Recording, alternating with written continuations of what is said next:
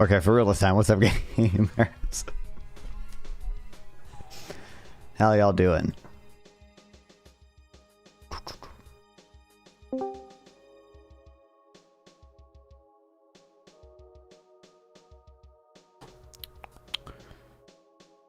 Razor blades. Probably China. And then, like, China's only number 2, though. Probably, like, Germany and maybe Japan. I guess Germany. Told Lib Dev to debate you. He might jump in call right now. What the fuck? Okay. That was not what I was anticipating. I'm gonna guess Japan. Fuck. Okay. Horrible guess. But welcome back, Easy Money.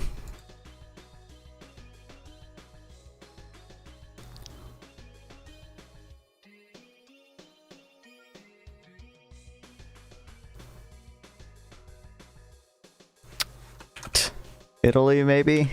I really don't know. I feel like Italy's not going to be up there. He's EHC, just so you know. Okay. Italy's not up there. But a lot of times when it's China and Germany, it's Italy. Dude, I don't know who number 1 is going to be. I feel like it's not the US. I don't know. It's going to be like fucking Malaysia or some shit, I bet. Wait, what if it's Vietnam? You know how it's never Vietnam and I always guess Vietnam? But what if it's Vietnam this time? Okay, Vietnam was not a horrible guess this time, okay. Poland is number 1. Ah, we were up there, okay. Damn. But it wasn't that much worse of a guess than Vietnam was, honestly.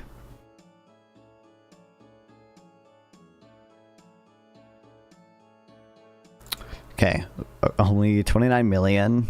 And it's half copper and a little bit of jewelry.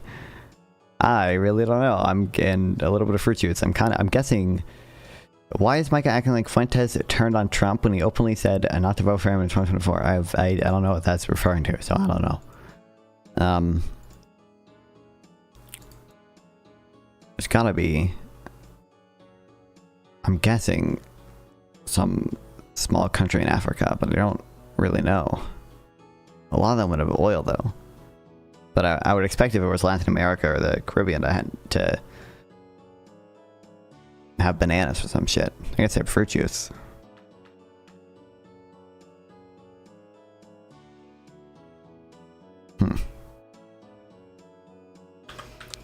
I guess it's Equatorial Guinea.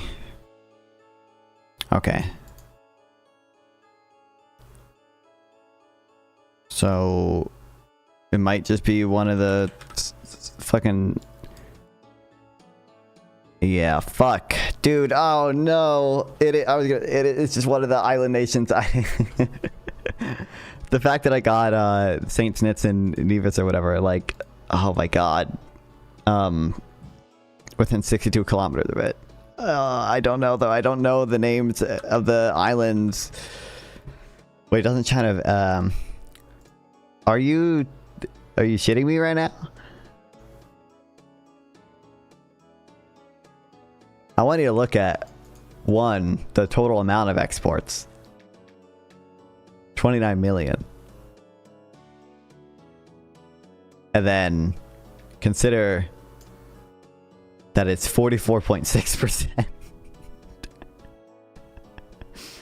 China exports way more than that, and it's not 44.6% copper, even if they do export copper. They might export so much that they export more copper in terms of raw numbers. I bet China does export more than $13 billion of $13 million of copper. Which metal is Chile famous for? Copper. But I know it's not Chile because Chile would have more than this. And also, I know the location of it now. I just don't know. I just don't know the names of all the islands in the Caribbean, so it's just gonna be a guessing game. Virgin Islands? British Virgin Islands? Nope.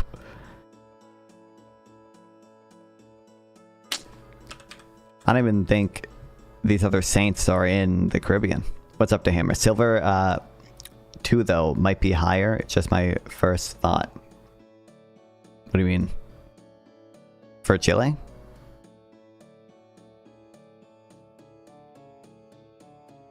That's the fucking Penguin Island I got tariffed. Fucking Christmas Island. I don't think that, I'm pretty sure that's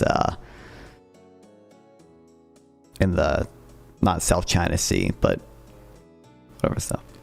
China's such a poor elite human capital country, and yet it is such an elite human capital country, yet it's so poor. True. Yeah, Christmas Island is other side of the world. I don't fucking know though.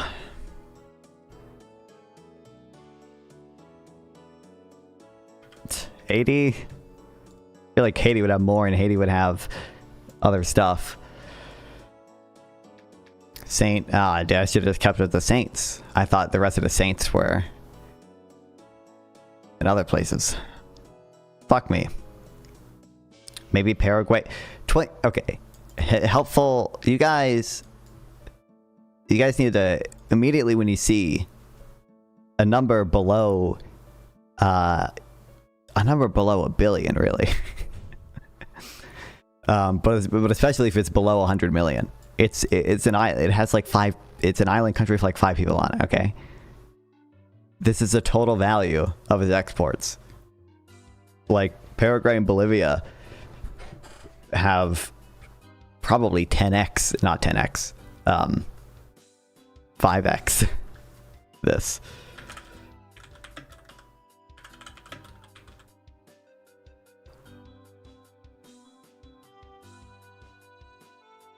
Like 11 billion for Bolivia.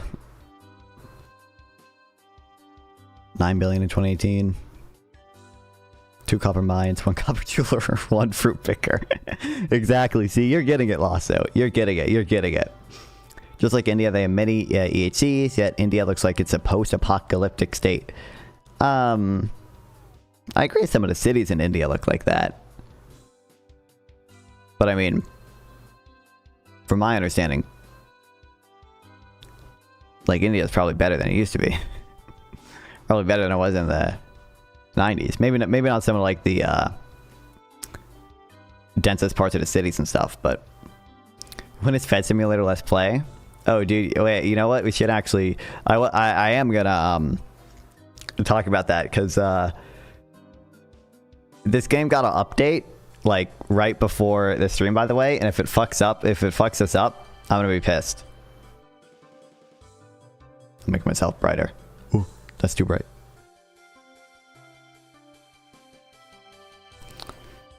You know, we had Trump nominate Kevin Warsh as the chair of the Fed. Now let's how do I play this game for free? I doubt you can, because I would bet it has some DRM, and it's not a popular enough game for anyone to crack the DRM on. Let's just go through 2008 listening to Kevin Warsh, okay? So we got, 3.2% inflation, 4.6% unemployment, okay, Let's see, Kevin Warsh wants to raise 25 basis points. I think that's reasonable. Let's listen to Kevin Warsh there. And I'm gonna raise the only thing they tell you is the federal funds rate. I'm just gonna keep the same spread between the federal funds rate and discount rate that you start with, and that is they recommend, I think, is maintain current spread. They recommend 0.5 basis points. So I'm just gonna keep that the whole time. Okay, next quarter. Okay, unemployment fell a little bit. Okay, inflation still elevated. All right. Okay, Kevin. Let's they say long and variable lags and such, but yeah, I see the worry. Let's raise 25 basis points. Okay, inflation still 3.2%. Unemployment 4.5 now. Okay, Kevin Warsh wants to raise again. Okay, valid. All right, I see it. I get the vision. Okay, nothing's changed. Okay, Kevin Orr, we're gonna raise 25 more basis points. Okay. All right, let's see. Oh, we want to raise. We want to raise again. Okay. Quarter 1, 2007, and we're at 6.5% federal funds right now. All right, all right. Okay, let's see. Ooh, okay. See, inflation went down 3.1%. Monetary policy is way more boring compared to fiscal policy. So true, easy money. Still, you know, still too high though. Okay, we're an inflation hawk. All right, let's raise 25 more basis points. Okay. Oh, subprime tremor. Two Bear Stearns funds heavily invested in subprime mortgages collapse. HSBC reports 10 billion in losses. Most analysts saying the problem is contained. Okay, and inflation's 2.9%. Okay. You know, yeah. Okay, Kevin Walsh. Okay, we're gonna raise 25 basis points. Credit market freeze. Oh, BNP Paribas. I don't know how to pronounce that last part. Freezes 3 investment funds, citing complete evaporation of liquidity.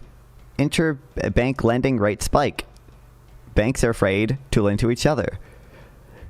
You know, let's see what Kevin Walsh says though. Ooh. You know, I agree. Inflation's above target. What's up, hamsters? Raise. Yeah, let's do it. Let's do a 25 basis point raise. Okay, we're at 2.6% inflation now, and unemployment's we're up to 5.4%.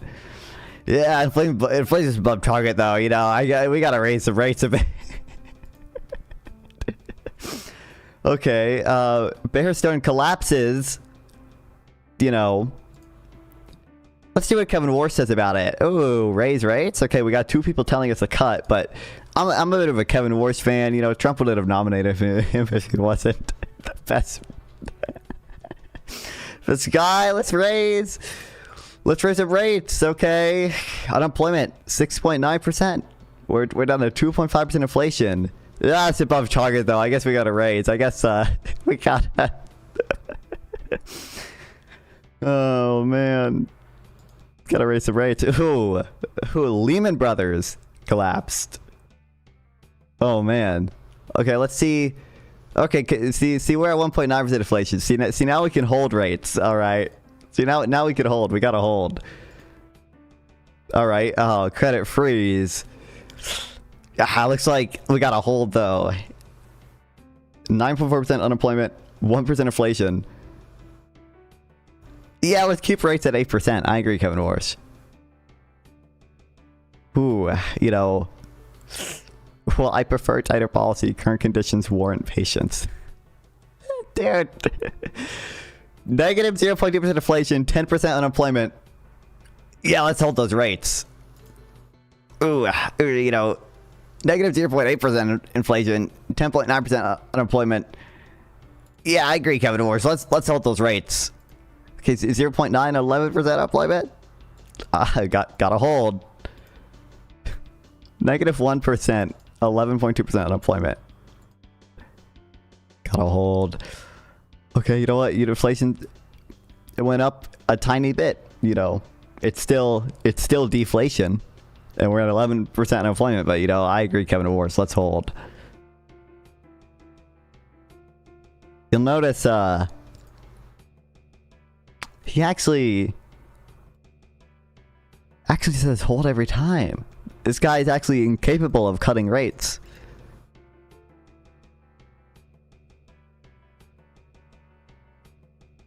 We're at 12% unemployment right now.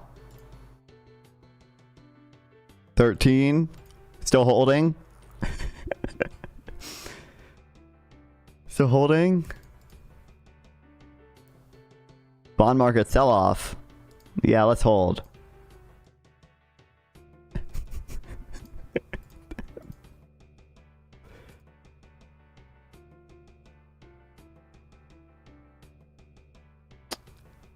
We failed? What? How'd we fail listening to Kevin Walsh? Unemployment reached 13.7%. Max allowed 12%. Peak unemployment 13.7. Lowest GDP 7.2. Peak inflation 3.2 though. Okay. Okay, at least we did that. Final score 970. Listen, we did better on peak inflation though. We did it. It was worth like double the unemployment for 0.6% lower peak inflation. Let's go. The highest score we've gotten so far is, I think, is this. That's Bernanke. 4,322. But I honestly, I don't know exactly what the score is weighting. At 7% unemployment, did you get assassinated? I know. I mean, I condemn any violence against Kevin Wars, even though I feel like I had negative 1% GDP growth, peak inflation 3.9.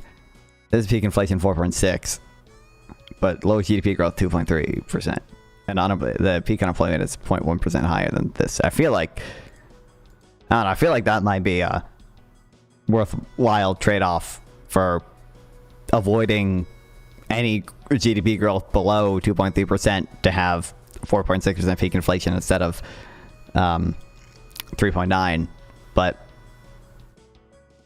apparently this game is weighting peak inflation more, I guess. So, you know.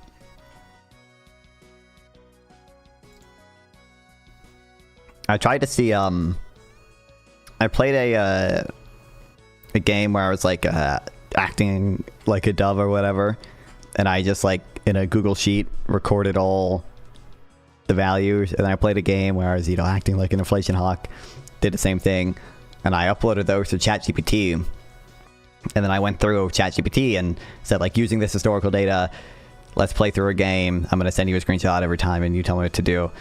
Was not able to beat my high score, but I feel like it definitely could if I just kind of brute force it and just gave it a fuck ton more data, and it could like literally just calculate the exact parameters. Do Vokler shock? I don't want to. It's the next update. COVID. I mean, it has both Vokler and COVID in there. I don't really care to do. I played as Vokler before. I got an A. And I don't want to spend a ton of time just playing this, but 13% inflation, 5.9% unemployment. Rates are already pretty high. Everyone wants to raise, though, except for Nancy tweeters.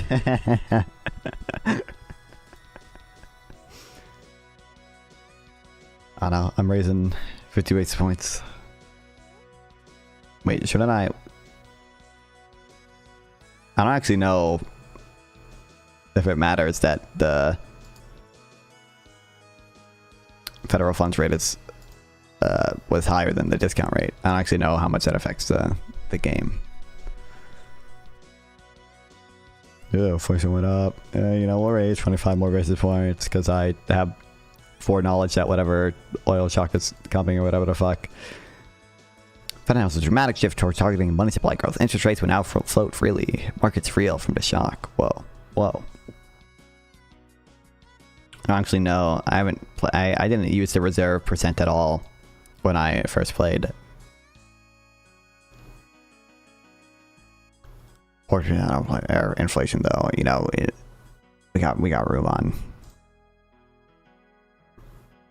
We got room on unemployment still.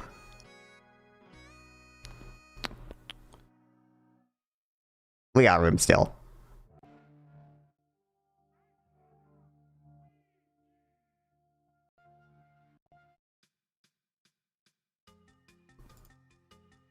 Farm crisis.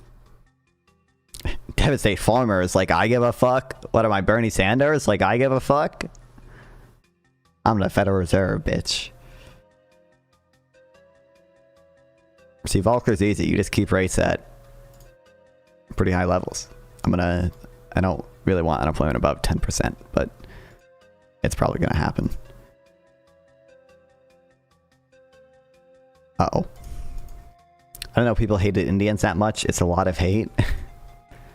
Clearly not on the racist parts of Twitter. Okay, see now... Okay, we're good. We're chilling. We're chilling. I'm giving a speech. great to see. Damn. I thought I would do better than that. Whatever. I got an A like literally the first time I played it. I probably put more thought into it than I did this just. Hey, now what the dick is this? Federal Reserve Simulator. Welcome back, Venezuelan Kangaroo.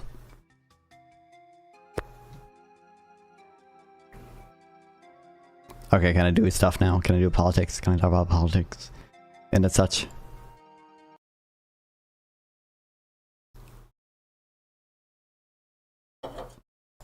I thought you were reading something. We're gonna read stuff now.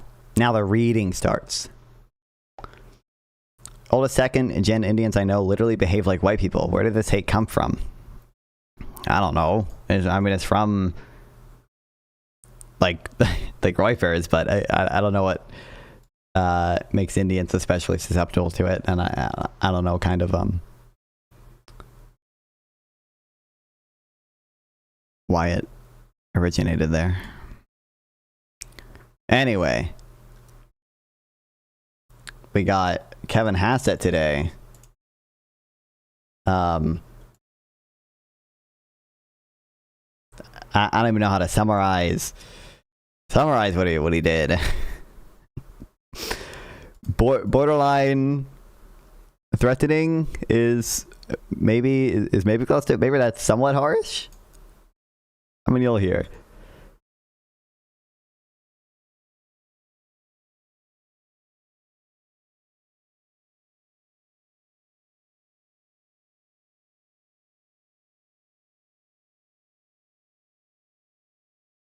Remember when Micah was making fun of people for being Indian? Yo, shit, what the fuck? Thanks for the sub, Kyle. I appreciate it. T3, T2, 4 sub T3, T3, T2 add T0, T1, -3 add T0, T0 tice this valid risk v assembly code to represent F equals G, 3, J15. Agreed. Did you like copy? What the fuck did you? I was gonna say, did you like copy your math homework? But I'm assuming the T2, T3 sub stuff is not in your math homework. Sorry, meant for Google Gemini. Yo, what's up, Grassroots? Welcome back. Oh, by the way, we're doing. I was invited to do a fundraiser for Ukraine stuff or whatever. Micah really sold out.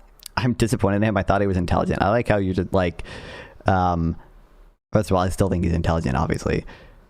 But, like, I asked like what this was at all, and like you're just not answering that part. What's up, Chipingo? Welcome back.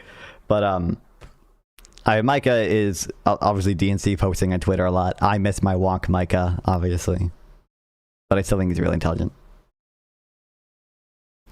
Def using you for the fundraiser. Hell yeah. I appreciate it. New method.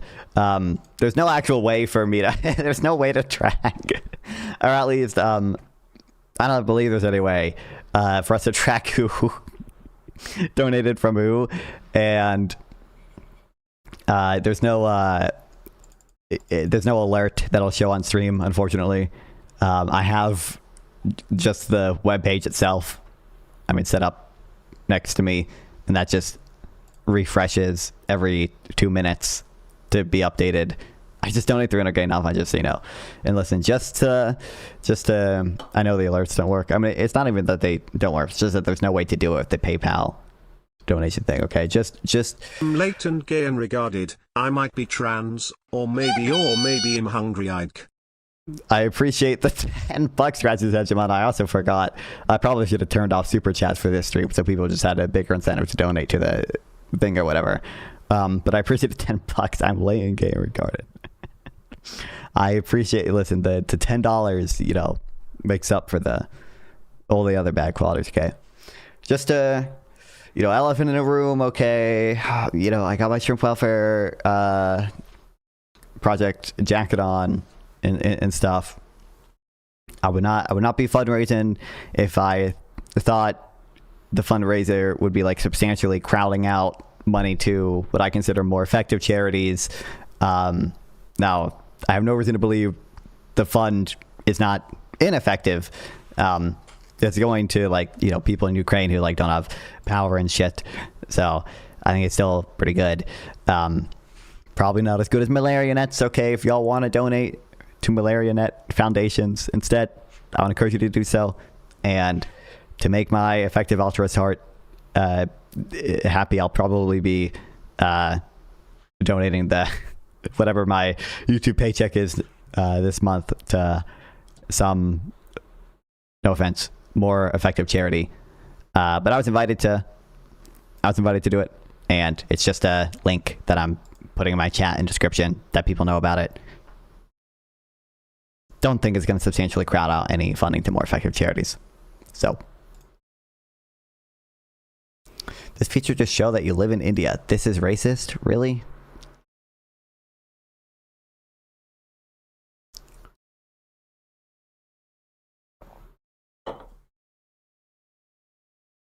I don't understand why easy money, like, for as much as you think that Democrats like went too far on wokeness or whatever, it's like you have these like absurdly like woke standards for other people. It's like, this is not something that like any reasonable person would really consider racist. Yes, why is being from India bad? He's not saying that. Micah, you right, easy buddy, just to be clear, you recognize there's zero chance Micah thinks that being from India is bad. What he is getting at here, I imagine, okay, not that I'm a Micah mind reader necessarily, is that one, this person constantly talks about U.S. politics. They constantly, I mean, it's Doge designer. As far as I know, they like almost exclusively talk about U.S. politics. Oh wait, we got like British politics here. Let's go.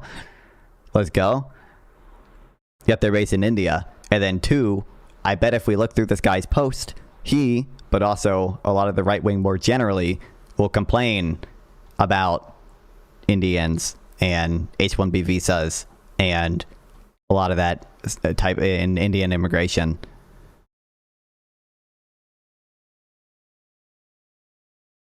I don't think he thinks that. He's just going with the right-wing flow of being from India equals bad. That's the criticism. Oh my God. The implicit criticism there is that they're stupid for believing that and that they're hypocritical.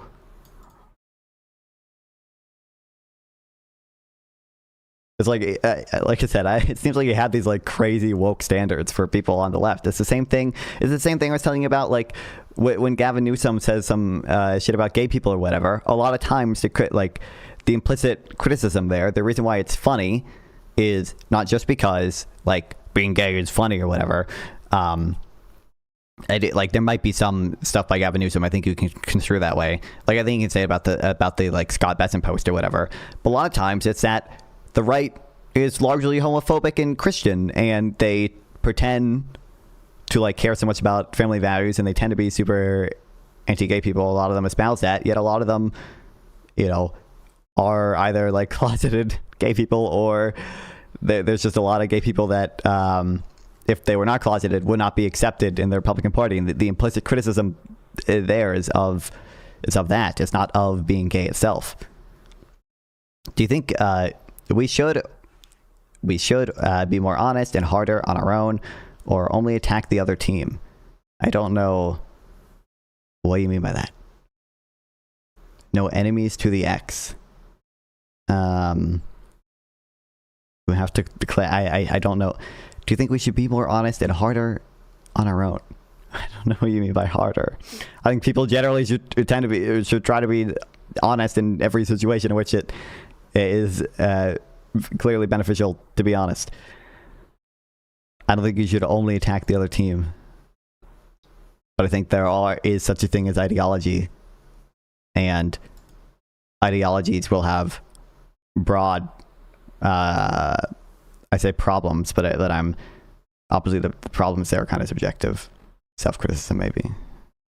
More critical people who believe like we do. Well, you should like,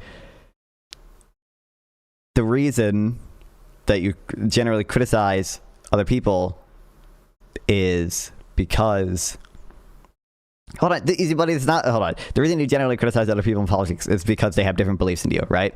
Yo, thanks for the $5 Grassroots hegemon. Like that. Like that. That is generally What do you the reason. mean I think him hilarious? I appreciate $5 Grassroots. Grassroots, you are hilarious. Don't let anyone tell you otherwise. Okay. But I think that's generally the reason you criticize people in politics, and it makes sense to focus your effort on people who have different beliefs than you. I think you should try to hold your side to some minimum standard, at least kind of generally. But I don't think it makes sense to focus your efforts or to have any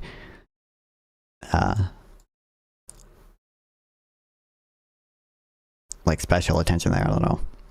But I don't really disagree with you, Easy Money. I don't like the Scott Bessent tweet from him or whatever. I think there are other Newsom tweets that are funny that have to relate to stuff that like you might say is homophobic or whatever. But it's just like it seems like a standard that you don't actually think is homophobic in the sense that most people use most people use the word homophobic to mean either the person saying it like has actual homophobic beliefs and is doing this because they have those beliefs, or they are like in some degree, like I think you can make a homophobic joke and not be homophobic, or like the joke passes some threshold to like clearly be making fun of gay people in a particularly like rude sense or whatever. I don't think most people take homophobic to mean just like any joke that could be interpreted as, or like any joke that is at least funnier because being gay is typically not seen as like quote unquote normal in society.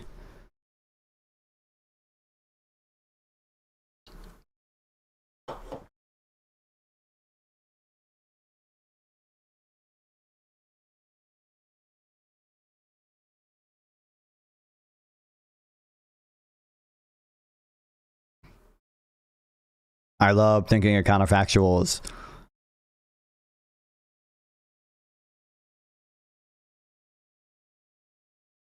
I can't hear it. What? Oh. You know what? You guys can't hear it. Hold on. We got super distracted anyways. We just muted. I figured it out. 90% of the tariff burden is being shouldered by U.S. firms and consumers, but the White House disagrees. Joining us now, White House National Economic Council Director Kevin Hassett. This will be, Kevin, good to see you. This will be a continuation of a discussion we had yesterday with... I gotta say, I get almost no grief for being bisexual, because you only hang out with Democrats, I bet, Grassroots. Ambassador with our trade representative, Jameson Greer, and we talked about whether something's regressive, but we'll try to get into all of it. we might watch that thing as well. I hate these people. Suck. And we saw an inflation number last week, 2.4%. If it is being shouldered by U.S. firms and consumers, U.S. firms are eating some of it, or consumers. Which there's a sense in which he's, I don't want to say there's a sense in which he's correct there, because I think they're like lying comebacks overall. Firms and consumers. But like, U.S. firms eating it could explain why inflation with regards to like the CPI and PCE, like inflation for final consumer goods, right? It's not even higher, because firms eat some of the cost of the tariff or whatever. But all these fucking Republicans, bro, I thought they just like cut corporate taxes or extended the corporate taxes under the Tax Cuts and Jobs Act. Like, why do we think taxing firms is good all of a sudden? Like what are we doing?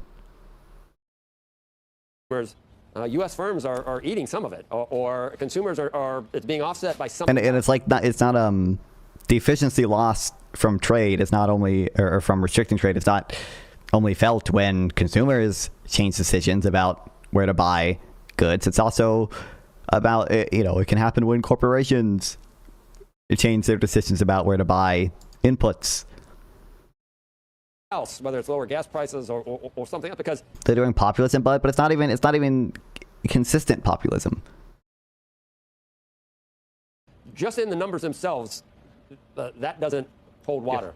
Yeah. Right? Yeah, I mean, the paper is an embarrassment. It's, I think, the worst paper I've ever seen in the history of the Federal Reserve System. The worst paper he's ever seen in the history of the Federal Reserve System. There's no way he honestly believes that. Associated with this paper should presumably be when has populism ever been consistent? Well, a lot of times it's not this inconsistent. Like a lot of times populism has a pretty united like message or like ultimate villain, but they're not even like doing that here. Disciplined, because what they've done is they've put out a conclusion which has created a lot of news that's highly partisan based on analysis that wouldn't be accepted in a first semester econ class. The bottom line is that if you're wondering like who bears the burden of something, of a tariff, then you remember, Joe, you got supply curves, demand curves, you shift them around, you got consumer surplus, you got producer surplus, and then you I remember. it all works out in the end. And they're basically only looking at changes in prices. So they're assuming that quantities don't move at all. But guess what? Quantities did move at all. So the basic theory I literally don't know what he's talking about here, because they measure it in unit prices. Like most papers on this, they use unit prices. So they are accounting for quantities. They're dividing for quantities. They're looking at unit prices. And the methodology of this is very, well, I mean, they literally say, so they, we followed up approach used in our previous study, which analyzed the effect of the 2018-2019 trade war tariffs. And like the methodology of this is very similar to most other papers that look at tariff incidence. You construct a measure of unit prices or some type of pre-tariff price, you know, some type of export price if you have data from the country exporting goods, but that's typically hard to get. You break it down by product category and by what tariff is applied. And then you do a regression and see how much of the variation is, you know, I mean, usually they'll have, you're going to have controls and you're going to have trend lines and such, but you see how much of the change in unit prices is explained by the change in tariffs. By dividing the import values by quantities, one can compute unit values at a very disaggregated level. Unit values are computed before tariffs are applied, so they correspond to foreign export prices. If we multiply these unit values by duty rates available from the U.S. International Trade Commission, we can compute tariff-inclusive import prices. He's like, just like lying.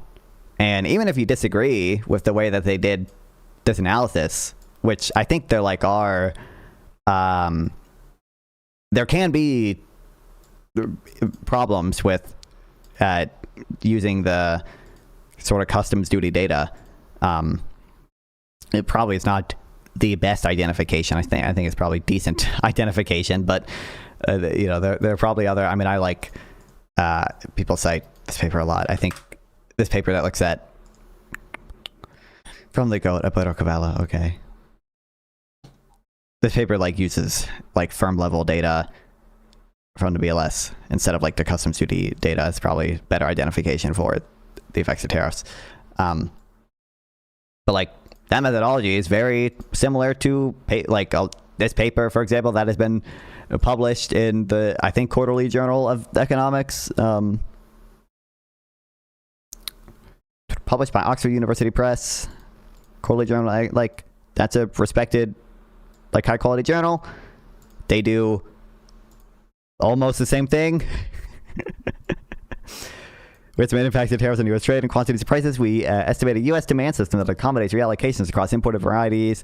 They're using the same data here to look at product codes, like compared to pre-existing trends.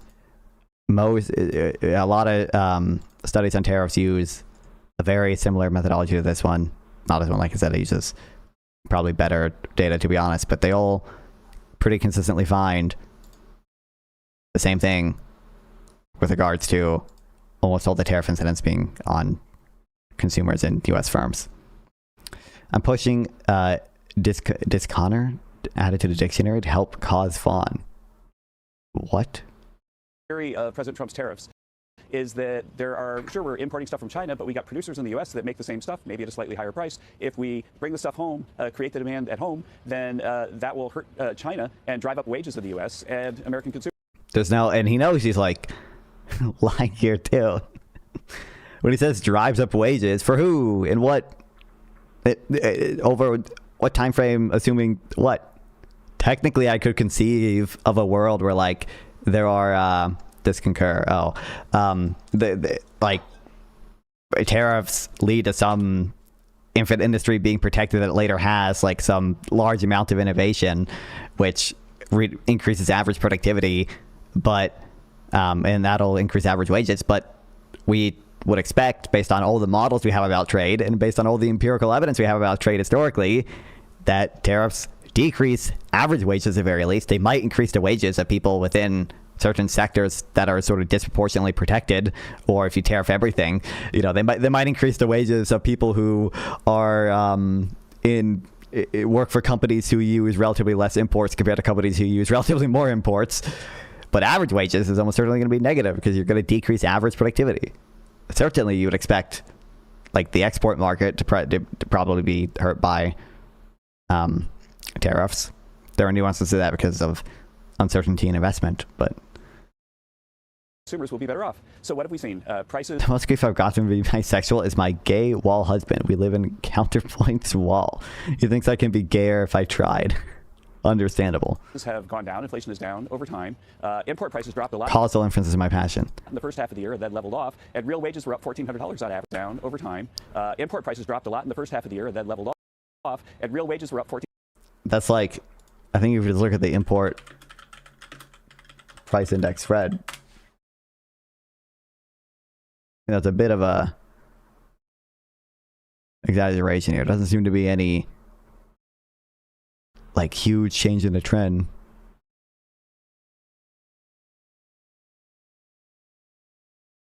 Doesn't even look like it really leveled off. Looks like it's increasing again. It's been on a kind of bumpy path here, floating around 141 to 142 for a while. $1,400 on average. It's entirely wage suppressive. That's why they don't publish the numbers all real. Oh, what's up? Stop animal murder, torture. Welcome back. I'll tell you there's only one reason why I'm back here. Oh no. What is it? Last year, which means that consumers were made better off by the tariffs. And so consumers couldn't have been true. Made better off by the causal inference is my passion, guys. If wages are up, it must be because of the tariffs, because consumers are better off because of tariffs. If this New York Fed analysis was correct, it's really just an embarrassment. But I can't imagine who signed off on it, frankly. But in the best case scenario, it's something in the middle that maybe there are some export. It's like, he knows he's fucking lying too. It sucks. Scott Sumner's blog post, okay, from June 20th, 2025, okay. This man had fucking some incredible future, some incredible foresight. Not that it was particularly hard to predict.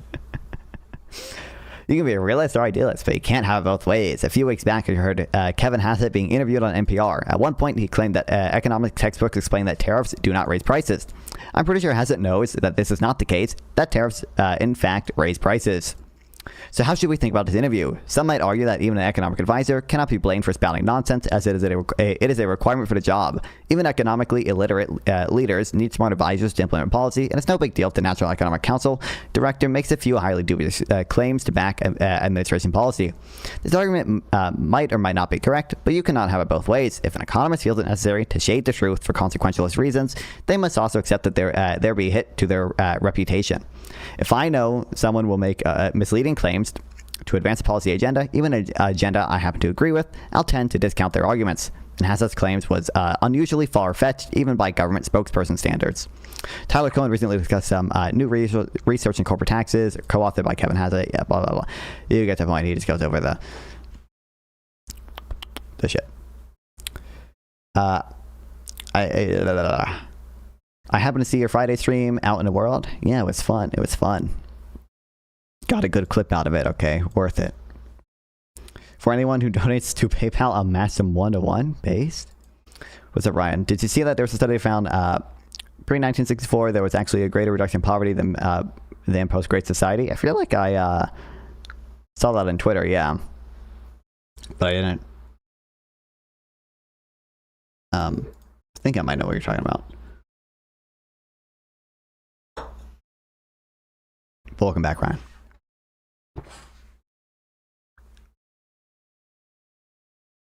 Was that the one? Multiple studies have made like an absolute poverty measure, but I think, I mean, that was the one that looked at, I remember like disaggregating poverty rates by, both by poverty measure, and I think they looked at by race too. I remember seeing that one on Twitter, but and I think that's the one you're referring to, but I don't know for sure. Borders that have to cut prices, and therefore it lessens the impact of some of the tariffs. But there are certainly importers in this country that are paying some of the tariffs. And I'm not saying... Who cares? My discussion yesterday was normally Democrats would be fine with corporations in this country. Yeah, it's a study. Yeah, I recall seeing that on Twitter, but I don't remember that much for it or anything. Somehow providing revenue. How many fonts YouTube to, dude, I don't know. I don't get it. I don't get it. It doesn't make sense. To the U.S. government to be used to reduce the deficit, which is what is happening with some of these tariff revenues. But then we get to the sticky point about whether, when it hits consumers, whether it's regressive. And that's where Jameson Greer made the point that a lot of consumption is skewed to the high end. And it's not necessarily... And this doesn't, first of all, if I remember correctly, the data he's citing for that's not... I think is just literally the meme data. I don't actually know if he mentioned the data he was citing. Hold on, I think.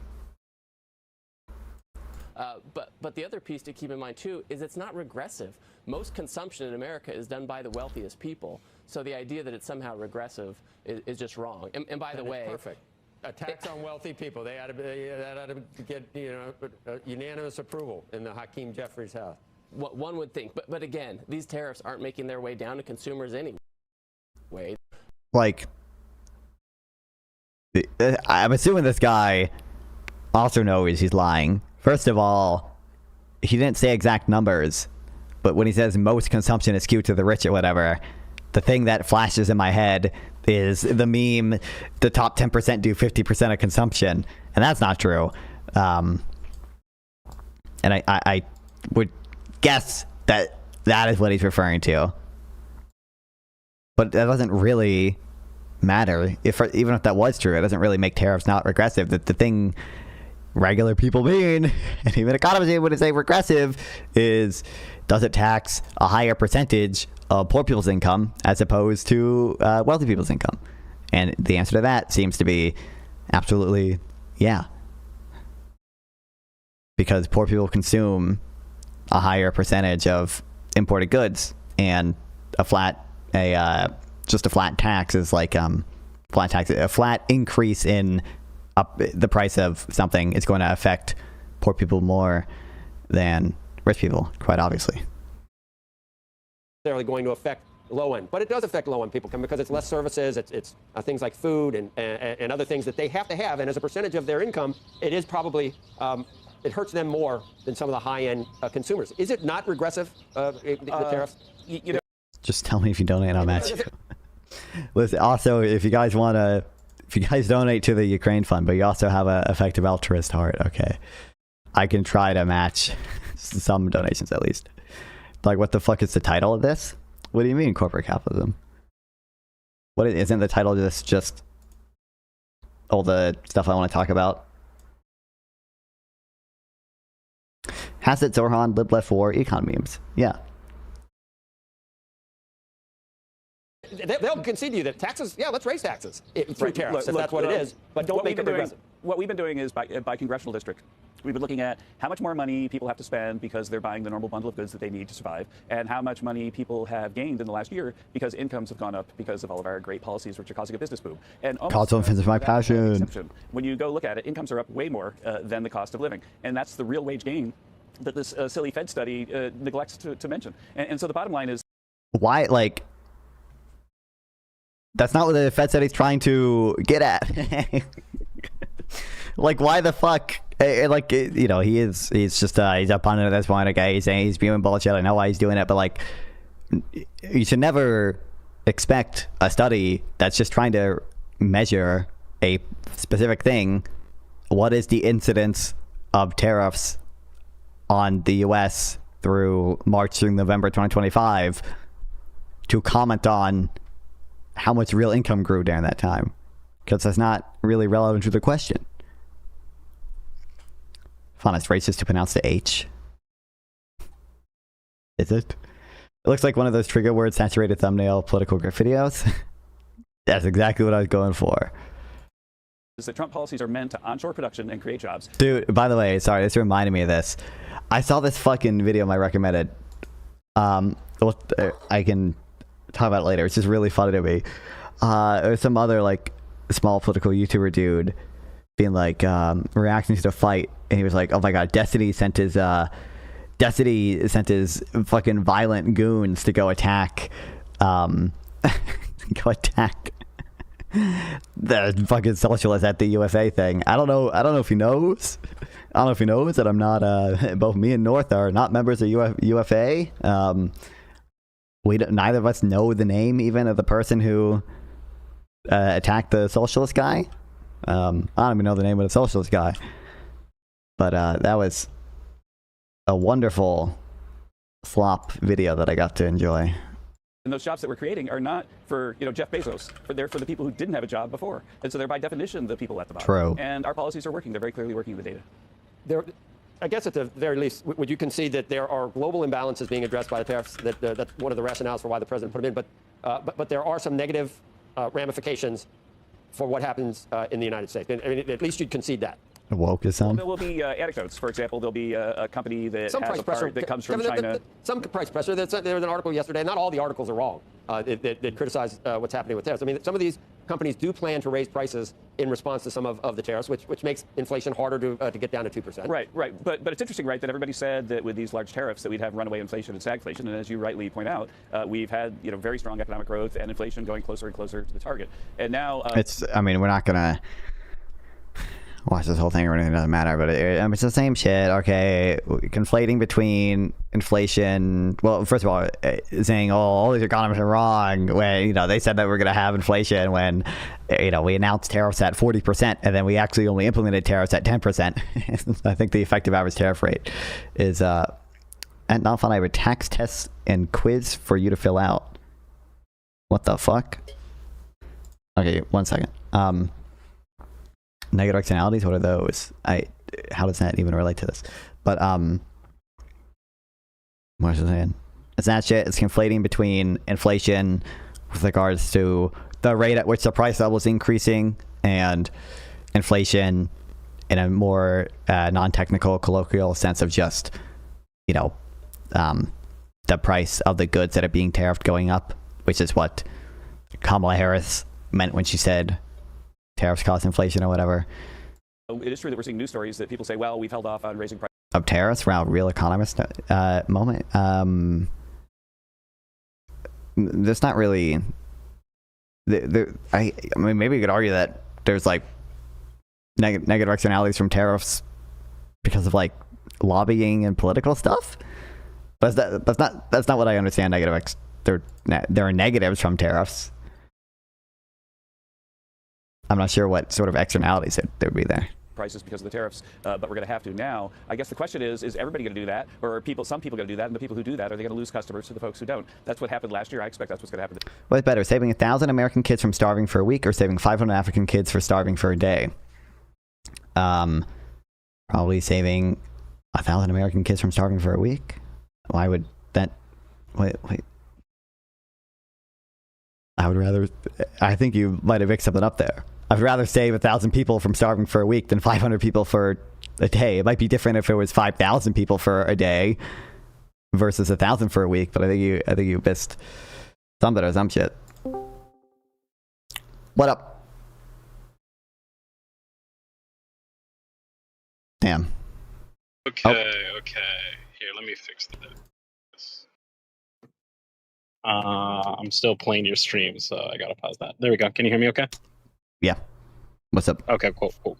I'll send you the quiz, and I would love at the bottom if you can just click download and send it to me. I'm aggregating every single tax wonk's opinions, and I want to see what taxes they think are the best, what taxes they think are bad. Okay.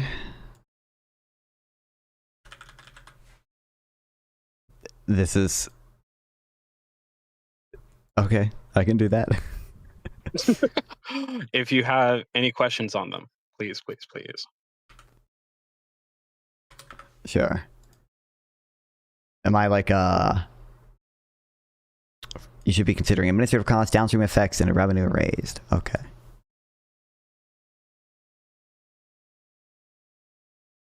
Oh man, flat income / payroll tax.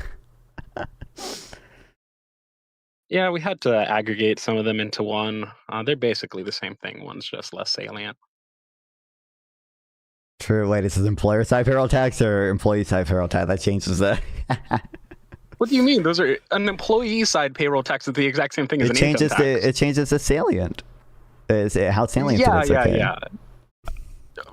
Are you taking ignoring the salience factor? But also, is there a difference between an employee side payroll tax and an income tax? Not. I mean, maybe in practice, what you can deduct from it. Okay. Interesting. I haven't thought about it before. They're always the one and the same to me.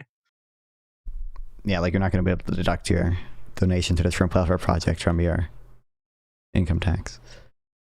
Mm-hmm. Or no, you can from your income tax, not from your like payroll tax. Progressive income / payroll tax. Be-based. Property, yeah.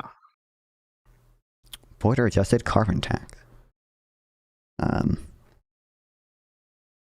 I considering the politics of it at all? No, you aren't. Oh shit, I can do decimals? Yes, sir. I'm lexidecimal after all. Let's go.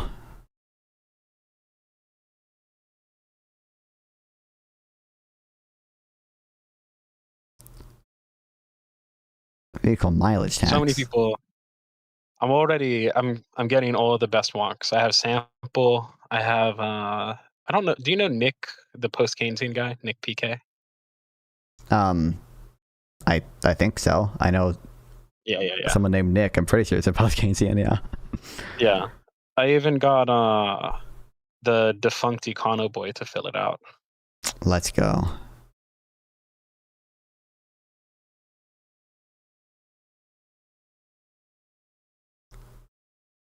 Oh man, Harburger tax and IP.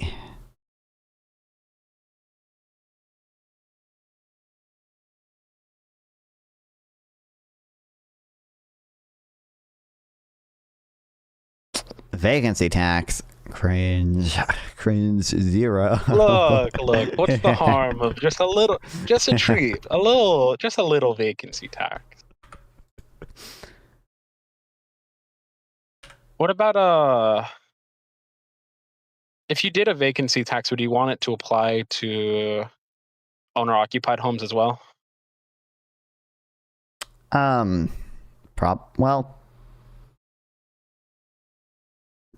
maybe. I guess it's not owner-occupied if it's vacant, but I mean single-family homes. But yeah. I don't actually know. Because my gut is that it's kind of just more efficient to have the broader base there and like not have any like sort of weird special treatment. Yeah, you don't want people switching from being like a rental unit to like only an owned unit to avoid the vacancy tax or something like that, depending on how you do it. Wait, how am I? Inheritance tax versus estate tax, similar to the estate tax, but paid by recipients rather than the estate. Let's see what the functional difference there. There's two differences. One is that it's administratively easier to tax the estate because you're taxing one centralized area versus all the inheritors. But the inheritance tax motivates you to widely disperse your estate because it's going to be taxed at 0 or a much lower rate if you send it to many people versus to one person that would be hit at the highest tax rate. Oh, sure. Which one incentivizes charitable donations? Well, you can avoid your entire estate being taxed if you give it all to the Shrimp Welfare Project. Charitable. No. In my universe, we're taxing charities. Okay. I want no kinds of distortions. Charities are businesses too. They sell feeling good. The vehicle size tax. Oh man, am I like? So am I? I think I would like that, but I also think part of the reason why vehicle sizes in the U.S. are big is because we have like weird fuel efficiency standards. So like I don't know how to. Yeah, cafe standard stuff.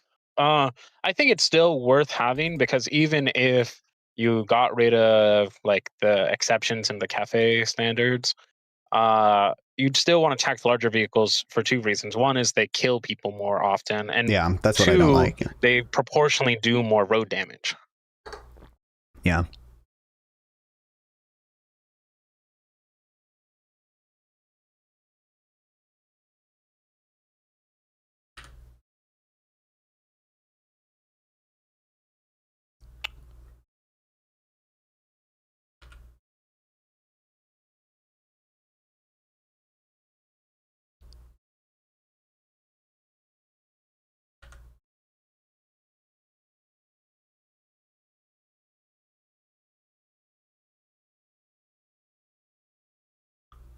Value added tax.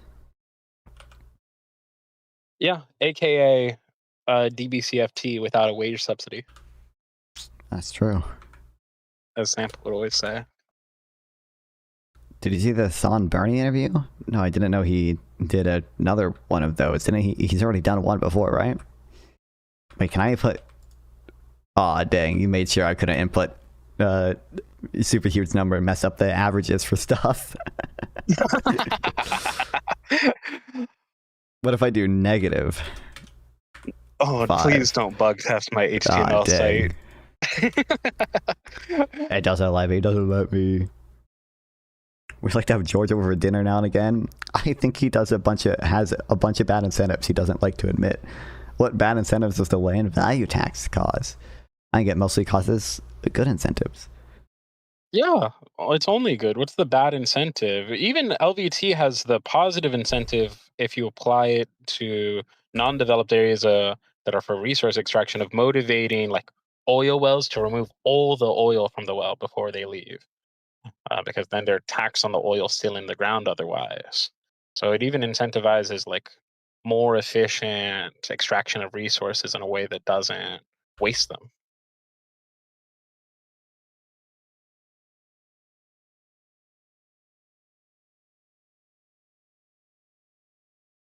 I guess only one of us cares about taxing billionaires? Oh no. I can link VOD, I'll link it, and I can watch at least some of it. Taxing billionaires. Yeah, do you support a progressive wealth tax or a flat wealth tax? Non-fun. You have to pick one. How like are they on the same? If they're on the same base, then probably the flat one. Probably, I think that'd just be. You want the regressive one then? You want a regressive wealth tax? That's messed up. That's true. Yelling for $10. I make a case to Chapping Grows Shagreen that we can and should target land for taxation, not the property. The land is what you extracted. I can build a 90-story duplex. I can't generate new land.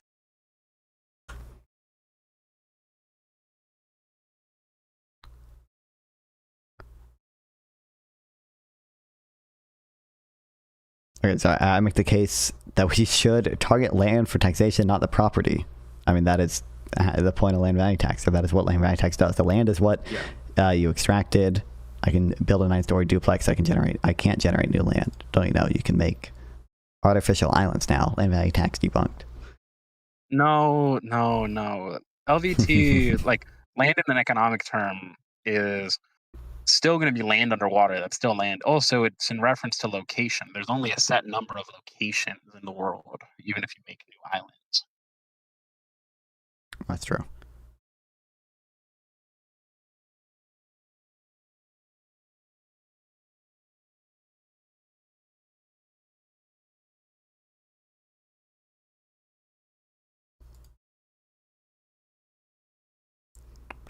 Soda. Oh, give me a sec.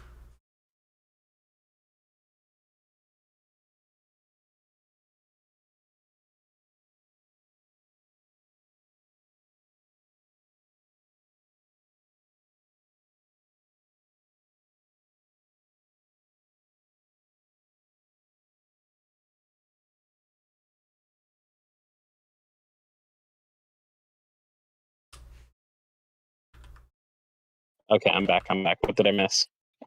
I've DM'd you my thing.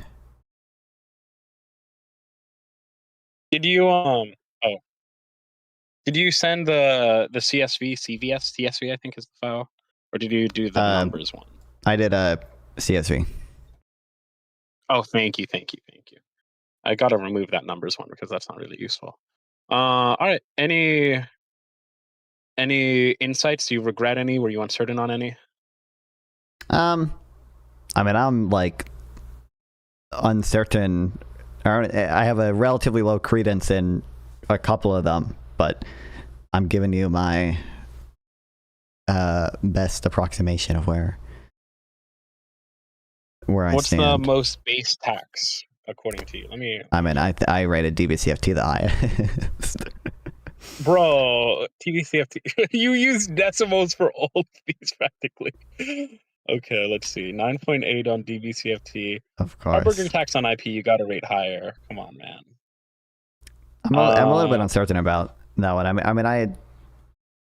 I can I think my intuition is that it's pretty good, but yeah, it's never been done. 6.5. Never been done. Let's see. Do you prefer a flat income tax or a progressive income tax? Let's see. I put progressive, right? Yeah.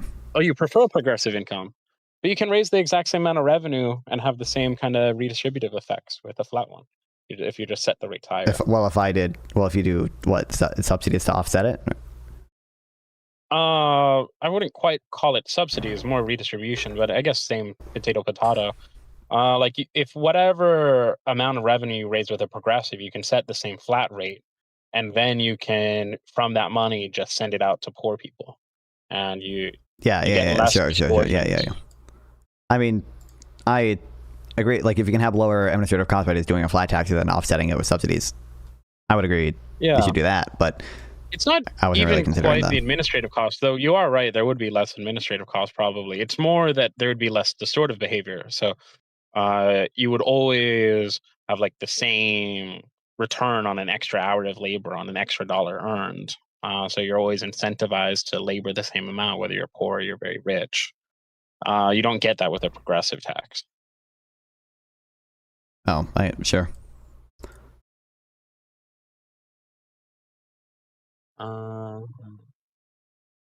Any other based ones here? Let's see. Property tax 8.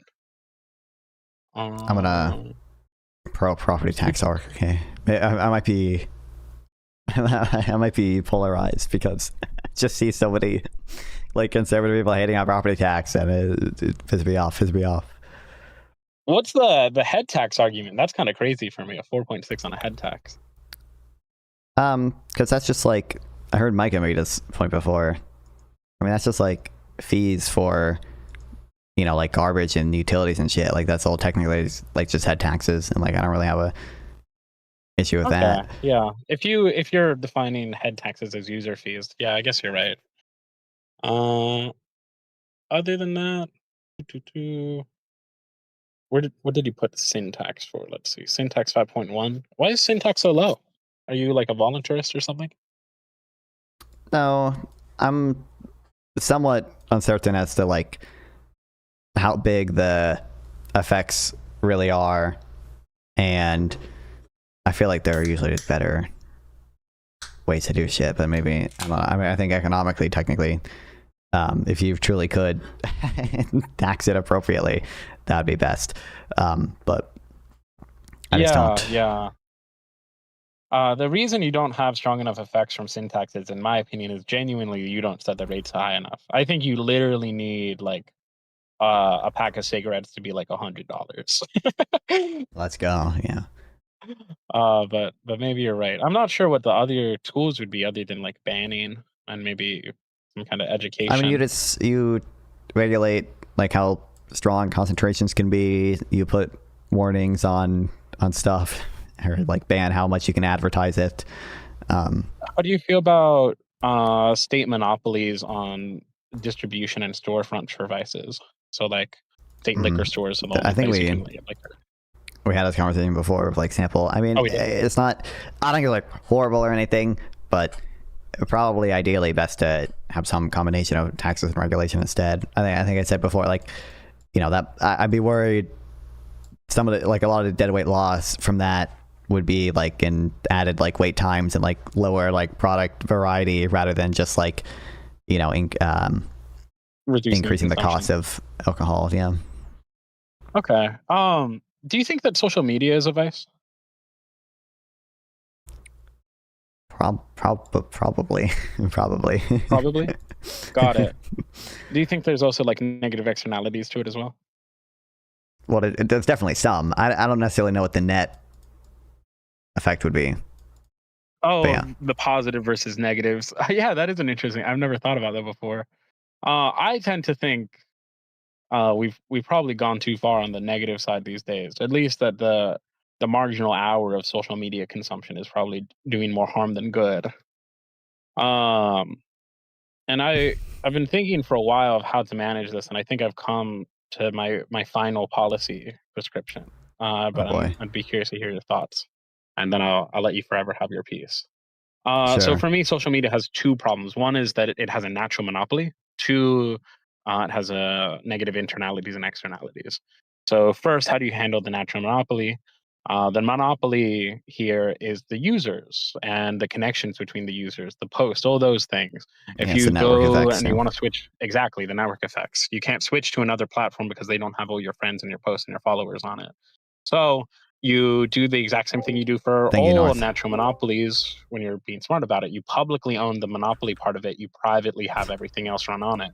So you socialize, nationalize the data sets of like Twitter, Mastodon, Threads, Blue Sky, like all the Twitter-like platforms for Twitter. You can do the same thing for Facebook and its analog, same for Instagram and its analogs.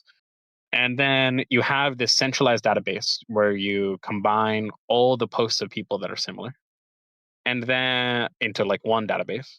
Mm-hmm. And then after that, you allow private social media platforms to use this database. So they have the front end, maybe they have different ad policies, maybe they have different privacy policies, maybe they have different looks, maybe they have different algorithms, whatever. They compete on that stuff only. That's how you handle the monopoly part. The next part, how do you actually manage the internality and externality problem? For that one, from this database, you start charging social media companies that access it by how much they pull from it. So, oh, you want to pull 100 posts down from that database, we're going to charge you 10 cents, 1 cent, whatever the correct amount is. You slowly raise the rates up, and slowly social media companies have to limit consumption somehow. Either they start rationing it out, you can only be on here an hour a day, or they start charging their users some nominal fee. And they say, What are we, China? you need to pay limiting you how need to long I pay can like play games well, for? that's This is unbelievable. That's not the state doing that. That's the social media company. If they want to It's the increase state ads forcing to them to pay do it. for it, no, they could also increase ads. They could also charge users like, oh, pay $1 a week and you can use it as much as you want. Sure. I mean, I think it'd be like, I do think nationalizing the database would be probably pretty impractical, and there'd just be a lot of security concerns with that as well. And then I guess I think part of the appeal of social media is the different user bases and stuff. So if you like I don't know, like what would it look like if like what would the difference between Blue Sky and Twitter be in this world?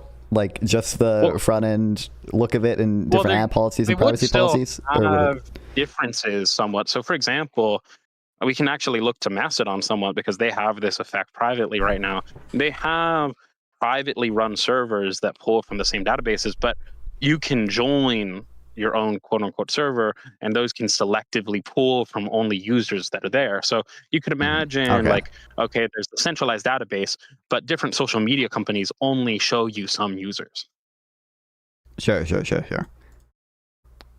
I guess in that case, yeah, it wouldn't necessarily have the same, or you could there'd still be positives from that without the negatives of making every social media site have the same like atmosphere. I don't know what else to call it. Okay, if I go on Blue Sky, I get all my lefty people. Okay, if I go on Twitter, I get the Nazi shit. All right, that's part of the appeal. Okay, that's the only reason. That's why I'm on Twitter.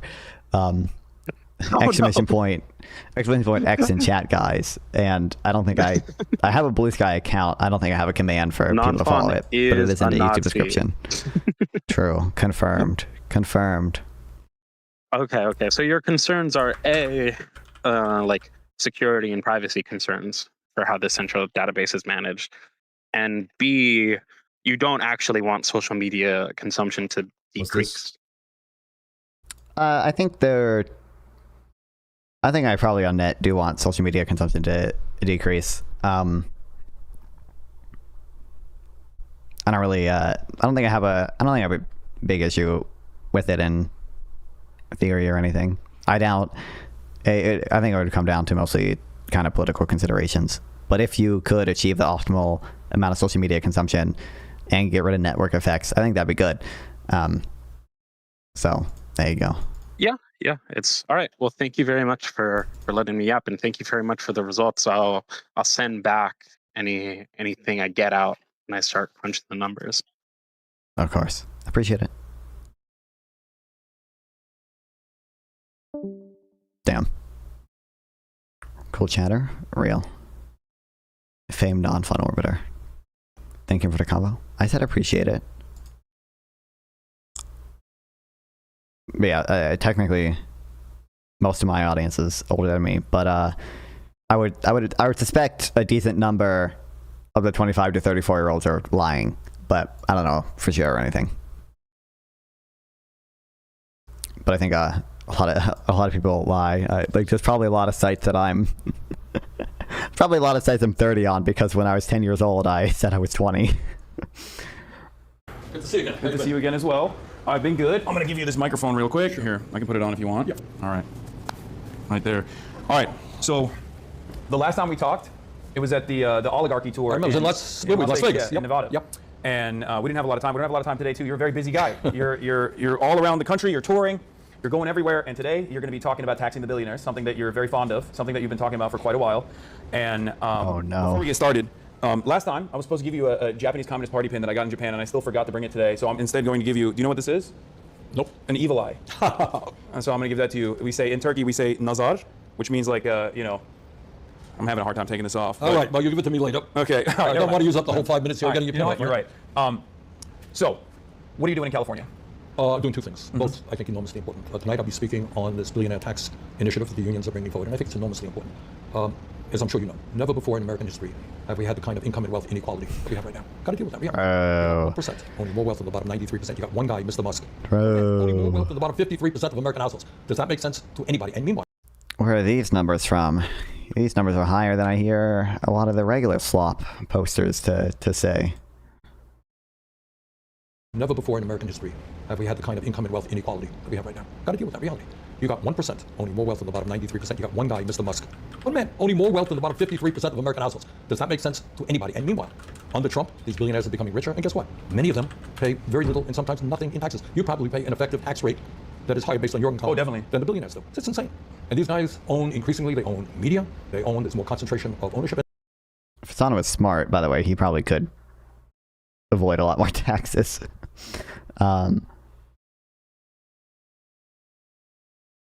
I literally don't know what he's citing here. When I look up 1% own more than 93%, like the first thing that comes up is a Reddit post about the top 10% of billionaires now own more than 93% of the wealth. Thanks to the feds, no billionaire left behind monetary policies. True. What's the point of talking to Bernie? He just feels like an NPC. Well, it's good. I don't know if I would say publicity for Hassan. It's not an opportunity you would pass up as a streamer. And they own the even a big one like Hassan. Process, making massive campaign contributions. So what this is about is saying to the billionaire class, you know what? Trump gave you and your friends $1 trillion in tax breaks, and at the same time they cut healthcare by $1 trillion. But it sounds like a lot of tax avoidance techniques, probably. But tax breaks that people don't. Like I don't know. I don't know if he does this or whatever, but you can avoid quite a bit of taxes. I say avoid. Is avoidance the right word? I think avoidance is the right word, because evasion is like actually like criminal, intentionally like doing shit. Avoidance is just being smart. Okay, if you're a content creator and you should like create your own LLC, but then like all your revenue is not like your income, it's the company's income, and that's like taxed at a lower rate, and then like you can pay yourself a salary and just keep equity within your own company. I'm shocked. I say, cannot believe populists only engage in sophistry. Okay. True. That's why I'm here. Enough is enough. So there is one person, the governor of California, that is actually quite critical of the billionaire's tax. Do you have a message for Gavin Newsom? No, he does what he does. He and I disagree on the issue. And that's not it. Okay. What the hell? Critical of the billionaire's tax. Bro, my IRL streams are better than this. He and I disagree on the issue. And that's not it. Okay. All right.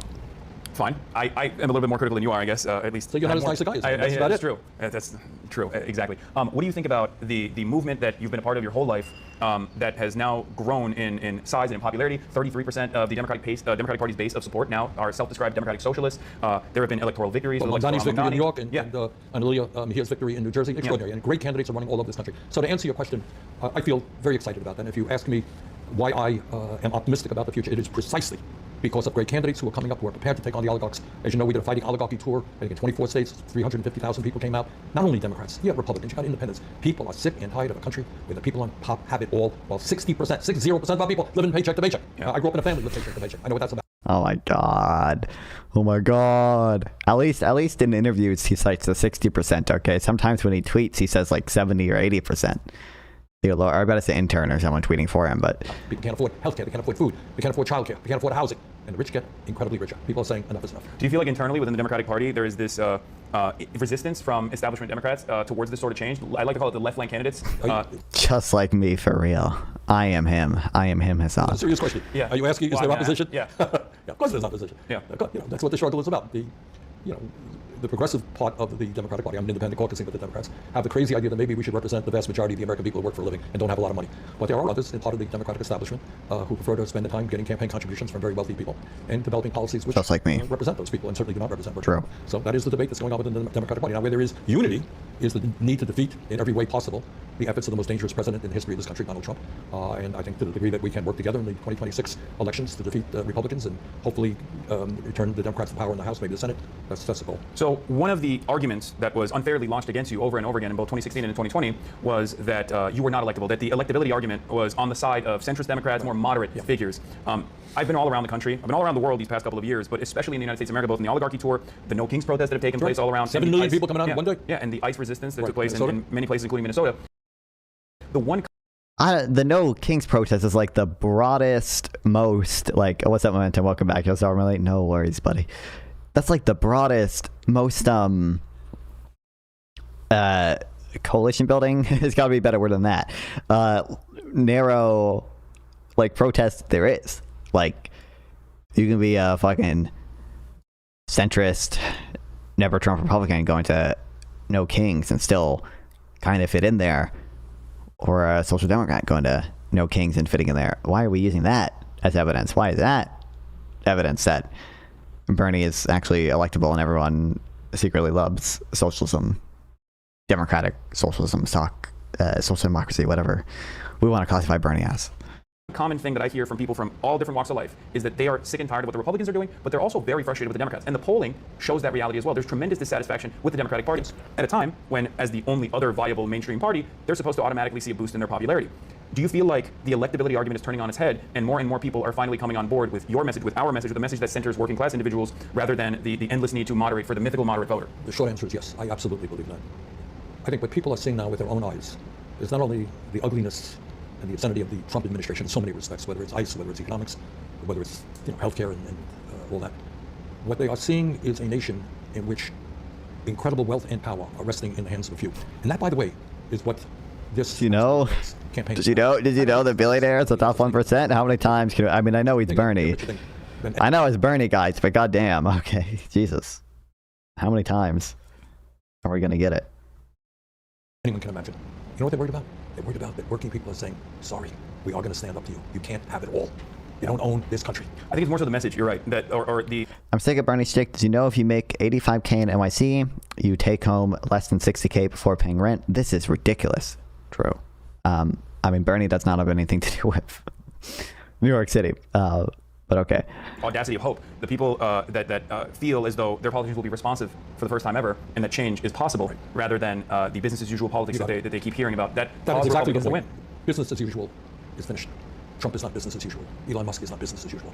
So what we need to do, and when I think back on Jesse Jackson, just passed the other day, who in many ways helped create this movement, is that we've got to come together, black and white and Latino and Asian and gay and straight. We've got to bring our people together to stand up to the oligarchs, and in the wealthiest country on earth, create the kind of nation that we can have. Healthcare is. I'm sick of it. Sock dem utopia stuff. I agree, buddy. We have the best educational system in the world. We've gone to Houston. You know what? Maybe we invest in education, not in ICE. So I that's what this whole movement is about, and I'm not unoptimistic that we can. Do other not populist Democrats not want to do that? I think the wealth taxes and that he's talking about, there's going to be quite a bit of Democratic opposition to that. Okay, but not funding ICE and spending more on education is a pretty mainstream establishment position. Pull this off. All right. Okay. All right. Let's do it. Thank you. All right. Bernie Wow. Sanders. I'm going to take this off and I'll give it to someone on your team so you can get it. Oh yeah, let's take a photo. You got it? Oh, you got it? March, you want it down for this march? A minute, he's gonna, yeah. All right, let's do it. Who texted me? I got it out. No, I forgot to use it. Yeah. Incredible. What is this place he went to? He just went to the Tax Billionaires event? Insane hyperbolic claim ever. As long as it's directed at an enemy country, you don't need evidence. People will regurgitate it, they'll believe it, the US media will repeat it. Did he just leave a video playing while he went outside and started his IRL stream? Dude, that's goated. Dude, I'm gonna do that next time. I do a subathon. Just...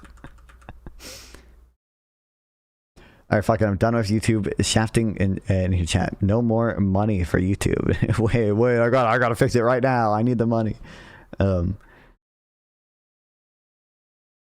I don't know what it is. Like I said many times, I don't get it. I don't know.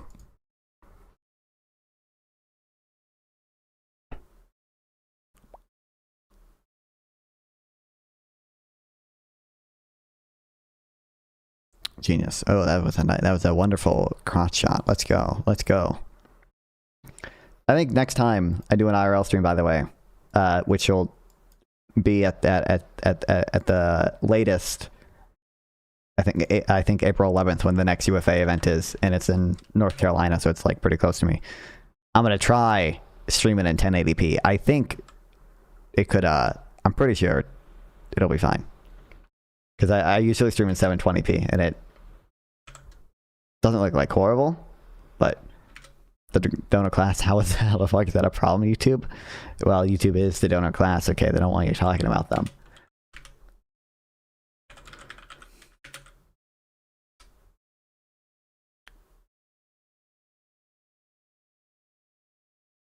Okay, anyway, we're not spending time on this, okay? I don't give a fuck. I thought it was funny, and I forget what even reminded me of it, but something that reminded me of it.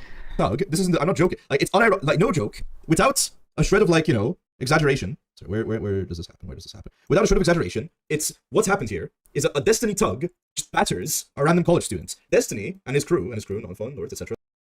Where is crew? This is true. Beanie guy Eaton. Destiny's crew travels to a college in order to physically assault or physically batter a college student for arguing passionately about the topic. That is no joke. Without any exaggeration, what's happened? That is what has happened. I think there might be some exaggeration there. Like no, plain as day. That's what's happening. That's like. I think there might be a little verbatim. That's verbatim what's happening. I think there might not be verbatim. Damn thugs. I know, dude. He I don't know if this guy knows that there are other parts in the video where he says some shit too. I don't know if this guy knows that. I don't think Destiny could name me by name. He might know North because he's spoken to North on a few panels, but we're not members of UFA. We don't know Destiny at all beyond his content. We don't there's no personal. That's a nice free frame. Let's go. There's no personal relationship there. Destiny doesn't know you, really. I don't. I bet he would recognize that he's seen me before. I don't think he knows me by name or anything. Like I don't think he'd be like, oh, that's non-fun. He'd be like, haven't I seen you on some shit before? Didn't he react to your panel? Yeah, and he said, see, this guy gets it. I don't think he knew, like, I don't think he knew who I was in that panel even, really. Or, like, he didn't connect to me to the guy who was at the Virginia UFA event, and the guy that, like, I know he, before that, he saw me on, like, Darius's stream, because he was watching, like, Darius's stream, when I was on Darius's stream, so he was not able to recognize me in the Live and Learn panel, which makes me think, even if he knows, like, even if he was able to recognize, I've seen this guy before, I don't think he would even be able to say I'm non-fawn. So, you know. I feel like there's one other. Oh, it was this.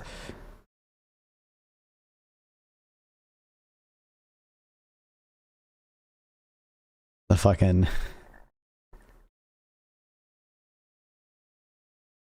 Zorhan property tax memes. He should be nicer to you. He is. I mean, he's nice to me.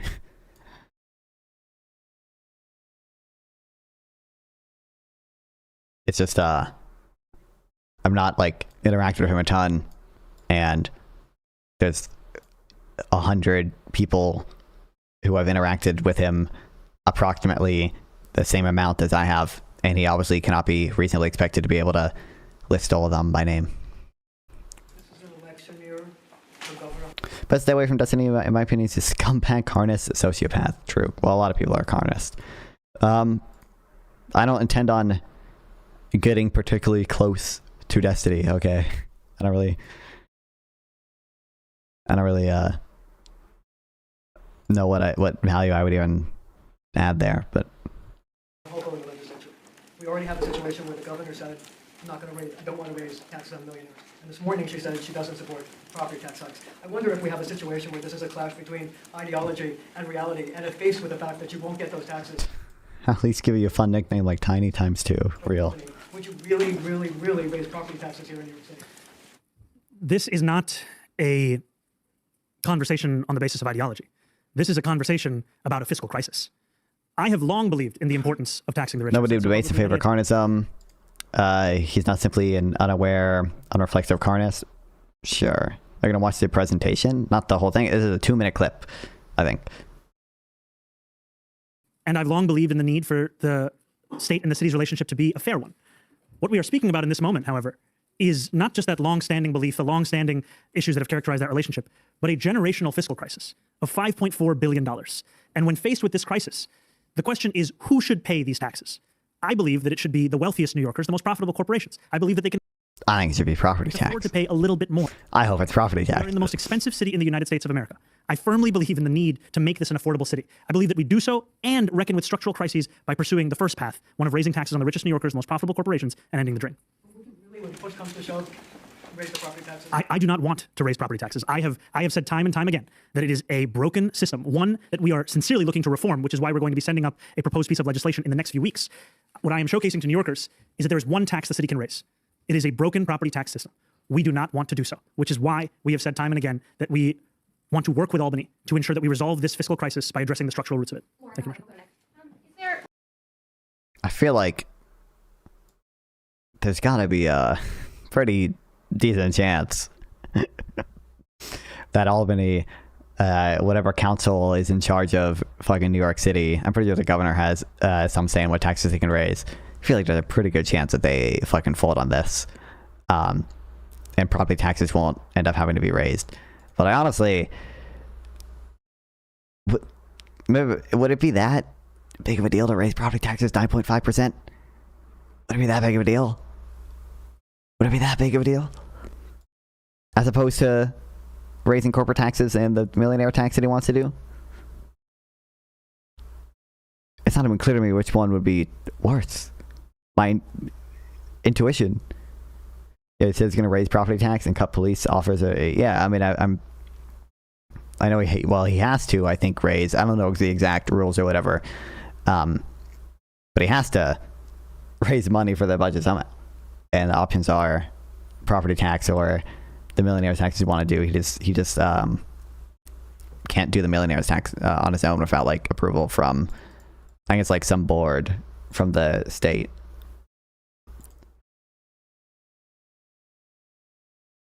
And like 9.5% is like a decent increase, but so a millionaire's tax would be kind of crazy too. Will Albany fold though? I like Gov Hochul in election season. My like, you know, I'm not qualified to say or anything, but I kind of guess they would. I think it would just look too bad on her if she didn't.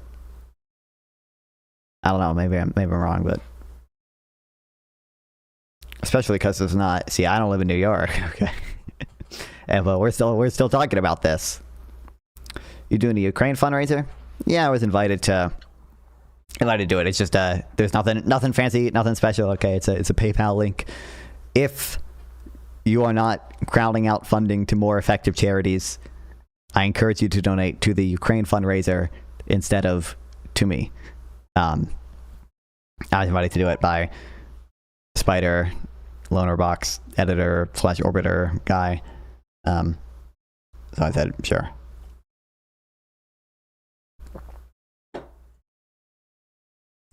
I wish there's some way to kind of make alerts for it, but there's no way to do that with the PayPal pool they have set up. Got to get the IDF fundraiser link up there too. It's not like money to the Ukrainian military. It's money to people who live in Ukraine who have like lost power and need like humanitarian assistance and shit. I mean, you can just read the description. Ukrainians are suffering from a harsh winter, with little access to electricity, pipes are frozen. We want to give surviving Ukrainian people a warm hug in the form of care packages to thaw their cold bodies, to make sure they know that they are not forgotten, to give the elderly some relief for their aching bones, to provide heat for warm meals to the soldiers in the trenches, to give families and children that had to escape their homes back even the smallest smiles and maybe some tiny hope in humanity. But Ukraine is a first world country. Like I said. I think I said at the beginning, it's true, okay? I think there are much more effective charities out there. No offense. Ukrainiana, if you're watching this, alright. And I encourage you to, if you care about that stuff, donate to those instead. Okay. But I don't think I'm going to raise much money in the first place, first of all, but I don't think I'm crowding out much funding for more effective charities, given that, you know, I'm not, it's not like I'm setting up a special stream or anything to like do crazy shit. Like you did with the Shrimp Welfare Subathon. I think it's just, if it is something that speaks to you, okay, you are now aware of it, and you can consider donating to it. And I will still say thank you if you do. That's about it. I was watching war coverage. Apparently it's brutal during the winter war. Russians freezing to death. I mean, it is, you know, Russia in the winter.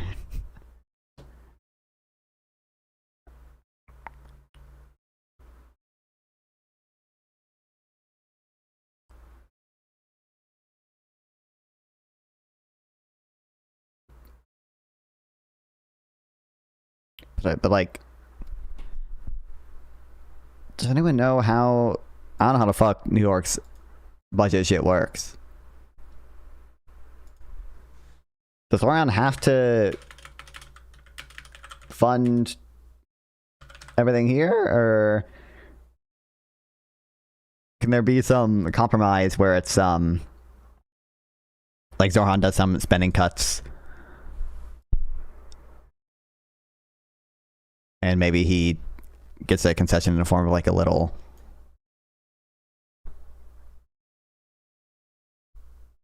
increase in the top corporate tax rate and a smaller increase in the property tax.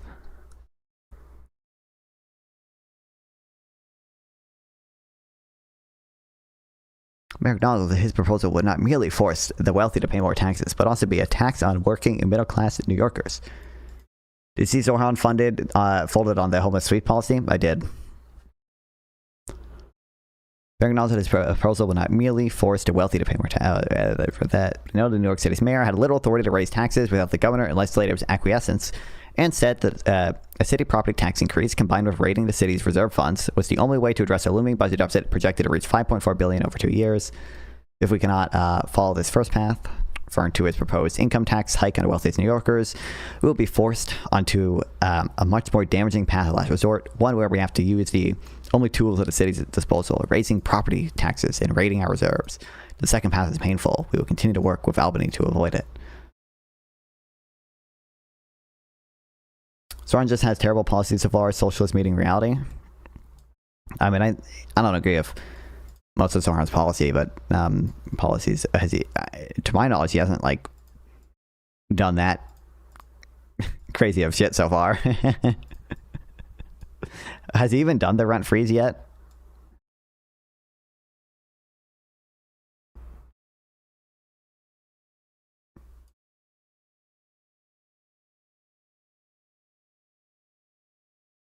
The specific Zorhan policy was not forcing homeless people into shelters. Everyone was still offered a spot. No, yeah. It was like, because I remember he was being asked about it. When do I get my free buses?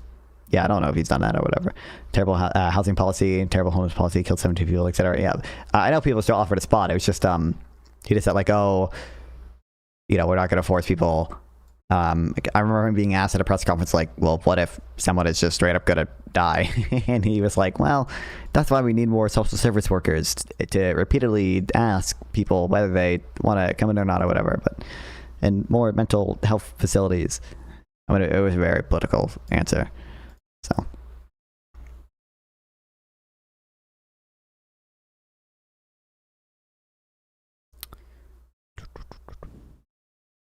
Yeah, the Mayor's administration identified another $1.7 billion in savings to reduce the budget gap, though he was not specific about what those measures would entail. Like, he could just do... There's still time to remove shit from the budget. So I'm guessing... I don't know how this works, but I would guess that there would be, like, some compromise where the governor is like, you know, we'll fucking let you do some of your tax the rich shit if you just like don't do a bunch of spending on free childcare. What's the point of not forcing them? I don't even get why that should be a freedom. Personal autonomy. I mean, it's just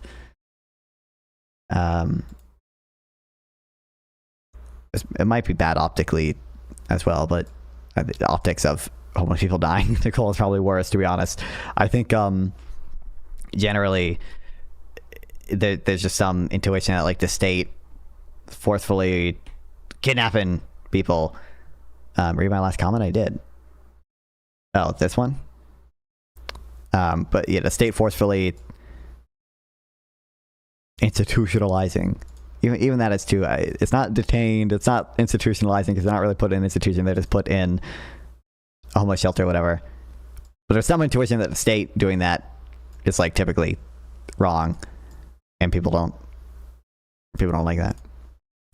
Hey, not fun. I actually saw a study recently that showed Powell was much worse chair than I thought. Even through Trump is doing bad reasons, I'm sympathetic to removing him now. Oh shit. I mean, if you're in the Discord server, you can send it to Lazy Genius. But what would it mean for like a study? Forced institutionalization is actually necessary at this point. Have you seen obvious case about this? I've seen broadly him tweet about it and stuff, but I have not seen specific things about it. But like, I have no big objection there. Has a majority on the board now that Alex Armilchin resigned. I can't speak. That guy, Arpit Gupta, is still on the board and will vote against the freeze, and most likely, but he will get replaced. Most likely. Okay. Nope. But like, what would it mean? YouTube doesn't like links, but you could link it in either Twitch chat or Kick chat or in the Discord server if you join a Discord server /Reddit. But I don't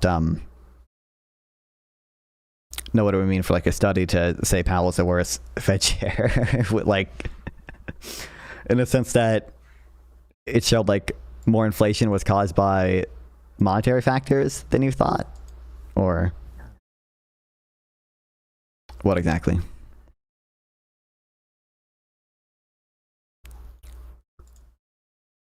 Hashtag we are Powell, hashtag Powell's no angel. Powell is an angel, okay. Powell is the GOAT. I don't know if I necessarily say Powell is like the absolute GOAT or whatever. I'll send it. Yeah, send it in, I mean, wherever. I gave you the options. I'm gonna say something. Fuck.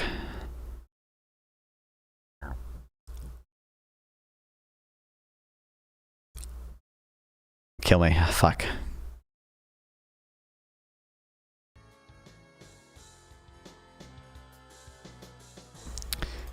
I think Powell is like just good on. I understand he has more freedom to do this because he's like the Federal Reserve has kind of special protections, but just on the point of like standing up to Trump alone in a way that a lot of other civil service workers didn't. I respect him a lot for that. I think the mistakes he made were not raising interest rates early enough, but that's a lot easier to say in hindsight than it was to say at the time when Powell was doing it, or well, wasn't doing it. And then two, the sort of asymmetrically targeting inflation with the flexible average inflation target, I think was a little weird, but have we gotten another change up after the last guy the Trump team was talking about was found in Epstein files? With what? With the Fed? With Kevin Wars in the Epstein files?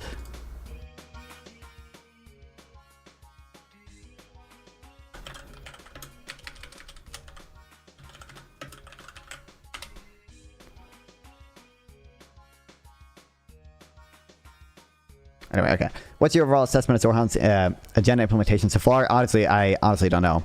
Kevin was in the Epstein files, actually.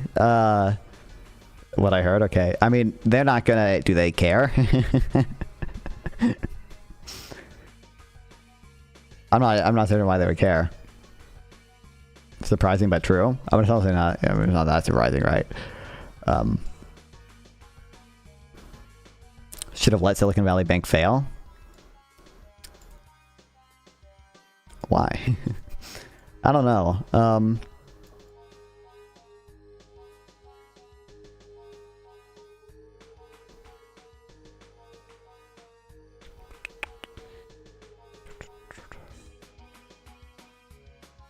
Yeah, as far as I know, Wars might have been in the files, but it doesn't look like there's any news about Trump or anyone caring. I don't know why they would care. Even if he, like most people in the files, like didn't even do like that fucked to shit. So like, I don't even, do I even care? Or like, do I care in a sense that like, I think that is sufficient for rejecting him? I don't think so. What? I can't even... What the fuck is this Lexidecimal? I'm scared to open this. This guy, bad. This guy, also bad. This guy standing up to this guy, good. This guy, still bad. This guy, nominated by this guy in 2017. This guy reappointed this guy. I don't know why. Jerome keep wages for workers down with Fed policy. Jerome say economy good for workers is unsustainable. Jerome, not vice. You're for. What the fuck? You sent. Oh, is this an actual study? Because I recognize that like TikTok audio. The Bitcoin nods, nods. Oh my God, nerds must be punished. Inshallah, this is true. I mean, I think the first of all, Lexidecimal, I didn't know. I didn't know that was you. But I recognize that like TikTok audio that you have playing in the background, but this is an actual study. Scroll down and you see the bait. Oh, there's the actual video. Okay. Bad. Not as bad as this, but bad. True. This paper presented a comprehensive multi-factor effectiveness analysis of all Federal Reserve chairs from Alan Greenspan through Jerome Powell, employing a composite monetary policy effectiveness index constructed from 12 macroeconomic indicators, including inflation, deviation from target, unemployment, blah, blah, blah, using panel regression. P 0.001?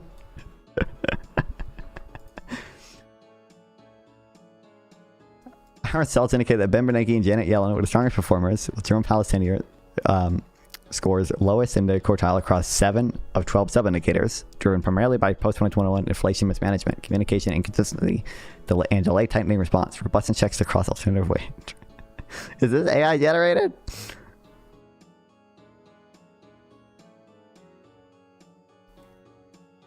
Not a real study to be clear. Yeah, no, I figured that out, but incredible. No, you think this is real, bro? I don't think I never thought it was I don't think I ever thought it was a real study, buddy.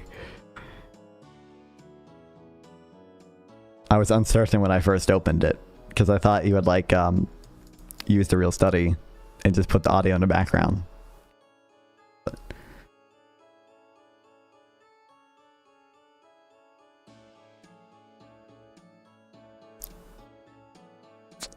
this is true. Bernanke is the GOAT. Let's go.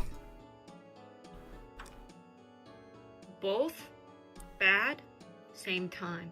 More bad, both bad. That's about as simple as I can put it. If you would like a more detailed explanation, Think this girl would debate me? Where's the original TikTok video of this? there's a 20-minute video at the link in my bio to learn more. This guy, bad. This guy, also bad. Science doesn't This guy require standing up to this guy.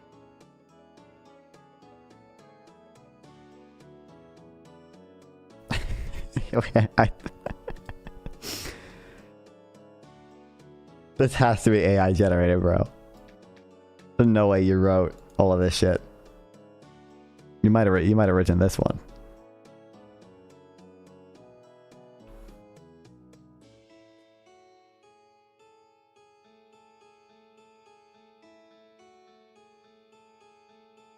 I thought I had that video saved on TikTok because it pissed me the fuck off.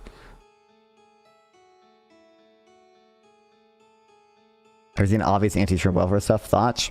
I've seen one debate of his with it, but it would come down just to like my credence level in Avi versus, oh, thanks for following Kick New Evolution. I appreciate it. In that versus, oh, okay, incredible. And his stuff there versus like in like the rethink priorities stuff and the other the fucking dude who wrote the book on suffering in aquatic animals.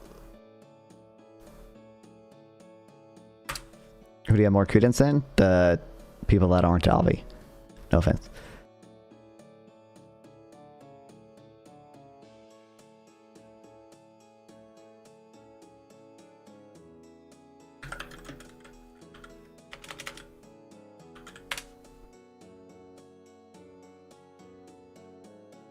This guy, bad. This guy, also bad. This guy standing up to this guy, good. This guy, still bad. This guy, nominated by this guy in 2017. This guy reappointed this guy. I don't know why. Jerome keep wages for... I don't know why. Maybe it's because the Fed's not supposed to be political. And Biden sort of wants to respect that norm. workers down with Fed policy. This is true. Him hate us. This is true. That's what the federal funds rate does. Okay, that's the point of controlling the amount of reserves that banks hold. Okay, it's to control wages.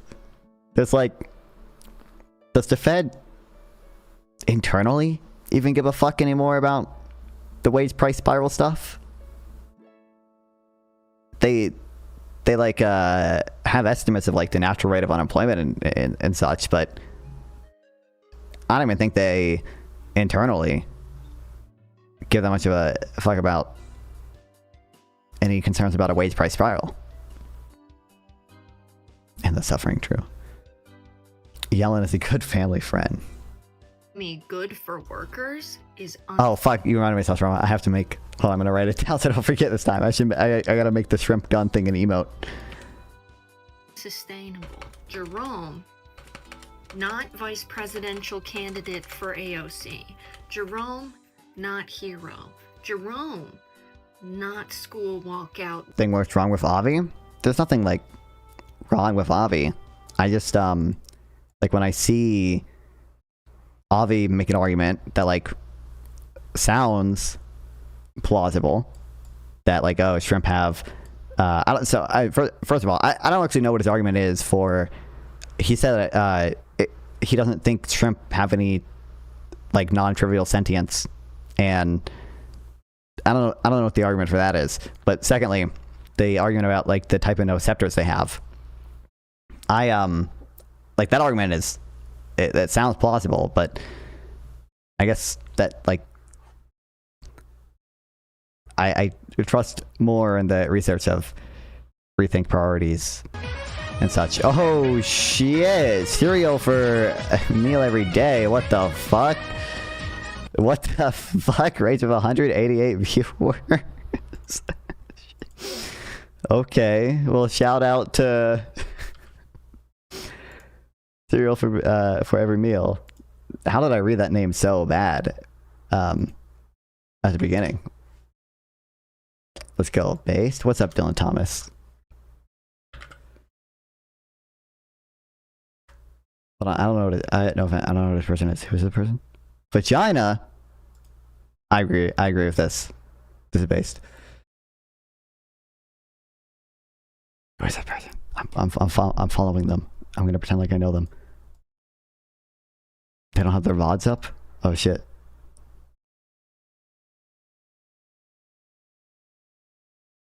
Their Instagram is private? I can't even figure out who this person is. Oh no. Oh no. What are you watching right now? Hello, sir, are you into leftist or liberal side of the war? There are some things that I don't take strong positions on with regards to that. I am a liberal. I'm not a leftist, but lol. I appreciate the raid. We're watching we're memeing right now. This video is about Powell. Yeah, this is a dumbass video about Powell. How's your piece go? Who do you like more? You expect me to answer who I like more, bro? I'm not gonna answer who I like more. You have to answer. You did raid. Fuck. Saying Powell is bad, but the accent of Trump is worse. Yeah, I know. This video is just stupid. But be honest, who do I like? I watch more content of Pisco. Okay. Who do you like more, yes or no? I watch more content from Pisco, and I think I typically enjoy his content more. I think he covers a niche, like a legal niche, that Hutch doesn't as much, and Hutch covers stuff that I already, like, I feel like I'm already, I don't want to say somewhat knowledgeable on, but like a niche that I don't think it's like specific to Hutch or anything, in the same way that a lot of the legal stuff is more specific for Pisco. Quick turn on Jubilee for audience retention. True. Who do you think is smarter? Dude, I don't want to be. I know, like, I don't want to be. I don't think they're gonna see this clip or anything. But I don't want to be mean to them or anything. I'm not gonna. I don't want to say behind their backs. Okay, who think it's smarter or anything. Okay. Freed Hegel pump iron, eat meat, beat up leftist. Wow, incredible. Oh, sorry. Who's more looks maxed? Smarter or Pisco? Listen, I'll just say, I think Pisco is a very good debater. I find his ability to track conversations and respond to people saliently to be incredible. I think he's very good in that respect. That's all I'll say. Cereal's a drama farmer classic. Oh no, it's over. It's over. Fawn wants votes over ideals. No Italian silliness in his house. well, true.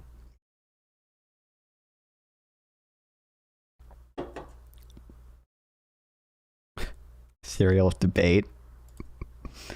Worthy guy. So as long as no one listen, I love Hutch. I love Hutch. I love Hutch. I love Hutch. Okay, and on policy, I'm probably more aligned with Hutch, but they're going to debate Max you. Joke funny. Sometimes. Not fun. So not fun. What do you think about Assad? Do I have to answer this shit? Is Hutch your boy? I mean, I've only spoken to Hutch once, but I love Hutch. Okay. Pisco really does debate randoms all the time. Yeah, I mean, he takes call-ins all the time. Yeah. Serial, can he help Navan with debate? Is Serial a debater? I don't know.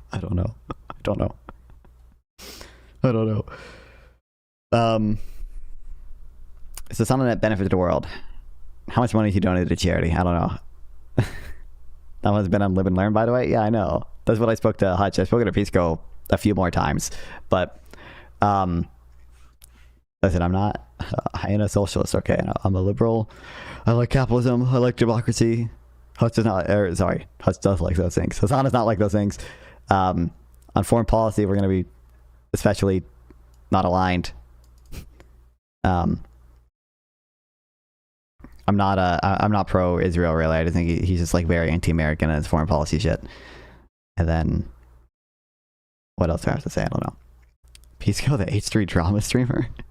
Would you rather vote Epstein over Hassan? Do I have to answer this? What's Epstein's policy platform? Socialism is the utilitarian position. True. By the way, I will say, okay, I don't see. Obviously, Epstein has a robust childcare platform base. Obviously,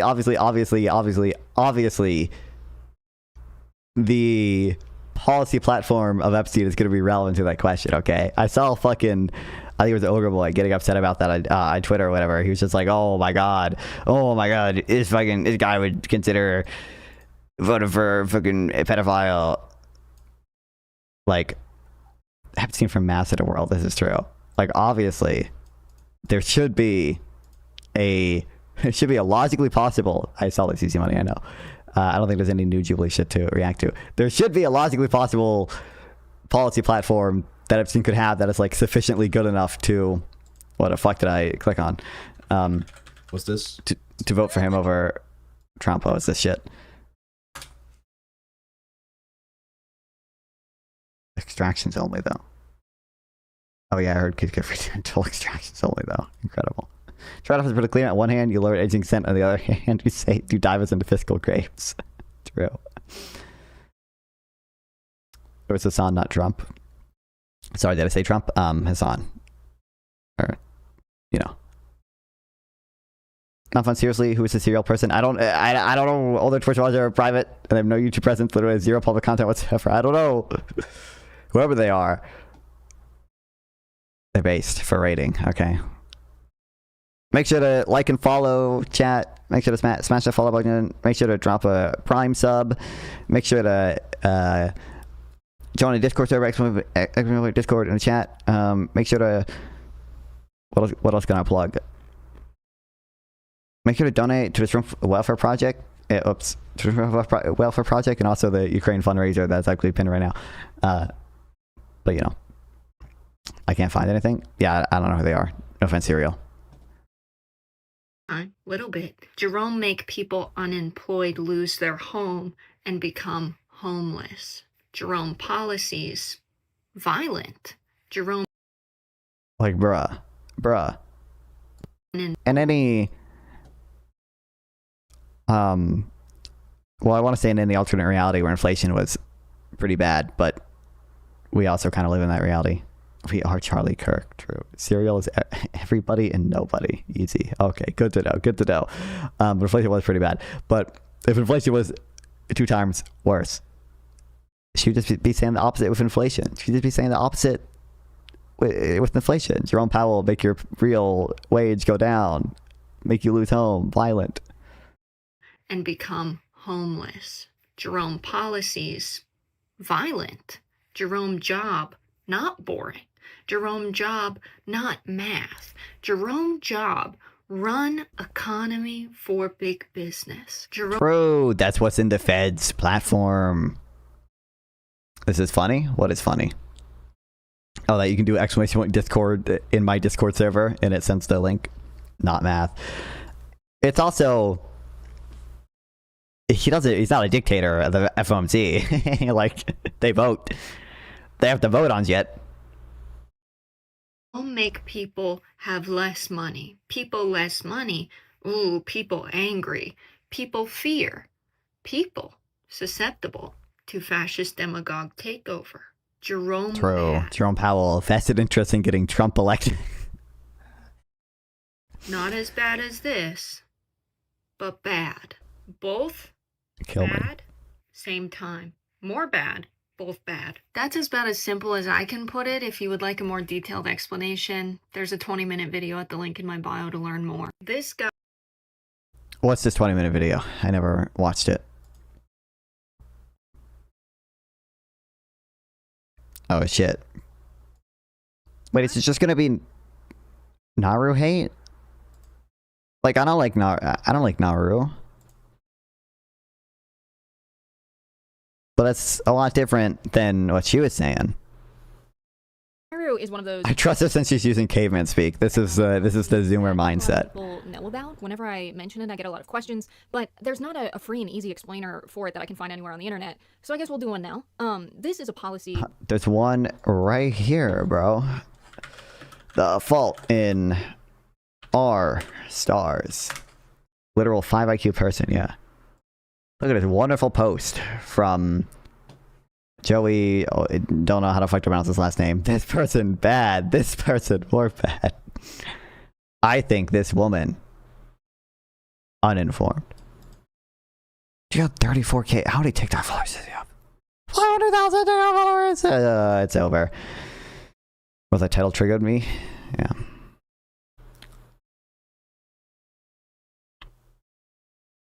Good.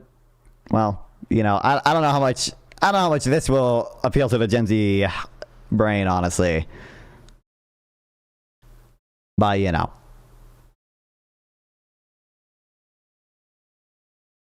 that ruins the entire economy, in my opinion. NAIRU is an acronym for Non-Accelerating Inflationary Rate of Unemployment. They make these policies sound really boring, so we don't look into them too much, but it's not as complicated as it sounds. Basically, the Federal Reserve decides that there is a magic number where unemployment rates must stay for inflation to not be an issue in the economy. The theory is that if they drop below this number, prices are going to start to go up because too many people are employed, so they're going to go out and buy things, and then demand will be up, so therefore prices will be up. I would say maybe we could consider that if more people are working, so less people are unemployed, they're making stuff at their jobs, and so productivity goes up as well. Supply goes up to meet the increased demand. The Federal Reserve... Okay, kill you. I don't even like the Phillips curve, and the models that the Fed uses are much more complicated than just like the standard Phillips curve nowadays. But Fawn, haven't you seen the graph that changed in the 80s? I don't know what you mean.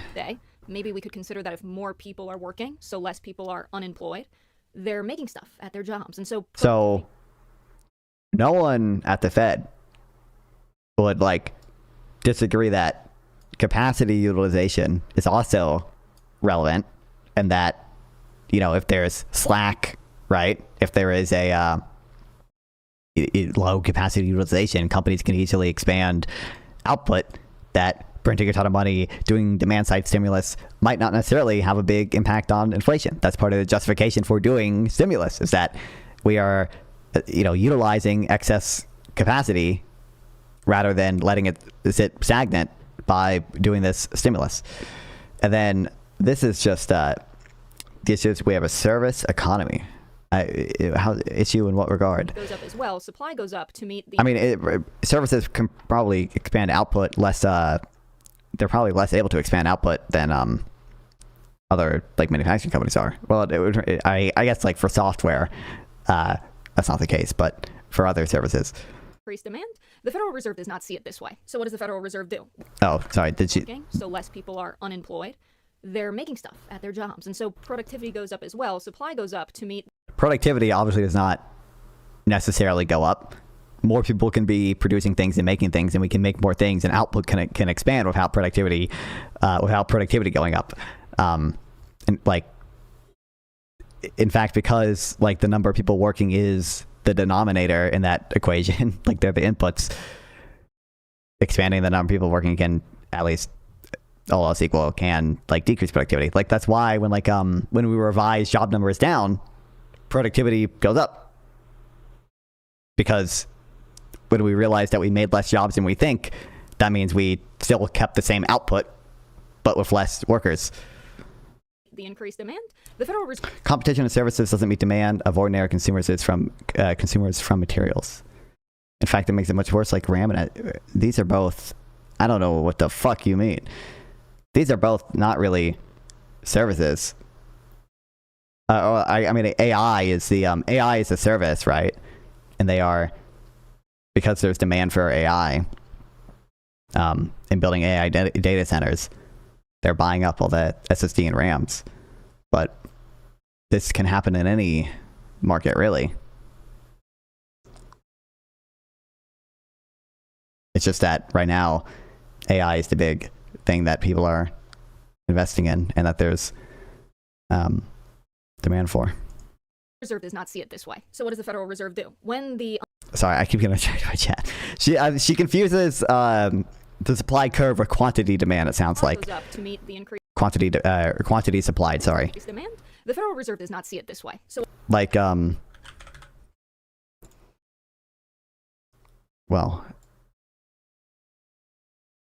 boom, boom, boom, boom.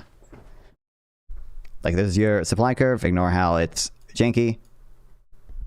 This is your demand curve. If demand shifts right, you have more quantity supplied. So in some sense, supply has risen to meet demand, in that you have moved along the supply curve, and there's a higher quantity, but it's also at a higher price, because you did a movement along the demand curve. You did not shift the supply curve out.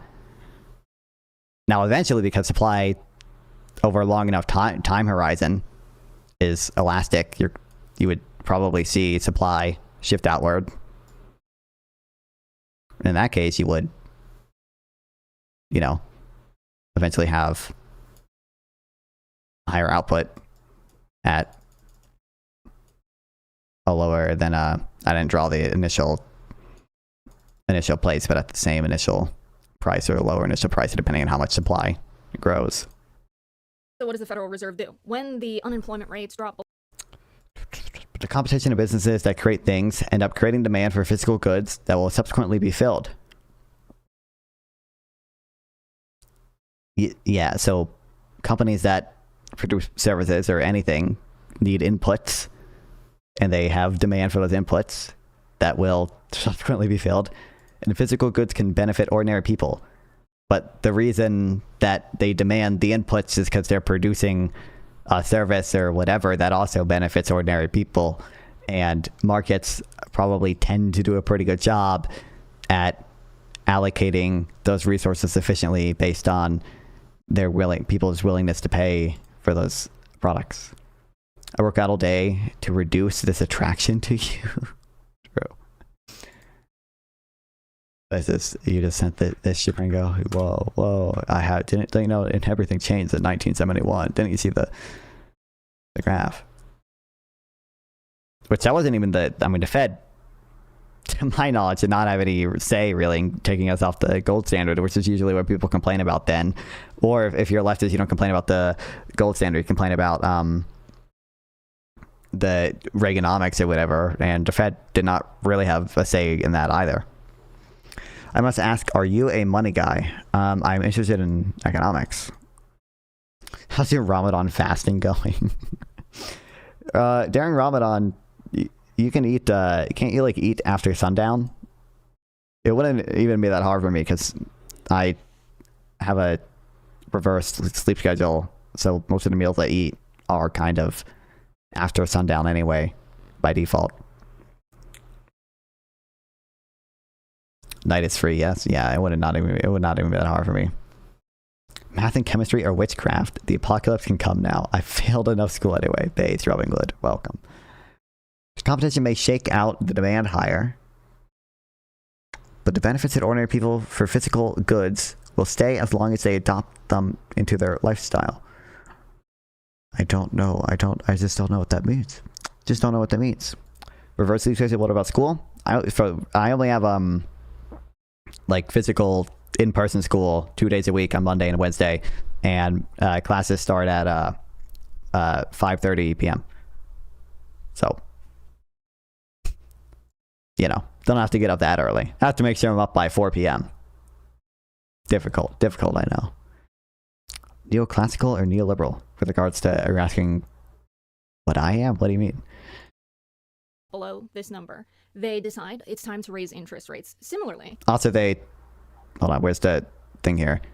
It's not a, like 4% is a, you know, kind of commonly cited or commonly used like proxy or whatever, but this is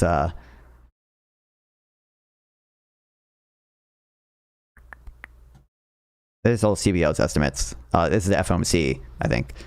It's like they have different estimates of thoughts on neoclassical.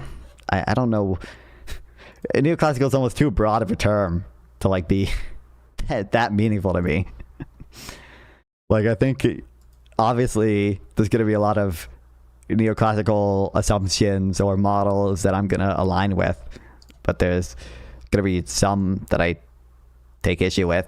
And I don't know, I think like in the social sciences generally, you shouldn't be like that committed to labels or take issues with entire sections like that. I think if you just look, you know, try your best to kind of look at what is good and what is robust in every school of thought. There's a better word I'm looking for there. Like midpoint of FOMC projections for longer run unemployment rate. Like it changes. Federal Reserve Teal Book NAR estimates. Look, it changes. Providing services just means their intellectual assets are what is being shaken around, and those do not provide benefits. I don't know what you mean by being shaken around, and I think intellectual assets typically provide benefits.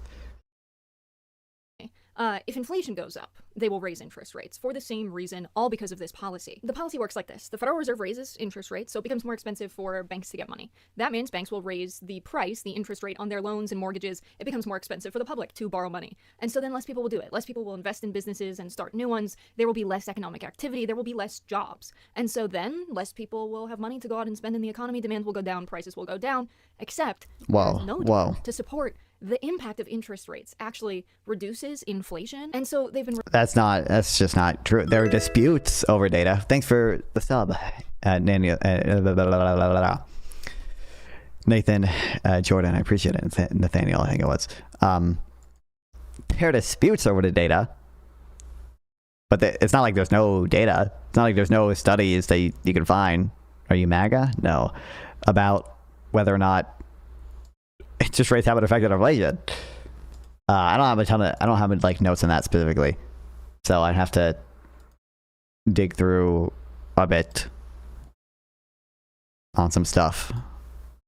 But people disagree. But it's not like there's no data on it. Relying on this logic for so long when there's no economic data to prove it actually works to get. You don't want to make America great again? You don't want to make America great again? Inflation down. So I kind of wanted to dig in today with you a little bit about this relationship between unemployment rates. Oh no, it's pulling at the AOC clip. This is a funny clip, if it's the one I think it is. And inflation. In early 2014, the Federal Reserve believed that the long-run unemployment rate was around 4%. In early 2018, it was estimated this was now around 4.5%. Now the estimate is around 4.2%. What is the current unemployment rate today? 3.7%. 3.7%. So what we had previously thought of, perhaps as far back as 2014, as a long-run unemployment rate is around... Make America great for the first time. That's what I'm trying to do. What are your political opinion? Opinion. I don't know. I have to make the Biden hit on my background more obvious, guys. Because apparently not enough people see it. And the shrimp. In fairness, I do have my lights turned down a bit.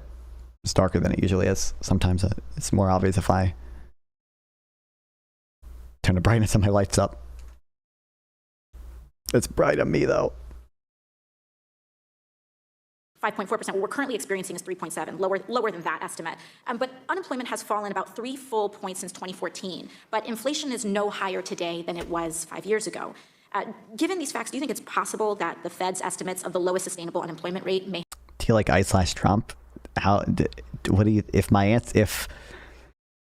I said I'm not MAGA, and I just pointed out to you that Joe Biden had in my background, what do you think my answer to that is? ...have been too high? Absolutely. So we overshot in what our long-run unemployment rate is. I think we've learned, as you pointed out, I think we've learned that we can't identify, this is something you can't identify directly. I think we've learned that it's lower than we thought, substantially lower than we thought. I would argue the unemployment rate... Inflation hasn't raised. What drugs you on? Well, I think this clip was in 2019. Yeah, 2019. At the time, it was basically true. Unemployment rate is. I think we've learned, as you pointed out, I think we've learned that we can't identify, this is something you can't identify directly. I think we've learned that it's lower than we thought, substantially lower than we thought. I would argue the unemployment rate can be zero. Everyone can be employed and inflation is not a problem. I think they have a different reason for keeping this policy in place. We'll get into that in a bit. In any case, the Federal Reserve is getting this really important number wrong. Because it helps big businesses.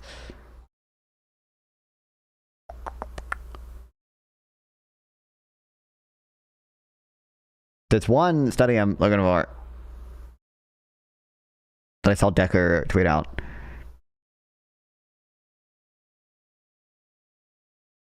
But I can't find it.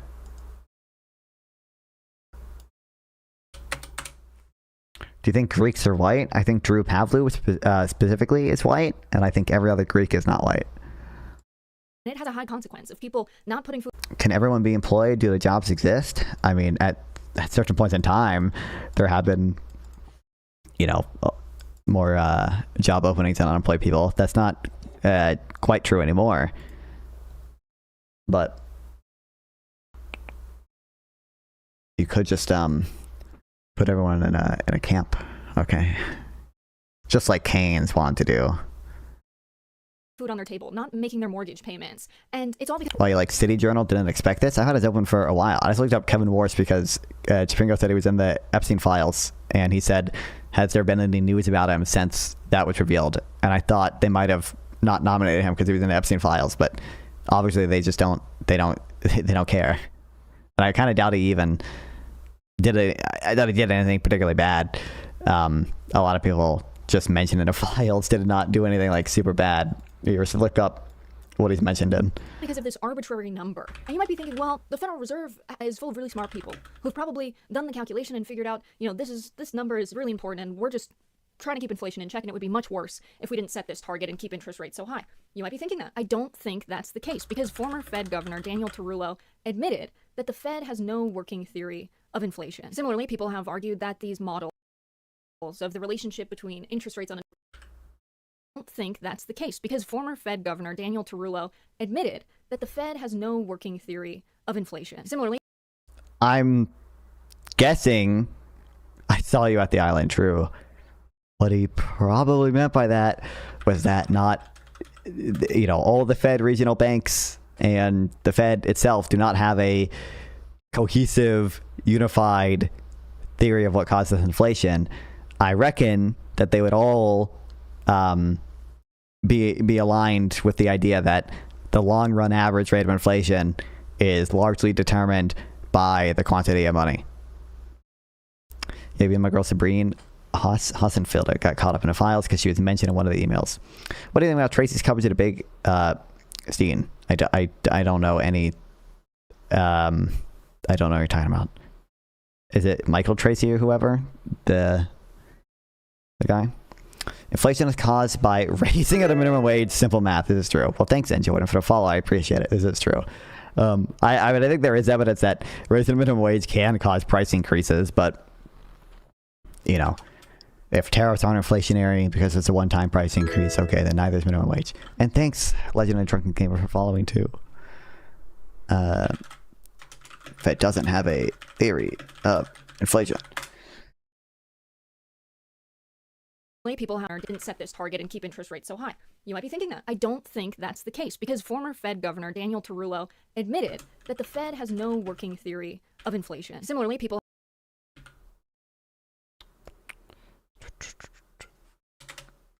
has no working theory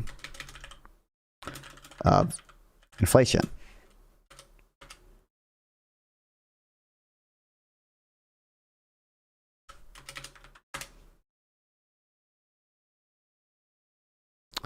Have no reliable theory. Canada was very visible. You raised the minimum wage to $18 and suddenly my causal inference is my passion. True. Listen, I think there is much better identified evidence that minimum wage can cause price increases, but I don't take that to be particularly good evidence.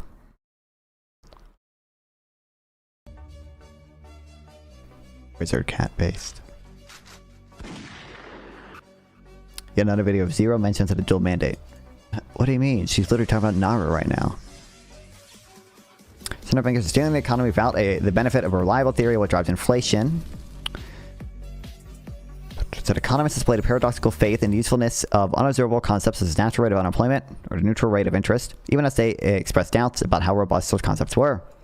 He was particularly doubtful about the weight inflation expectations play in rate setting policy, given the range and depth of unanswered questions about how they formed and measured. Like, I think Apple will raise interest rates for love of the game. This is true. This is based.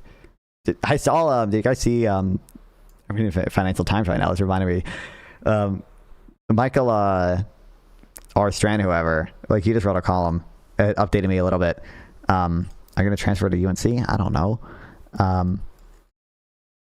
About how he thinks that the Fed might have to raise interest rates in like the later half of this year because they've been too easy and they don't. He thinks all of the labor market stuff is just caused by a change in net migration. So the labor market's still relatively hot and inflation's above target, not substantial because of tariffs. But here it is, there's no problem, just have 0% rates and full employment forehead. That's how you fight inflation. I'm sure she would recognize it. At some margin, she would have to recognize that can't be the case. People have argued that these... I think this girl does debates. There's no shot, right?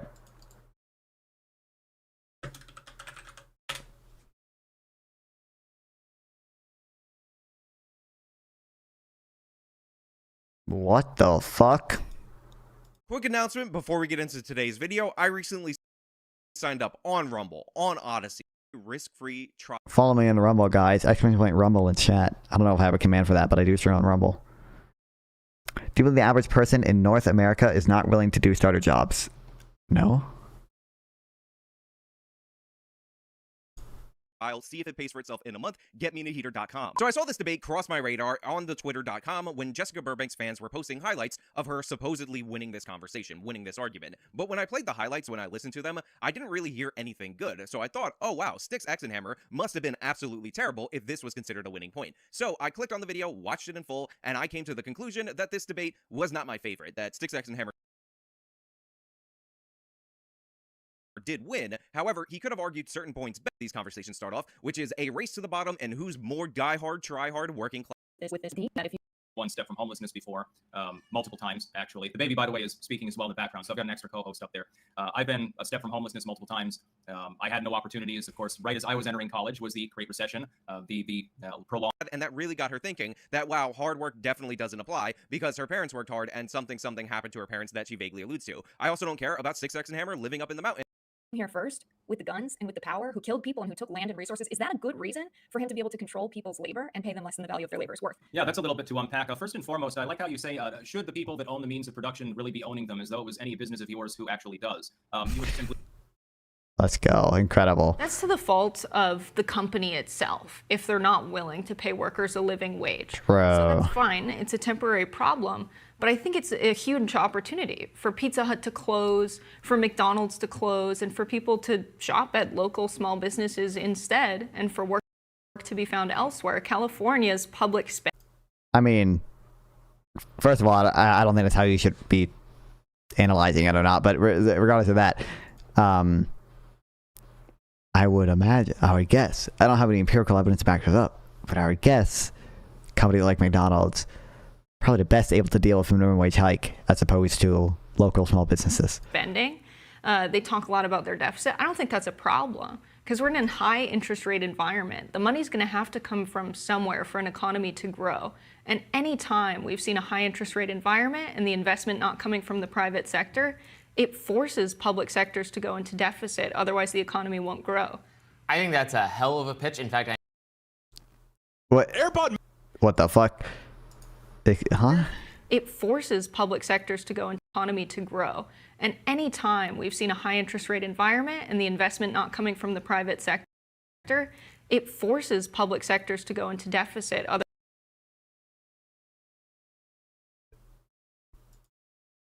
I don't even know how you would do the why, how, and how to the extent that there's maybe a grain of truth to it. Why? How would you assess the causality between the government deficit spending and public sector investment causing the high interest rates? Because A, deficit spending will increase interest rates, and B, if there's just demand pull inflation from public sector spending that makes the Federal Reserve offset it with higher interest rates. How would we even do the causal analysis there? Have to come from somewhere for an economy to grow. And any time we've seen a high interest rate environment and the investment not coming from the private sector, it forces public sectors to go Or is she doing like into deficit. Like an endogenous money thing? Is that what she's getting at? Like a MMT or like endogenous money is like if the private sector is not borrowing to create new money, then the public sector has to be the one deficit spending to create new money. Is that what she's doing? Otherwise, the economy won't grow. I think that's a hell of a pitch. In fact, I encourage Democrats to run on it. Vote for us. We're going to drive business. We're going to drive McDonald's and everybody else out of business by putting people don't like corporations, Robbie. They want the mom and pop shops. Okay. Maybe we'll check out some more of that later. Models of the relationship between interest rates, unemployment, and inflation are unproven, if not unprovable. I've been seeing lately that economists are Don't you think, like, economists don't agree with this? It's like there are some theory of inflation. Similarly, people have argued that these models of the relationship between interest rates, unemployment, and inflation are unproven, if not unprovable. Like all social science models are false, but a lot of social science models are a useful approximation of the world that can inform policy. And I think there's decent evidence for at least some models being good predictions of things like inflation. Like it is probably true, on some margin that if you print enough money, there will be some increase in inflation that is close to proportional over the medium to long term. That depends on a lot of things, and there's nuances to that, obviously. I've been seeing lately that economists are increasingly worried that the idea MMT people I heard think the interest rates are possibly correlated with inflation. Yeah, that's one of the MMT tenets, kind of. That links unemployment and inflation is no longer describing what is happening in today's economy. Have you been considering on that? What are your thoughts on that? Yeah, very much so. We spend a great deal of time on that. The connection between slack in the economy or the level of unemployment and inflation was very strong if you go back 50 years, and it's gotten weaker and weaker and weaker to the point where it's a faint heartbeat that you can hear now. It's still there. You can see it at state level data and things like that. But I think we really have learned, though, that the economy can sustain much lower unemployment than we thought without troubling levels of inflation. And I think I would look at today's level of unemployment as well within the range of potential estimates, of plausible estimates of what the natural rate of unemployment is. The part that's wrong really is not the fact that people will be unemployed as a result of raising interest rates. It is true that less people will take out a loan if taking out a loan is more expensive. That's pretty simple and straightforward. The part that doesn't really make sense is inflation going down. It turns out when corporations see that the public is... Oh my god, API corporate profit chart, true! To pay a high price for a good, that tends to stick in a lot of these cases. And so our regular makes sense is inflation going down. It turns out when corporations see that the public is willing to pay a high price for a good, that tends to stick in a lot of... So, for one, are we going to bring up that wages tend to stick too? Because I think actually the evidence shows that wages tend to be more rigid than prices for most goods. Number fucking one there. Okay, if you want to complain about sticky prices, do we care about sticky wages? Do we care the workers are benefiting from all these sticky wages, bro? Number two, inflation is typically understood to be the rate at which the price level is increasing. So you can have sticky prices, and that inflation, as in the rate in which the price level is increasing, can be going down. There's no like contradiction there. It's just that companies will raise prices less often and by not as much. And by the way, and sticky prices works into raising prices as well. Literally one of the things that causes sticky prices is menu cost, which is literally the cost of the name is for like menus that list the prices, the cost of making new menus that list the prices, but more broadly, just like the cost generally to, making higher prices, and that makes prices sticky in the upward direction as well. Of these cases, and so our regular mechanism for managing inflation is wrong. Now, it's not like the Federal Reserve is not run by people who know this. They know this. They know that this doesn't work. They know that their magic number for where unemployment needs to stay to keep inflation in check is not so magical. Chair Powell, will gas prices go down as a result of your interest rate increase?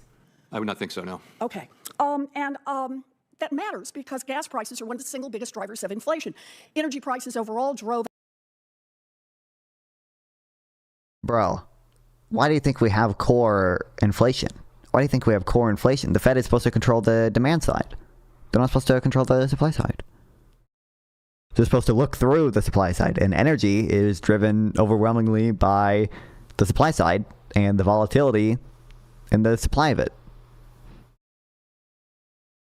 A third of the inflation last month, but the Fed's tools, as you say, have no impact here. So let's look at another necessity, food.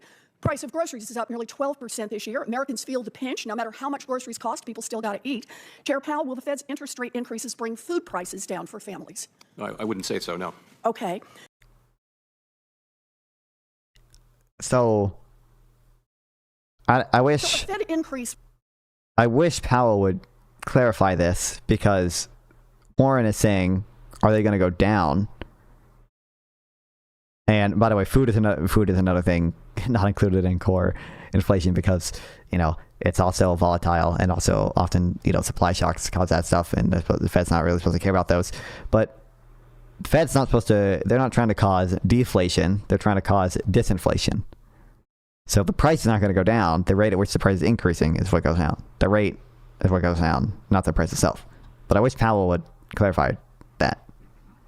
Won't bring down these prices. Before Jerome Powell came before the United States and said, COVID inflation is a major problem, we're raising interest rates, we're raising interest rates, we're raising interest rates, back in 2019, on the floor of Congress, he said that the relationship between unemployment and inflation is not being observed in the data anymore. We've observed in the past that there has been some type of relationship in previous years between inflation rates and unemployment rates. As unemployment goes way down, more jobs, there's pressure on wages and salaries and so forth.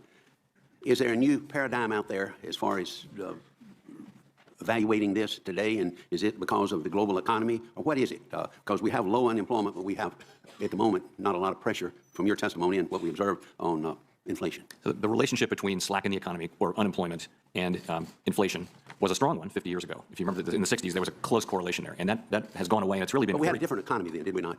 very different economy in so many ways. And in this way, that really, I would say that period, at least 20 years ago, that period. Yes, we get it. We heard him say it. Between unemployment and inflation became weak. It's become weaker and weaker and weaker. In addition to that, I think we're learning that interest rates, that the neutral interest rate is lower than we had thought. And I think we're learning that the natural rate of unemployment is lower than we thought. So monetary policy hasn't been as accommodative as we had thought. So I think we're learning all of those things.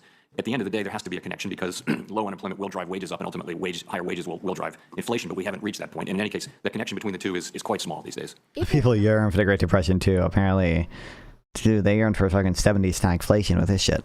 A strong connection between unemployment and inflation. Why are we raising interest rates? To reduce employment, and Oh my god. Maybe that's not, maybe the goal is not just to reduce employment. Maybe interest rates also have an effect on just the money supply and how much banks are lending to each other and how much their private sector can lend based on that. That will have effects on employment, but like more broadly, it's just an aggregate demand thing. They're just trying to control aggregate demand. Or NGDP. You could look at it through the lens of NGDP. They don't explicitly target NGDP, but it's just a kind of it's not even really implicitly, but somewhat implicitly, and as a result of their other goals, they keep nominal income stable, and that is, kind of regardless of the exact effect between unemployment and inflation. Those are things that you can affect with interest rates. Like, if there is no strong relationship between unemployment and inflation, that doesn't necessarily change the fact that changing aggregate demand or changing GDP growth will have effects on inflation. It doesn't need to go through that mechanism.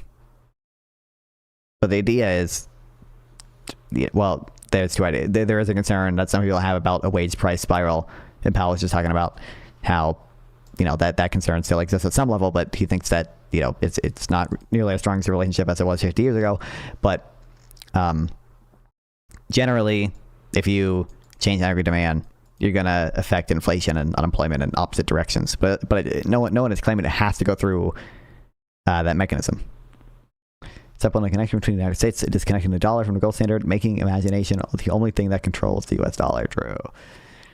Believe it or not, network effects and the full faith and credit of the United States, actually give some value to the dollar. Everyone's on fiat money now, baby. So. For reduce inflation. According to the Fed's own report, if you continue raising interest rates as you plan, unemployment will be 4.6% by the end of the year, more than a full point higher than it is today. Chair Powell, if you hit your projections, do you know how many people who are currently working, going about their lives, will lose their jobs? I don't have that number in front of me. I will say it's not an intended consequence. Well, but it is, and it's in your report. And that would be about. He's trying to clarify there. Let my man speak. Let my man speak. 2 million people. And it's also the number of people who will lose their job is kind of a weird way to view it, because the unemployment rate is just the net of people who get a job versus lose their job. And there are more requirements, and it differs by the exact type of unemployment rate that you're looking at, whatever U3 or U4 or U6 or whatever. But it's more the time between getting jobs will be longer, rather than like a bunch of people will lose their jobs and just stay unemployed. Would lose their jobs. People who are working right now, making their mortgages. You'll hear. It's more like the average person will spend a month looking for a job rather than 2 weeks looking for a job. Powell talk about the Fed's dual mandate a lot. That's their obligation to maintain steady prices, so a 2% target of inflation, and maximum employment. The one tool they have to achieve that is raising or lowering interest rates. So they have QE. There are restrictions on when they can do that, but they have QE, and more recently they've been doing QT, quantitative tightening, where they sell off some of their balance sheet, and then they have more emergency powers, for things like COVID in 2008, where they can do specific interventions in banks and stuff. And even saying raising or lowering interest rates is a little weird. The one tool they have to achieve that is raising or lowering interest rates. because there's 3 interest rates they control, which is the federal funds rate, which is also by law equal to what the fuck? I don't know who you are, Kathy Doyle, and I don't know what you want to talk about either. Who the fuck are these people? I know who Caldor is.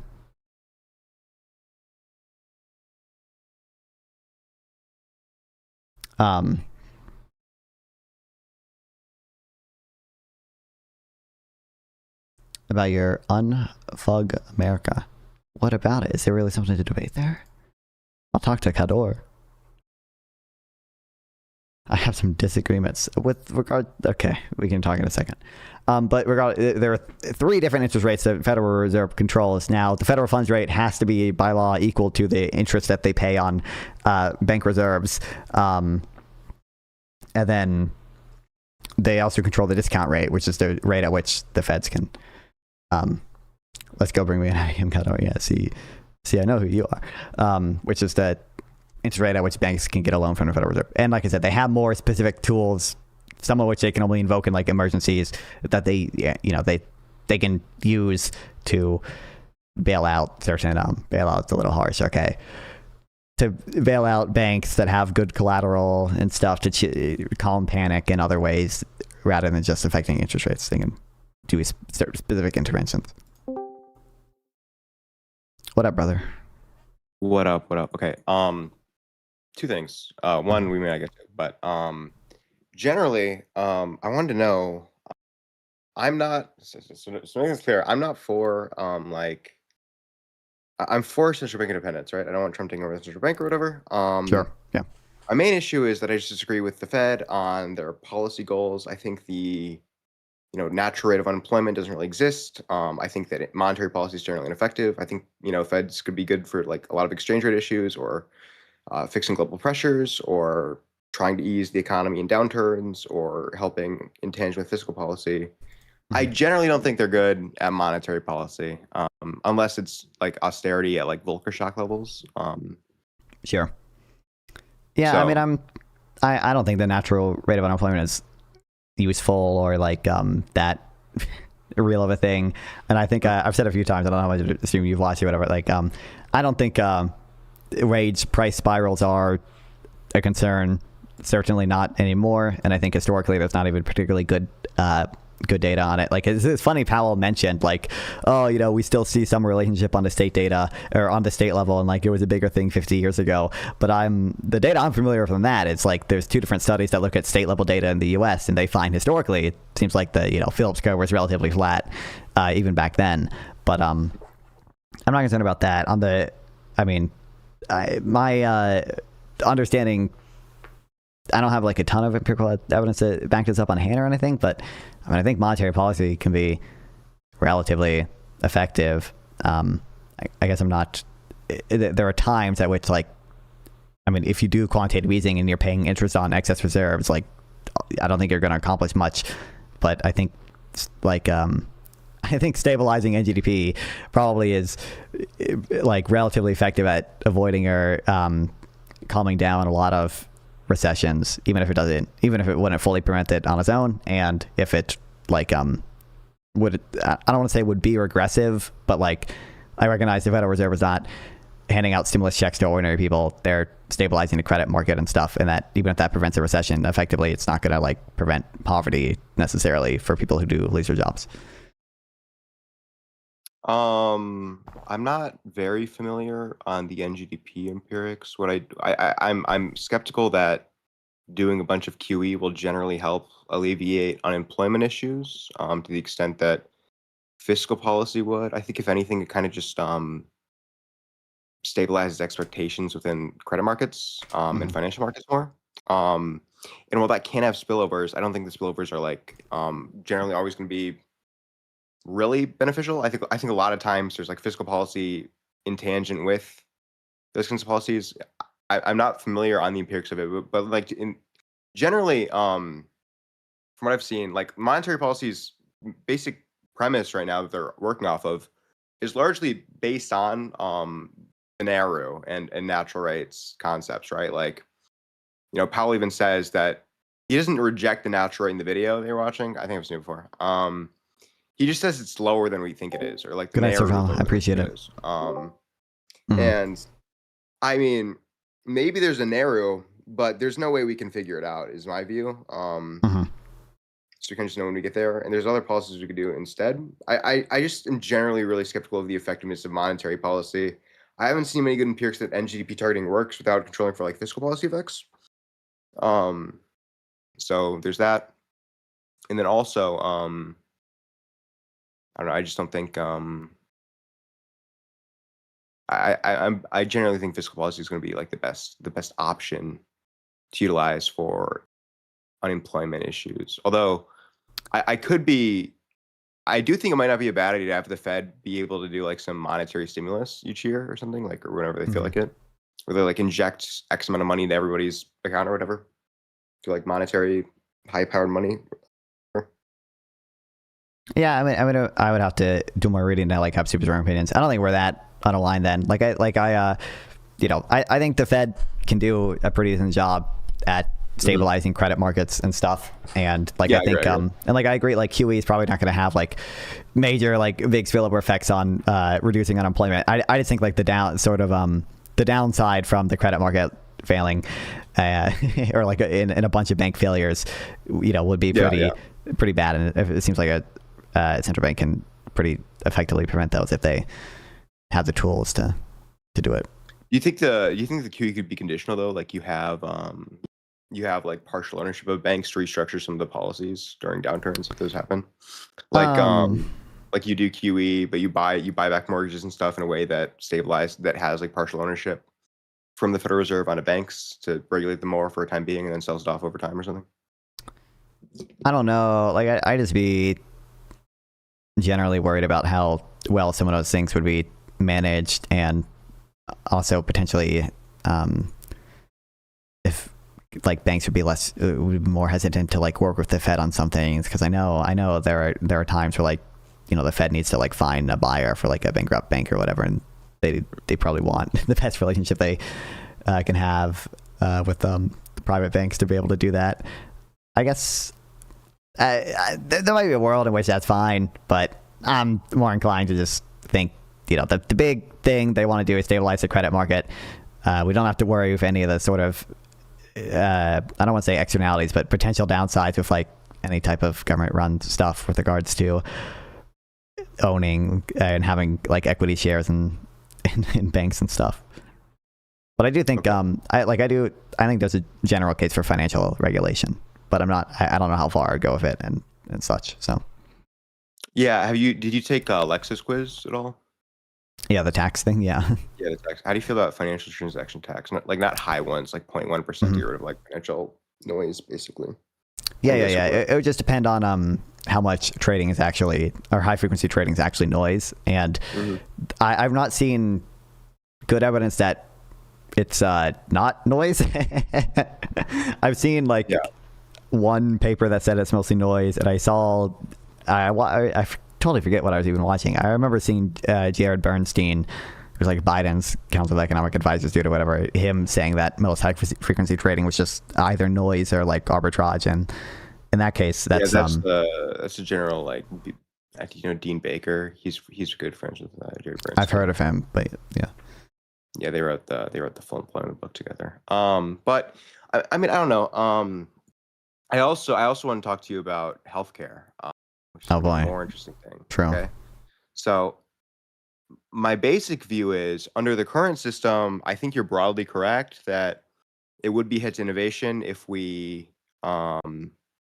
regulate drug market prices to the level, to at least the level that like European countries do, or like Asian countries do, like developed Asian countries do. My broad issue though is I think that's just like assuming that we can't cover most of the costs for R&D for a lot of drugs, right? So, obviously I think the private market's going to be better at doing R&D for drugs that the public doesn't generally fund. So that would be like, probably drugs to cure baldness or something that people are in high demand for, but aren't like life-threatening to the degree where the public is investing a lot of money into this, right? But in terms of like, drugs that are actually effective that most people are losing their money on, that are not like purely cosmetic or like generally cosmetic. I think we could probably fully fund those, or like fund 90% of the research cost of those through like contracts or other mechanisms, and then we can just get rid of patents basically. Yeah, the problems I would see would depend on the exact model. So for one, it is just going to be expensive, and it might be worth it, but part of the point of the single payer system is to like reduce costs, and there might still be admin cost savings. I don't know how necessarily big those would be, but that's from single payer, right? So I basically want single payer healthcare, but like my system's kind of weird. So I want like single payer like catastrophic care, basically, where like emergency room visits and like care you can't really afford is provided by the government. But I'm very amenable to the view. I'm probably leaning towards the view that we can incentivize like competitive pressures in markets where it's like for like physician care, where it's like monthly fees or something that they do, or we give like subsidies to try and get people to shop around for like other plans that they kind of seek on their own. But then for pharmaceuticals, I think marginal cost pricing could work there, and then you just have like most R&D funded, and you can have like some royalty system that incentivizes people to get there first, basically. Yeah, I mean, like I said, I think the issues would kind of depend on the model. Like I'd be worried, like in that case, I think I mentioned this at the UFA thing, but like, for example, there, like with contracts, like I think there would be a holdup problem, and there might be some institutional designs where you could get around that. But if drug companies, don't have, or if they have to invest all this money into like finding something in order to like win a prize or whatever, or in order to, or maybe they get payments on some schedule for doing this research that we subsidize, like the fact that they have to sink all this cost in, but then the government can later, especially because they're susceptible to the voters, potentially say, hey, actually, we want these to be the terms now. And if you've already sunk a bunch of costs into it, it might be worth it for you to accept a lower return. I think that uncertainty would probably decrease innovation. So. Maybe, I mean, it could, I mean, overall though, we do see like, I don't know the exact number. I think it's like 50%. I'd approximate it to be of like current funding going to R&D. Like 50% of it's from public funding through, universities or federal contracts. Of all R&D spending or of pharmaceutical stuff? R&D spending, right? That's not my 50-40%. understanding. It's like, so the like if you like the private sector R&D spending for pharmaceutical research is like higher than the entire NIH budget. It's like not I don't think it's quite 2x, but it's quite a bit. I think there's over 100 billion. I thought it was like I thought there were other mechanisms other than NIH that funded it too. I could be wrong. My understanding is the NIH does most of the pharmaceutical stuff. I don't know if there's any other. I think it's the main provider. I don't know if it's the only thing that does. I think there's like.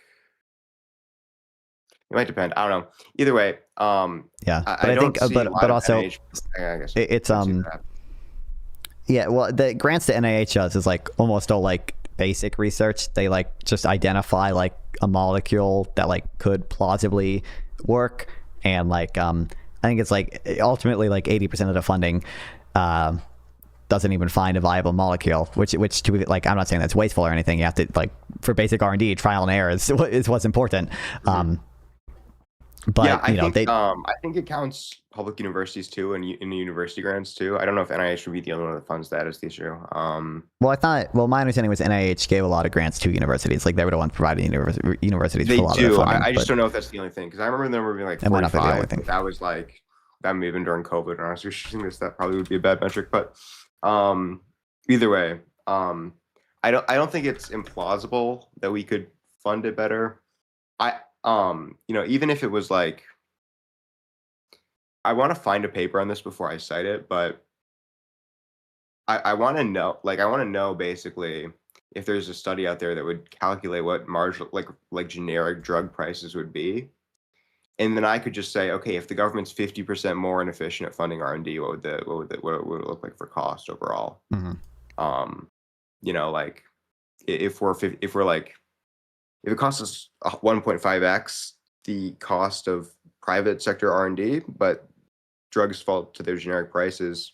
My intuition is that's probably would still save more money, but I'm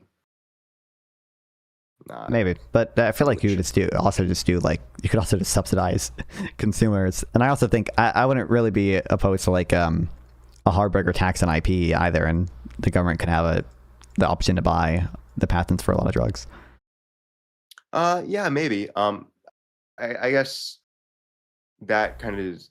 I wouldn't defeat the purpose because they're still getting rents from the patents being bought, but I don't know. Generally, what system do you favor for like health insurance? I don't have like a exact system. I would probably have like some kind of public option. Like, so I don't like that here in the US we have like a bunch of different like health organizations for old people and poor people, and sometimes we contract it out, but for veterans we have like a single payer system where they literally like own hospitals, and that doesn't really make sense to me. I would probably try to centralize all of that into like one kind of public option thing. I think there'd be some contracting out to like private companies to fulfill some of the insurance plans at least, and then there is some type of I don't know exactly how you would do a subsidy, but either some type of like subsidy or just like catastrophic care public option, essentially, where you're just not going to get entirely fucked if you are poor and get in a car accident and didn't qualify for the other safety nets we already have. Yeah, it's generally my plan's somewhat similar. It's like I don't really see the point for. I'm less convinced of the point for like private care for catastrophic events or like cancer or stuff. But I do see like if people want to buy into plans outside of that don't cover like catastrophic plans, they cover like physician services. I'm amenable to that. And also you could just shop around too, and we could give like subsidies to shop around for those services. I think probably compete. Like I think direct primary care is an example of where that could happen, although I'm not too well read into it. My main point though I do think like standardizing plans and making plans easily comparable probably is pretty good, and like mandating that and having that. Yeah, mandating that, or I just generally think that the administrative. I'm not really convinced with the King of the Coast article on administrative costs for a couple of reasons. One, the prior authorization portion, if I remember correctly, is like a smaller fraction.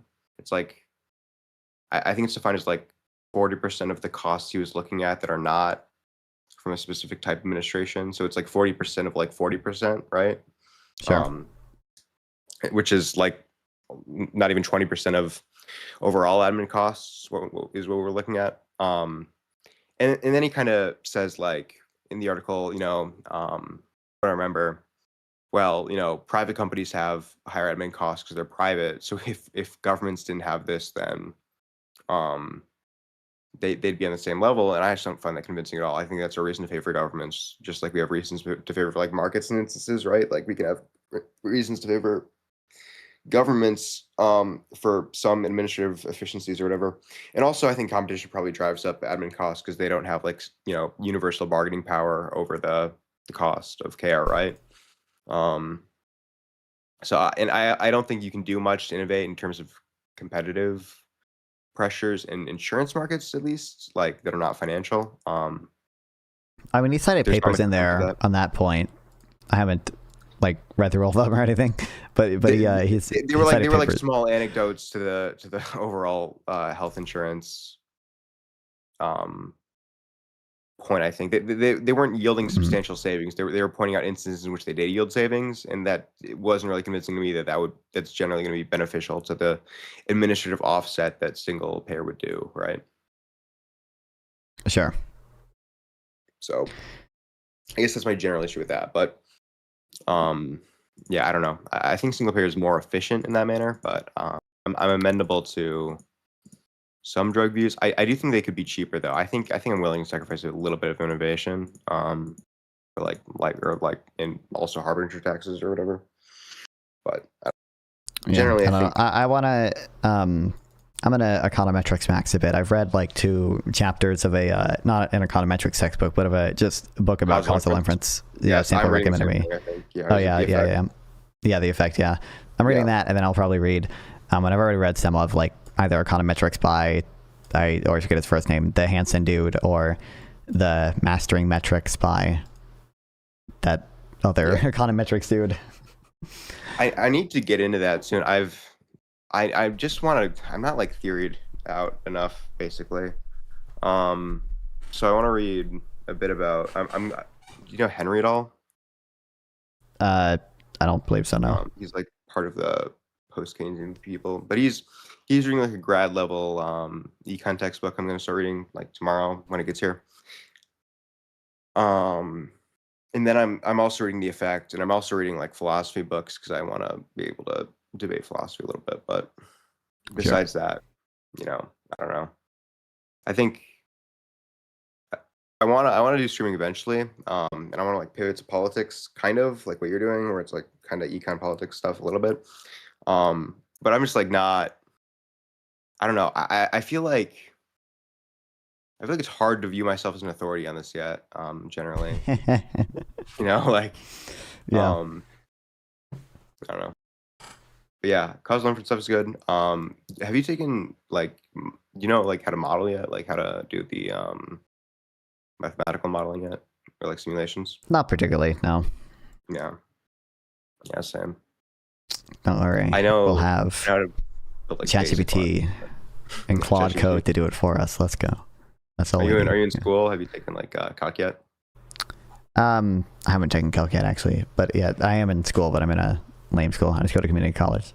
Yeah, Dude, I go to. I'm for the math class I'm in right now. It's like crazy easy. Like my community college like requires I take it, and it is all stuff that I learned like in fucking high school or middle school, bro. What's crazy? You want to know a cheat code? If you're transferring to a state school, almost every state school accepts this thing. They're called like CLEPs. This is how I got out of Calc 1. Is I literally took CLEP calculus.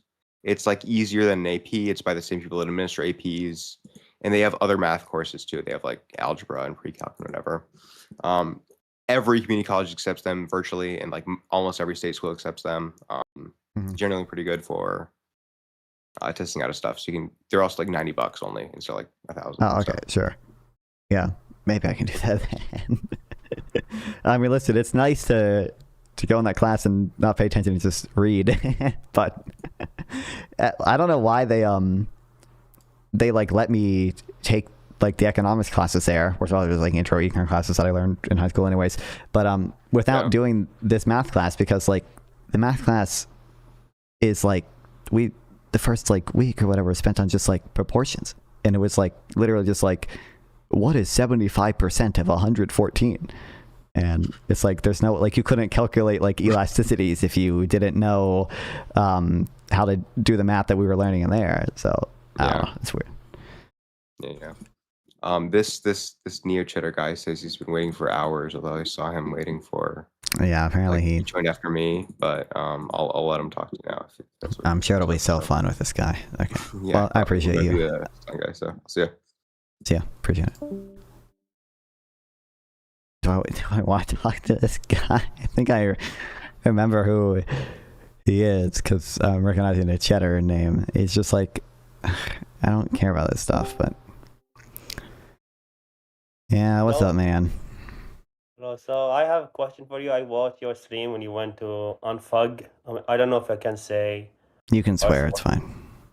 Yeah, Unfuck America tour. Mm-hmm. So I watched your stream, and I have a question for you. Okay. So you are liberal, right? Yep. Are you pro-violence? No, generally not.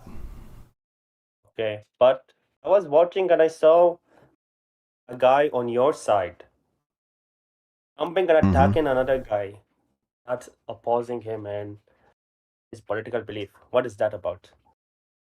I think that many people of a lot of different ideologies will do some amount of violence, but that's not really proof of anything. I think you can hold any number of positions against violence and share an ideology with people who that have individuals in it that do violent acts. Okay, but how can I trust your side? No, like you can judge people on small scale to learn about bigger scale. How can I trust your side when I saw you and Note, the other guy Note, see the guy get physically assaulted, and then you point a finger at the victim and tell the police, oh, this is the guy. We didn't tell the police anything, to be clear. I don't know who you're saying is pointing fingers or stuff. Well, the other guys who were around. Why the police? He didn't tell the police. Arrested the victim. Well, okay. So you I saw. don't control what the police do. You didn't tell the police. You saw the police arrest the victim, and they let the assaulter go away, and you didn't say anything. How are we supposed to trust you, your party, to lead the country when we see in our eyes you will help? Wait, North. First of all, North is not even a Democrat. He's like an ever-Trump Republican. But second of all, they did ask for North's like contact information so they could ask him stuff later, I guess. And UFA has at least said that the other dude was eventually arrested. But if you go watch like me and North talking in the Panera Bread like after it happened, like we had like conflicting. Did he touch me? Did he attack me? North was saying this. Did he attack me? I feel like he touched my hand. Wait, but you reckon? Do you remember that we had conflicting memories of what even happened? Yeah, I saw that he thought that the guy wasn't on stream, and you said no, he showed up on stream, and you showed him evidence. So there was that, and there was also we disagreed on I think like how much the guy on our side pushed the other dude, right? Yeah, but doesn't matter how much he pushed it. He assaulted him. That's assault. Well, from my memory, which I remember because I like went back and like watched this and stuff, and I remember being surprised when I saw the video again in the Panera Bread. From my memory, that I remembered initially the guy like grabbing the other dude's arm and saying like, "You don't have any muscles." I did not remember him pushing the other guy in any meaningful way. I was surprised when I saw the video and I saw that happen because I didn't remember that. You remember what you said afterward? You and North, you said, "Yeah, both sides are bad." That's what you said. How is both sides bad when one is clearly physically attacking the other person? The other person was just using his words. First of all, that was like a tongue-in-cheek thing about like, oh, liberals saying both sides bad, right? So that was like semi-ironic, right? But that was also because I do think both sides like acted poorly. I'll grant you the guy on our side or whatever, he was the one that assaulted the dude first, right? But I don't think the socialist should have grabbed the microphone and got super heated and screamed into it. I don't think the socialist dude... Did he physically assault you? Did he physically attack you? Just by grabbing the microphone? How's that relevant to anything? I wasn't the one holding the mic. Okay, then why are you defending the guy attacking him physically? And Am I defending the guy attacking him physically? How did I do that? How is both sides bad when one of them is physically I was explaining to you, I think both sides did act poorly. I think both sides did act poorly. Oh, okay, who's worse? The guy who physically attacked or the guy who attacked first is worse. Okay, then why do you say both sides were bad? Because both sides acted poorly. No, but you are saying both sides are bad. So you are implying that both of them did the same thing. When one physically attacked and one used All right. Test 1 2 3. Can you hear me? Hello, what's up? hello. Yeah. Okay. The commie socialist tanky guy, whatever you want to call him. I don't care what his political beliefs are. He didn't if the guy was pushed and he sort of like went away, then yeah, he would obviously be the one in the objective right in that situation, in spite of like the grabbing the microphone and all that. You were laughing when he was grabbing the microphone. You were chuckling. I was laughing, even I was laughing because it was a funny situation, mainly because this guy was a complete retard. But hold on, let me finish, motherfucker. Stop talking. The guy, when he was pushed, he didn't try to disengage from the fight or go to like any of the police officers nearby. No, what he proceeded to do was to go into a Let's charge karate after him. nunchuck flying Yeah, because kick he was assaulted. at the guy back? Does that give you free reign? Does that give you free reign to just go assault the other person? The other guy wasn't even being threatening anymore. I come and punch you in the face. Would you say, I should disengage? I should disengage. He punched me. Yes, that is You should try to incredibly de-escalate as much as you do. can. Would you defend yourself or disengage? If you are assaulted? Okay, if someone If you have the option? if someone punches you, that doesn't give you the right to just go back into the fight and just start punching them. Are you serious? You don't think that is literally like the law. Defend yourself? You can defend yourself, that's but not what I'm saying. You have the right to defend yourself, but you don't have the right to go back in, which is what he did. What do you expect him to do if someone pushes you like this? He didn't. He hauled him and pushed him. to try to walk away, to go to the cops, to do anything. So he's supposed to be. Oh, I'm sorry, guys. Okay, thank you for pushing me. Thank you for assaulting me physically. There are police officers nearby. That guy would have been arrested, which he was, by the way. Where was he arrested? He was on stream. It was not on stream, but the event organizers contacted me. They DM'd me, and they said that the guy was arrested. So, no, Z is not really reliable source of information. I don't know about her because I haven't seen him arrested. He was walking around, and you were sweeping for him. It's like, I think he was with us on stream. I don't think he was on stream. And then non-fun. He just didn't remember. You think that's sweeping?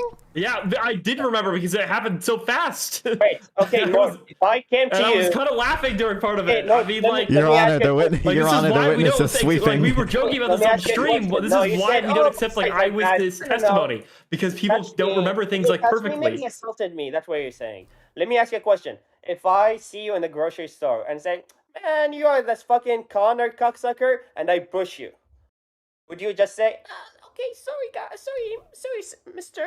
Would you say that, or what would you do? If you pushed me, then I'd probably contact the store manager. What the fuck do you want me to say? Are you expecting me to say, oh no, I want to go into use my taekwondo moves and go back into a fight? No, motherfucker, that's not what I'd be doing. They're just gonna go to the, excuse me, manager, he pushed me. That's what you're gonna do? Well, it's up to you if you're gonna do that. But normally, a lot of people, if you get attacked physically, they would have a response.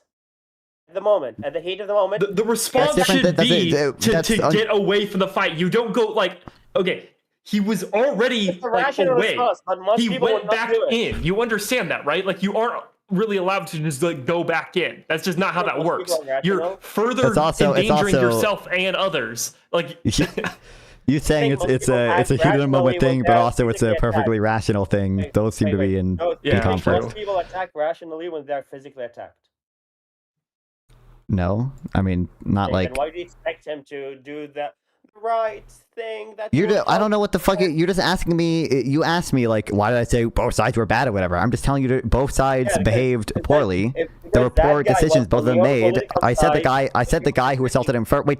Wait. So just to be clear, do you think that he did act poorly by doing that, and you're just saying it was a heat of the moment thing? If I was his lawyer, I would say, oh, you should not respond and then just press charges. But I'm not. I think he's just a normal guy. He responded to someone physically attacking him. That sounds like that's a yes then. You agree he did act poorly. It would be better if he hadn't done that, but you just think it's a heat of the moment thing. I would say I wouldn't judge him at all. I wouldn't judge his response. Would you judge his response?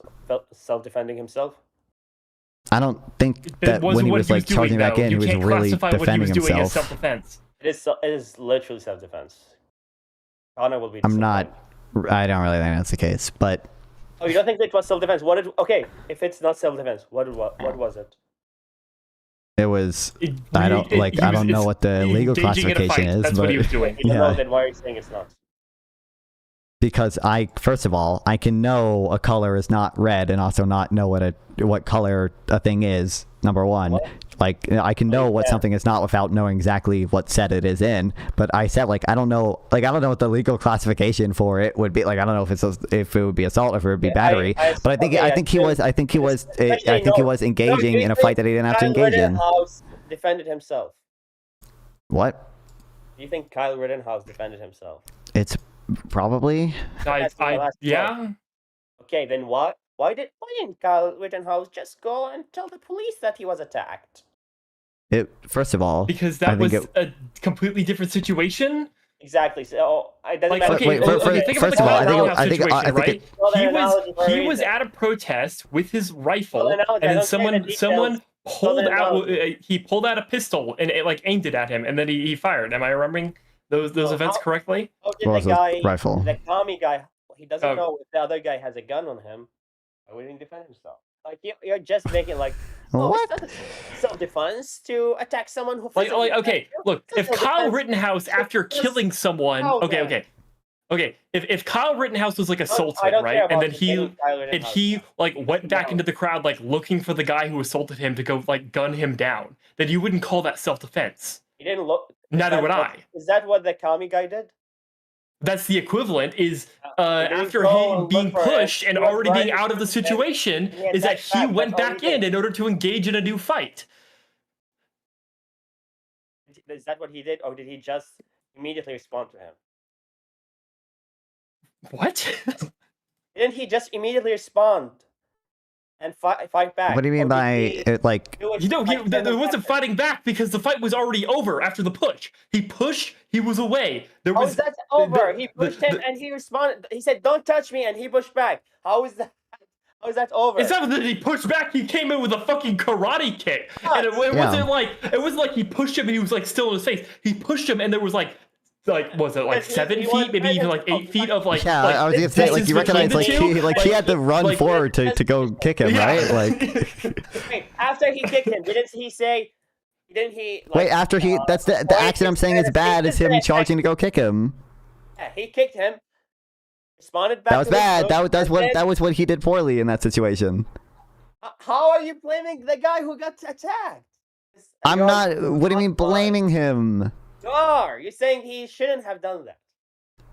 That's not okay. I don't know what you mean by blame. Like a victim and someone who's a victim overall can do something not optimally and still like have been bad for doing that. You have all heat for the victim, but nothing for the DGGer. That's is on your side. What the fuck? I don't know how you're like. I don't give a shit about the DGGer. I was happy that he got arrested.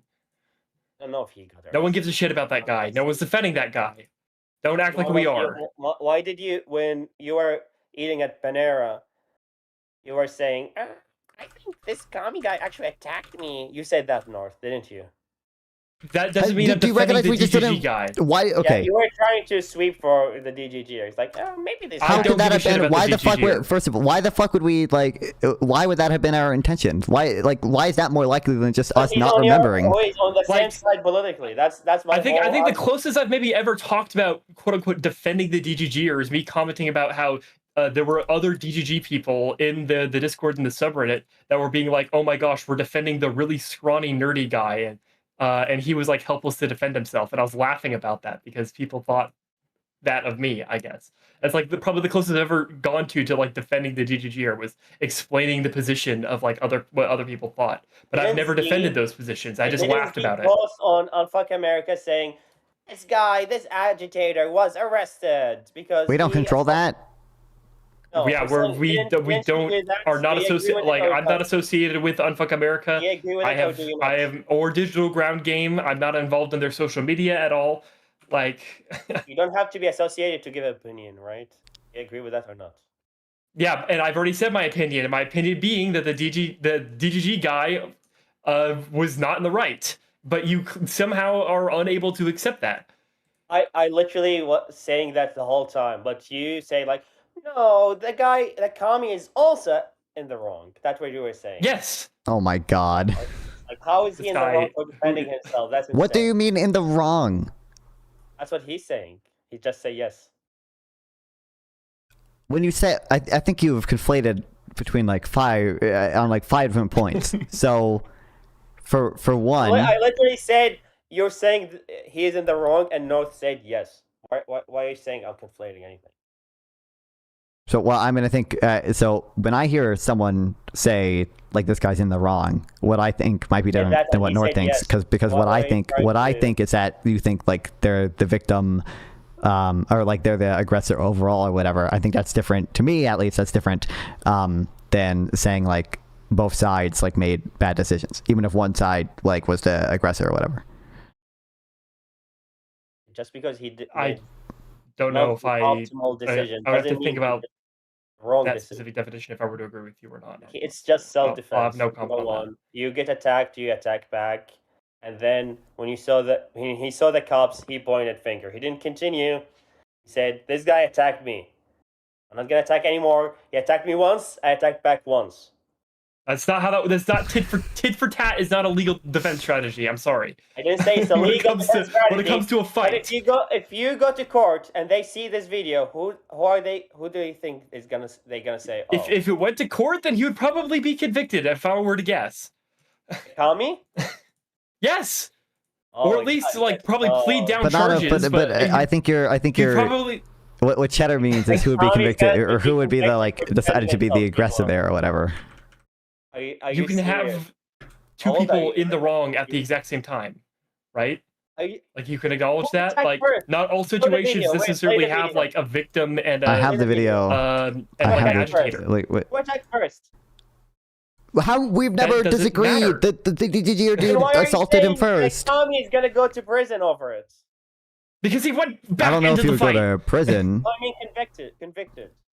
He said that. Well, I highly doubt that they're probably If gonna it go through went with it. to- But if they I don't- really yeah, I were, mean- wanted to, they could, in my opinion. My opinion's trash. You are so dumb. No wonder you love counterpoints. No, counterpoints loves me. That's how it is. What do you think of counterpoint beating his wife? True. What? That's what Parry told me. Do you know Parry? I've no comment on that. You don't have no comments on Parry? I don't know anything about the situation, so I'm not going to make a comment about something that I don't know anything about, especially something as like dramatic as that, as an accusation of that. Like from what I know of counterpoints, like of the times that we've interacted, he seems like a pretty good dude. Obviously, I'm not going to be defending anyone if How is they're he a like, good dude if he's beating a their white wife or anything like nationalist? that, but I just don't know enough about the situation to substantiate those claims, so don't expect me to. Do you think white nationalism is good or bad? Bad? And how do you think Connor is good? What? That's not Are even you what. claiming No, that oh my Connor's a white god. nationalist? Yes. Who Wait, are you? hold on. Where are That's you not from? even. What That's not even. community are you Wait, associated with? also, this is not even what North said. Was that he doesn't know much about this specific allegation, but that from his interaction with counterpoints, like he comes off as a good guy, and that is like some evidence I'm or like asking, some. Can a white nationalist be a good guy? Wait, but I'm just trying to get you to recognize that how like dumb you're being about like these claims or whatever. North was using the fact that Connor comes off as a good guy as evidence that. I'm not relating the two together. I say can Then white what? nationalist Okay. be a good guy?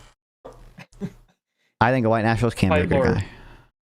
Have you heard him say that immigrants from Africa are incompatible with the U.S.? Wait, I just want to be. I just want to I'm be clear. pretty sure I've heard counterpoints make the claim that there are some people with like probably some cultures or some ideas that probably cannot be compatible with like the general culture of the U.S. Like obviously you wouldn't think that like someone who's like a jihadist is going to be compatible with like the general culture of like the United States. Jihadist. You He know? said certain races, certain countries are not compatible with the U.S. He didn't say oh jihad. No one is going to disagree that jihadists or terrorists are going to be incompatible. No one's going to disagree with that. So don't deflect. Well, if he that. says that, then I Certain probably races, disagree with that opinion. Certain But religions and certain countries are incompatible with the U.S. Do you agree or not? I would probably generally disagree, but I would have to think Okay, about so it a little bit more. Are you saying Like- he's a good guy, but he's a white nationalist at the same time?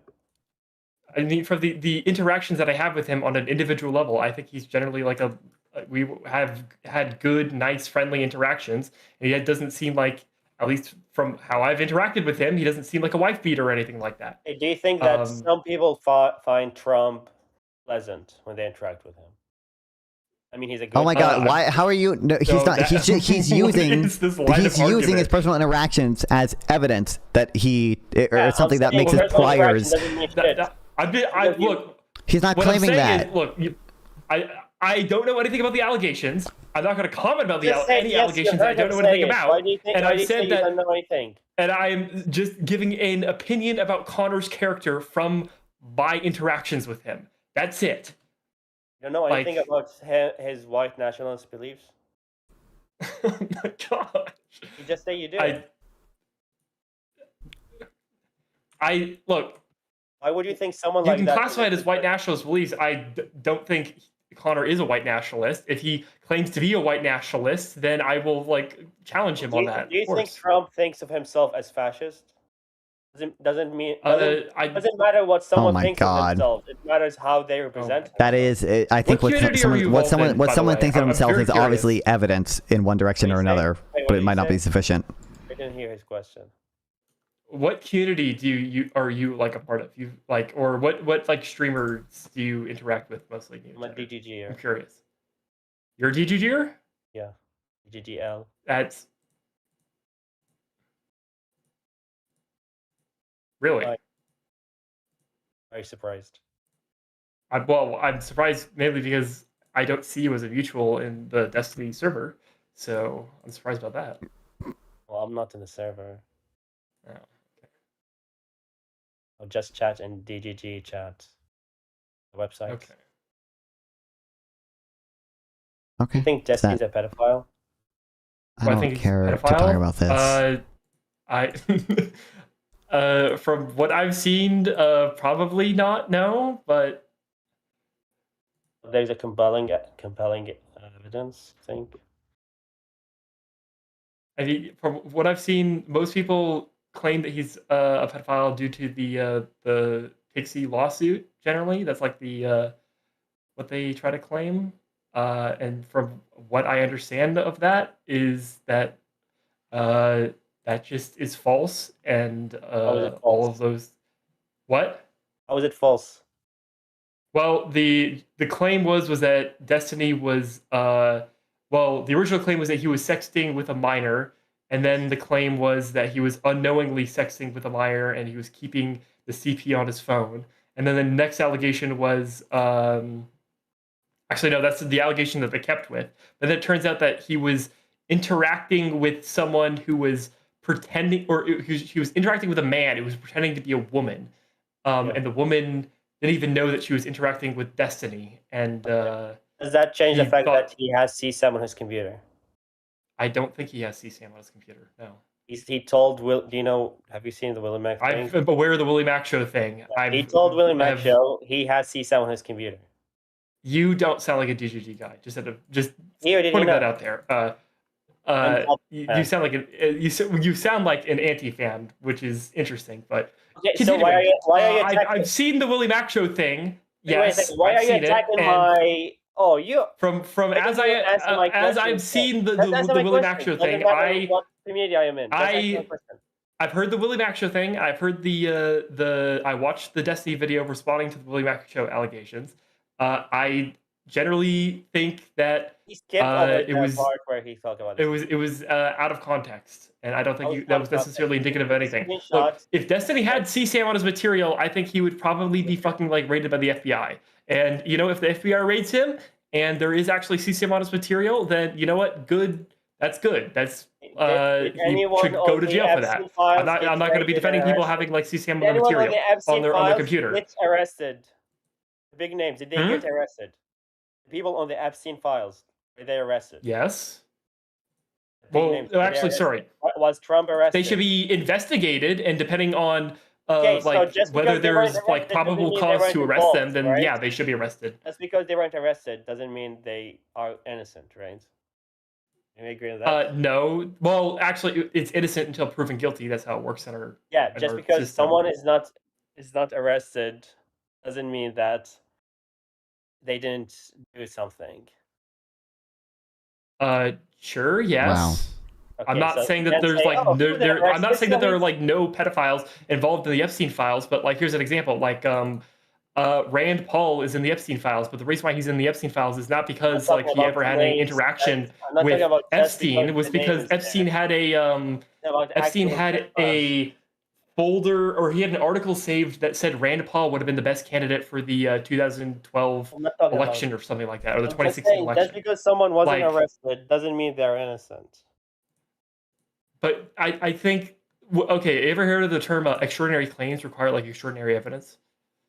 The evidence being Destiny himself. There is no evidence. Yes, there's only speculation. And here's a screenshot, and he sent a screenshot of the video from the top of the video, the title of the video. How are you telling me he doesn't have the video when he himself said, yes, I do have the video, and here's a screenshot of the title of the video? Look, I think it was just worded badly. That's just what I understand it. And even then, that doesn't even mean that. The master debater is wording things badly when it comes to him admitting that he has CISA. Because he wasn't in a fucking debate. This was a private conversation between like two fucking content creaters. This wasn't exactly. That's why he was Claudia looks honest. incredibly bored right now in the live stream. He didn't expect this it is to be. Why are you denying that? I don't. He literally said he has CISA on his computer. Look. I think accusing someone of being a pedophile is like probably like one of the like most extreme things you can do. And if you're going to accuse someone of being like a pedophile, I think you need probably pretty extraordinary claims. From what I've seen of like the evidence of Destiny like having like CSAM on his computer, it isn't like enough for me to like He himself doesn't say deny that it. someone's Why like a are you pedophile. denying it all for right? him? He doesn't deny it. He doesn't deny it. He justifies it. He say, I have the CSAM in case the court needs it. Why are you denying it for him when he doesn't? I mean, that's just generally how I understand it. Is that he has said that he has no CSAM on his computer, and that if he would have. I think he, or what was it? If he would, he said that if the police want to like arrest him, then they should arrest him, and I agree with that. So this picture on the stream because. Look, okay, hold on. Here's the question: do you think if he had CSAM on his computer, that he would probably be like arrested or at least investigated for that? I'm not gonna by talk now. until non-fun show the image I sent to him. I'm not. I don't give a fuck about this, bro. I don't care. I want to go back to my econ stuff, bro. Escaping, you know that you're escaping. What do you mean escaping? You care about shrimps, but not children. Yes. Do you think shrimps are more important than one getting assaulted? Like And overall, the child is getting molested. oh, I don't know what that means. Or children getting molested.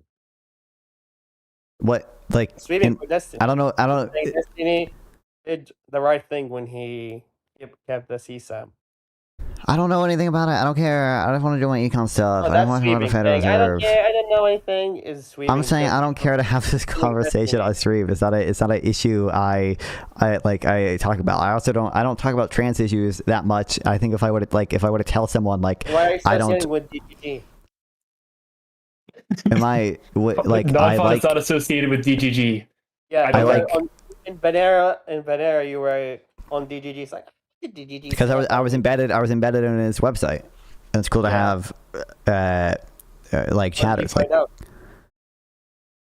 I don't think Destiny found out about me. I think one of his mods knows who. How did you find out unless you Because I looked at DGG. Exactly. You looked at DGG. You are DGG. Because I went to the website. Well, you went to the website and you were happy that you're in bed and you were reading their chat. Because I got viewers, yeah. Wait, what's the point of you like accusing non-fun of being a DGGer just out of curiosity? Well, Like, DGGers defend pedophilia and pedophiles, and so if True. Don't you claim to be a DGGer yourself? I said I'm former DGGer. You said what community? Oh, you're former DGGer. Okay, so then when I asked you what like streamers you watch or what community you're involved in, I came from DGG and then I left it. How is that hard to understand? Okay, so then what currently That's how I found out communities about are you involved in? Everyone is because I came from DGG. Are you? So do you still watch Destiny streams? I watch Hutch, who watches Destiny. Okay, so you're a Hutch. Okay, then just say that. My lord, it's like frying fucking. You said what community you came from? Like original community. I came from. Okay. Okay, can I go back to my econ stuff now? Yes. I want to debate why. I'm sorry, I just came in here because I heard me and I wanted to give my perspective on the like. Yeah, makes sense. No worries. Yeah. Oh, I'm sorry. I appreciate you, North. Have a good night. Stop running from him. Mm-hmm. Okay. Any final words, buddy? Yeah, one thing I have. Why do you think shrimp are sentient? Because they exhibit a lot of behavior that's typical of sentient creatures. For example, the fact that they seem to make trade-offs between reward and pain. Essentially, the fact that they respond to analgesics and like will stop rubbing their wounds when we give them painkillers. I think that provides evidence that shrimp are sentient. But you're okay with boiling lobsters alive? No. And why you say lobsters are not sentient? I don't think I ever said lobsters aren't sentient. Yeah, I've seen a clip of you. Okay. Do you eat? Are you a pescatarian? No. Why were you eating bread at Panera? No, they sell fish. I got... What? Hold on. Re-ask that question? Why would you eat at an establishment that kills and sells animals? Because I think when you eat vegan food there, you create more demand for vegan food, and they have a bigger incentive to provide more vegan food as opposed to... Was eating meat in front of you. Okay. You think North is a pedophile? No. Have you seen the allegations? No. I kind of doubt there are any, to be honest. Well, they're coming soon. Okay, I bet. All right. Well, so fun talking to you. Bye. Yeah, bye-bye, buddy. I don't know, North. They're coming. They're coming, North. You better prepare. You better prepare. As economist James Galbraith put this, it would be like driving a car where the one tool you have is just putting your foot increasingly or easing up on the gas pedal. There's a lot of other things that go into driving a car. For example, brakes. For example, steering, changing gears. Like, raising interest rates, quantitative easing. I don't see how it's not analogous to the brakes. Engine maintenance. Tire rotation. So, quantitative tightening, sorry, would be analogous to the brakes. Getting new tires. Adjusting your mirrors. I think that's a useful analogy. I would take it a step Not that surprising. and say that because that's our only mechanism we use for driving the car, that is why the car always crashes. That is why we have regular crashes in our economy. You could actually tip this economy into recession. So I just want to say, you know what's worse than high inflation and low unemployment? It's high inflation and a recession with millions of people out of work. And I hope you'll reconsider that as you drive this. Yeah, because the Fed they don't think about that at all. Before you drive this economy off a cliff. Thank you, Mr. Chairman. So let's think, if this is not really working to achieve its intended goal as a policy, why do they keep doing it? Why would... Like... A recession. So I just want to say, you know what's worse than high inflation and low unemployment? It's high inflation and a recession with millions of people out of work. And I don't think anyone at the Fed would disagree with that. And the goal of the Fed is both to prevent recessions, right, to stabilize the business cycle, to maintain full employment, and to have low and stable inflation. And they, like, presumably, whatever recessionary force is, creating a recession, that tends to also decrease inflation. Like, not just because of the wage price spiral natural unemployment mechanism that we love talking about so much, but just because of a broader aggregate demand mechanism. I hope you'll reconsider that as you drive this, before you drive this economy off a cliff. Thank you, Mr. Chairman. So let's think, if this is not really working... Also, before you drive this economy off a cliff, okay, then my goat Powell got us our fucking, first ever soft landing, okay? To achieve its intended goal as a policy, why do they keep doing it? Why would the elites of our country decide to employ this policy if it's not doing much to make the economy good for people? Who is it making the economy good for, if not the masses? When the Fed raises rates, there are less jobs available. Think about what was happening at the beginning of COVID. Workers were suddenly essential. We relied on them to survive. We saw a huge bloom in union organizing in the United States and a positive view from the public of unions. When more people are unemployed. Hey, you're still watching this? Well, Easy Money, there was a oh, thanks for following, Marcus Pringles. I appreciate it. Bit of an intermission that maybe you didn't see, but we just got back to watching this. Wasn't this Powell's fault too? Like, Powell literally, arguably didn't raise rates fast enough. Like, he let this beautiful, tight labor market where employees had a lot of bargaining power and there were more unions, he let this happen for arguably too long. As a result of high interest rates, or for any reason, there's more competition for jobs. People want... What? Oh, wait, sorry? What? Think about what was happening at the beginning of COVID. Workers were suddenly essential. We relied on them to survive. We saw a huge bloom in union organizing in the United States and a positive view from the public of unions. When more people are unemployed as a result of high interest rates, or for any... Okay, sorry. I thought you were saying the tight labor market during COVID happened because of high interest rates, but I just missed her. There's more competition for jobs. People want to hang on to whatever job they can get, and so they're willing to take a job for less wages, less benefits. They're less likely to cause a stir at work and try and organize a union or ask for a raise. And so in a situation where there's high competition for jobs by employees, you're going to see workers getting less and workers organizing. I don't understand the view of people. I thought when all the workers were employed, they were making a bunch more supply, and supply just rises to meet demand. Why wouldn't that increase companies' revenue? Like, Why would that not benefit corporations as well? There is like some small part of what you're saying that's true, insofar as when tight labor markets give workers more bargaining power. Like that is true. Looser labor markets, workers have less bargaining power, right? But that's not really. First of all, as Powell said, these are not intended effects, right? And he will, and so will every other economist in the Fed, agree that, that the wage price spiral concern there is not particularly big. It's a pretty weak relationship. I think they base too much policy off of that, still, to be clear. But they also display a very important role in the credit market in making sure banks have all the reserves they need. What the fuck is this? Powell doesn't think soft landing's been. This is from 2024. Where did you hear Powell say we landed? I don't know if Powell said we landed. I said we landed.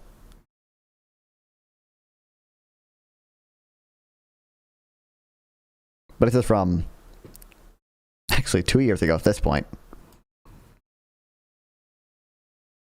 Less. That means companies have higher profit margins. They're paying out less money in wages and benefits. So, by raising interest rates, this makes the economy better for employers, for corporations, who, if we all remember, oh my God, had record profits during the COVID era. They were raising prices, and they were not raising wages and increasing benefits in proportion to how much they were raising prices at the store. True. This created the conditions for a huge wealth transfer from the working class to the richest people in the entire world. And I remember... This is not I don't even think that's the best measure of wealth inequality. But you would expect prices, and they were not raising wages. There are nuances to this, to be fair, but supply shocks, common supply shocks, can increase corporate profits for no nefarious reason, but just because think of egg prices. People make this mistake with egg prices a lot. Okay, the profits of the egg companies went up a bajillion, quadrillion %. Well, that's because there was a common decrease in the supply of eggs, and only a few firms were able to keep supplying eggs because they were firms that had vaccinated their chickens or were not affected by the avian flu stuff. And because of the shortage of price of eggs, people bid up the price of eggs, and the few companies that remain are the ones that now get excess profit because of that. But that's not any nefarious reason. That's just people competing for the limited supply of eggs, and that'll bid up the prices that the few remaining companies have. Wages and increasing benefits in proportion to how much they were raising prices at the store. This created the conditions for a huge wealth transfer from the working class to the richest people in the entire world. And I remember one instance in August 2022 where Jerome Powell admitted this out loud. In the middle of this is a labor market. Oh my God. States where people can get paid well. It's too hot. It's unsustainably hot, but notwithstanding that, it's a very, very good labor market for work. The Earth's economy often claims to be landed mission economy. I think it's fair to credit Powell with a soft landing. It would be if we had a recession at this point, it would not have been I don't even know if I would attribute that necessarily to the Fed's actions in 2022 with raising rates. And I don't think we are gonna have a recession either this year or next year.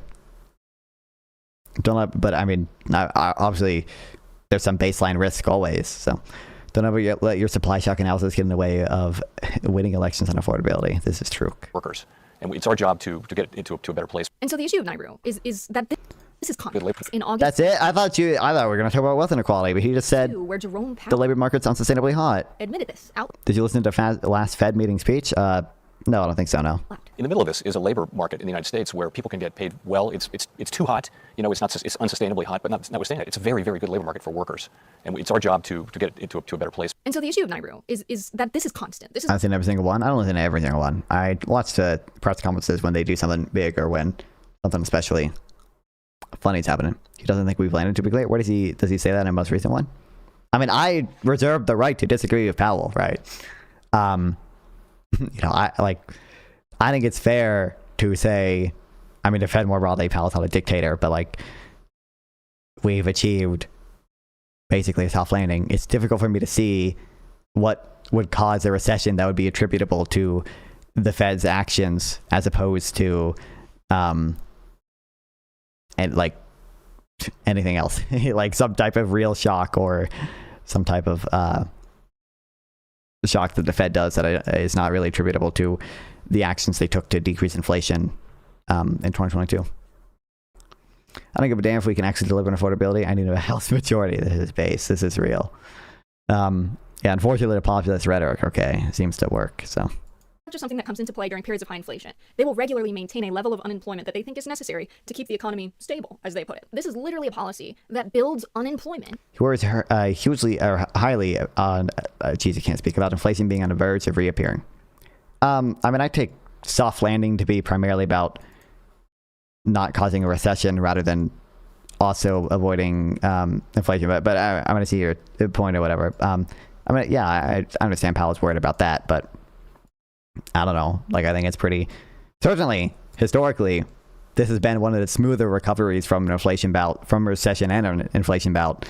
Even if you don't think it's fair to say that we've gotten a soft landing yet. Joblessness into the American economy. And let's not forget that the way we measure unemployment is extremely undercounting. Oh my God. People who do not have a job out of everyone who's been currently looking for one in the past 4 weeks. So if someone gives up out of desperation and pursues alternative... They're counted in U6 unemployment. Please bring up U6 unemployment. Please bring up in U6 unemployment. Please bring up in U6 unemployment. Please, please, please, please, please, please, please, please, please. Thoughts on this YouTuber? She comes up a lot in my algorithm. I've never really been too excited about stuff. I'm making fun of her right now. I think this shit is horrible. She might have other good stuff, but... Avenues of survival, they're not counted anymore. This also doesn't count people who are just looking for part-time work because they gave up on the possibility of getting a full-time job. What does this mean about the U.S. economy? Oh, we're not going to bring up U6 unemployment. We're not going to bring it. There are a lot of different measures of unemployment. The Fed uses U3 as like the primary thing, but like you can look up U6 unemployment, which the Fed will also look at. I bet my house at Fund would become a socialist if this girl would date him. This is true. This is true.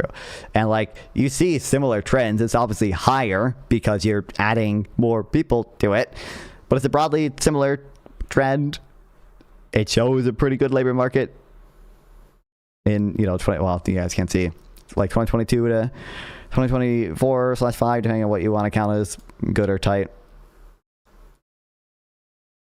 It's not like substantially higher. Right now, it's at, I think, higher than it, like the difference is greater than it used to be. Because of that, it's at 8% right now. I think regular unemployment is at, I think it's at 4.1 or 4.2. It's at 4.3. What the fuck, Donald Trump? I'm joking. Anyways, yeah, 4.3 as compared to 8%. So not quite 4 points there. Economy as a system, right? What is an economy for? I would say it's a system that allows people in a society to organize to meet their material needs. It's the mechanism for that. And so if people intentionally cannot meet their material needs, and that's baked into the system as an explicit constant policy, then it's a failing economy, I would say. It doesn't work for everyone, especially the people that are seen as expendable. One morning, I was talking to Warren Mosler, a very well-known economist, former manager of major financial institutions, and we're... Oh, no!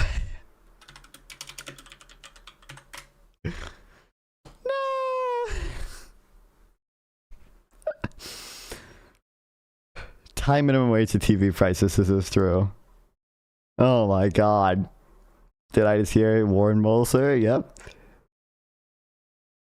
We're talking about what it means that unemployment is such a constant in America thanks to NAIRU and the Federal Reserve and how we do monetary policy.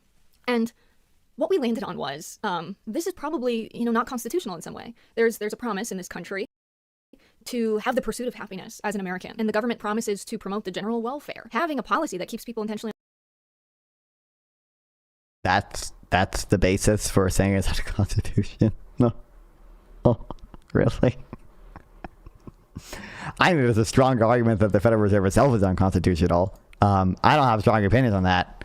And I respectfully to all my law-abiding citizens out there, I don't really give a fuck if it is constitutional. I think it would be worse not to have one sufficiently worse that it's worth making some exception for.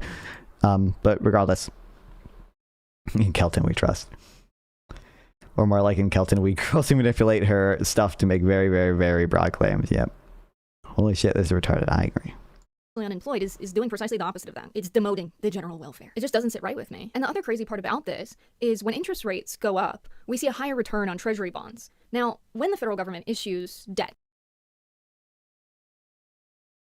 when they decide we're going to spend more than we're bringing in revenue and taxes, we're going to grow the economy by increasing the amount of dollars out there, they sell bonds. Who buys bonds? The richest people in our entire society. People who True.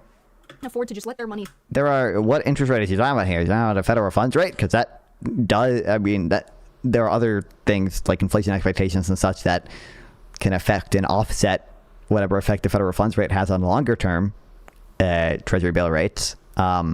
Shorter term ones, like, true that the federal funds rate will have a decent sized effect on those. Is doing precisely the opposite of that. It's demoting the general welfare. It just doesn't sit right with me. And the other crazy part about this is when interest rates go up, we see a higher return on treasury bonds. Now, when the federal government issues debt, when they But you can, I mean, Quiz, explain three main reasons why federal job guarantee would be bad. I don't know if this is going to fit into your three main reasons, but I would just say generally the allocative efficiency is going to be worse. It's going to be administratively costly to find all the jobless people and provide them some job to do that is probably not as good of a fit of a job or not as productive of a job that they might find in a private sector, and it might crowd out private sector employment to some degree. So you just have less allocated efficiency. I don't know. I don't think there's a correct three reasons specifically why it would be bad. I just think the general case would be it'd be less allocatably efficient, and there are reasons for that, like I mentioned. Low risk cucks who might actually need to take out money. Decide we're going to spend more than we're bringing. Oh, who buys bonds? Losers who are told to have 100% equity allocation. This is true. But yeah, like obviously, rich people have a higher savings rate, but like you can buy bonds too. You can buy bonds too. You might be invested in bonds without even really knowing. A lot of people don't pay attention to what their 401k is in or and such. Revenue and taxes. We're going to grow the economy by increasing the amount of dollars out there. Technically, you have a claim on Social Security, and that is invested in bonds. So, in a sense, everyone's invested in bonds because of Social Security. Bonds. Who buys bonds? The richest people in our entire society. People who can afford to just let their money sit there and turn into more money. And so, by increasing interest rates during these periods where people are going to be unemployed, it's an additional direct cash transfer. Remember when she said like interest rates also like slow down the economy and yada yada yada? Like, don't you think that probably also hurts their revenue and such? If you have one of these dog shit target RET funds in your 401k, you probably have bonds. Well, I mean, if you just, I mean, like, I would assume most people who are 50 years old have some of their 401k in bonds, right? I would assume that, like, maybe I'm wrong, but whatever financial advisor is managing your 401k, do put progressively more money in bonds as you get older. At least that is recommended advice that I assume many people follow. To the wealthiest people in our country by the federal government, by them deciding to pay interest on the additional dollars they're putting into the economy. You know what? We're going to grow the economy a little bit. And What? Huh? The federal government by them deciding to pay interest on the additional dollars they're putting into the economy. You know what? We're going to grow the economy a little bit, and an added bonus for the richest people in the entire world. You're welcome.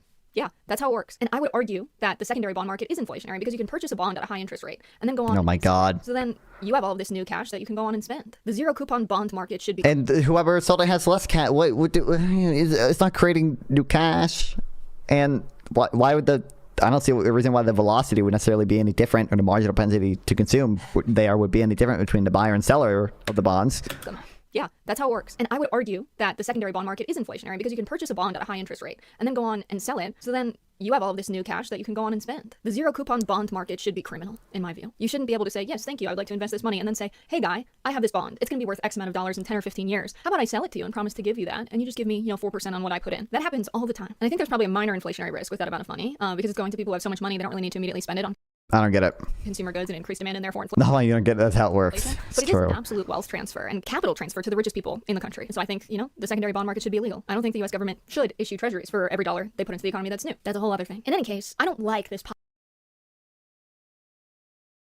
Okay.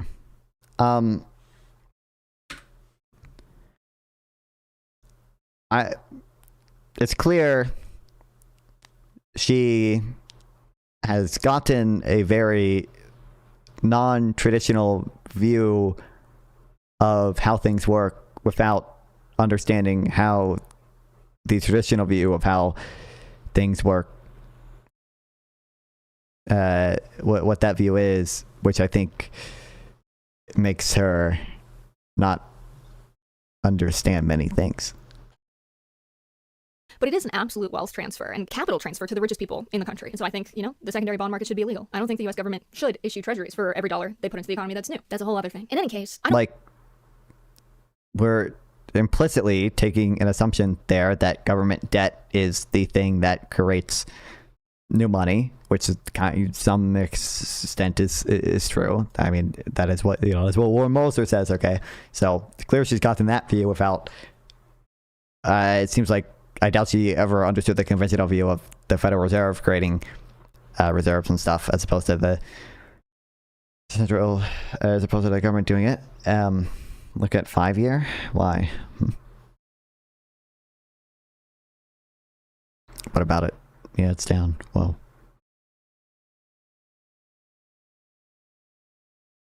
But I don't like this. Implicitly making that assumption, I don't know what the alternative to that would even be, especially if you take the MMT view.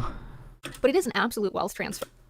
That's one. I don't know what you're trying to. Why do I care about this? What is it? Why? What's this relevant to? I don't.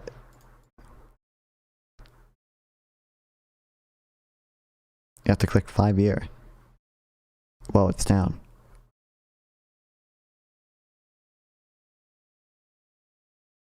Very few people have not been buying bonds. I don't particularly see how this is evidence for that. Hold on. What even? iShares 20+ year Treasury bond ETF. Is this the? I guess it's ETF. Never mind. I was gonna say if this is a yield, then technically that could show the opposite. But okay.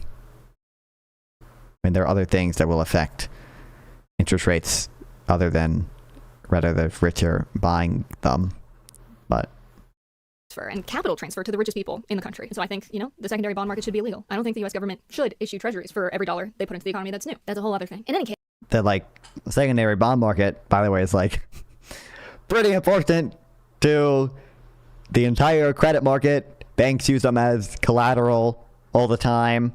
I mean, they're an asset that you could, use as collateral to make loans to other banks too, and such. And they're an important capital asset that banks hold, so they could make loans to people as well, and yada yada yada. And they provide, it's liquidity, obviously. I mean, all those things are, in some sense, I said the same thing 3 times, but ETF tracks mid-slash long-term bonds. So her secondary bond market idea is bunk. TLT tracks inversely yields, obviously, sure. Case, I don't like this policy. But I don't. But that could be affected by any. That could be affected by the Federal Reserve. That could be. I don't see why this necessarily shows anything about what rich people are doing. That's affected by the amount of debt the U.S. government issues. Of intentionally keeping people jobless in the economy, but it's a very real one, and it's one that they maintain, I think, to keep the labor market quiet, to prevent workers from coming to power in the United States and realizing, hey, all of this would collapse if we didn't show up one day, right? That they are essential, that they are necessary, that if they had organized unions and demanded power in their workplace, things would be different. I think the wealthiest people in the country don't want to share, and it's as simple as that. They're afraid of a world where working people have power on a societal level. They think less of working people. As someone who grew up in the working class, I've seen it. I've experienced people in very high places talk about regular working people. Wow. We are collectively dumber because of how we grew up and the life we live. And people in my family are some of the smartest people I've ever met, so I know that's all ridiculous. What does Federal Reserve have to do with unions? Your argument is that the reason they have the natural rate of unemployment and try to keep unemployment, in her words, super high or whatever, not super high, but is to create or is to make sure there's not a tight labor market so that companies have more profit because their workers can't negotiate or make unions. It's to keep workers desperate enough such that they don't unionize or ask for raises. That's her argument. The Federal Reserve is intentionally doing that. I'm trying to show you a thing or two about the market. The majority driver of the economy since the rise of the growth model.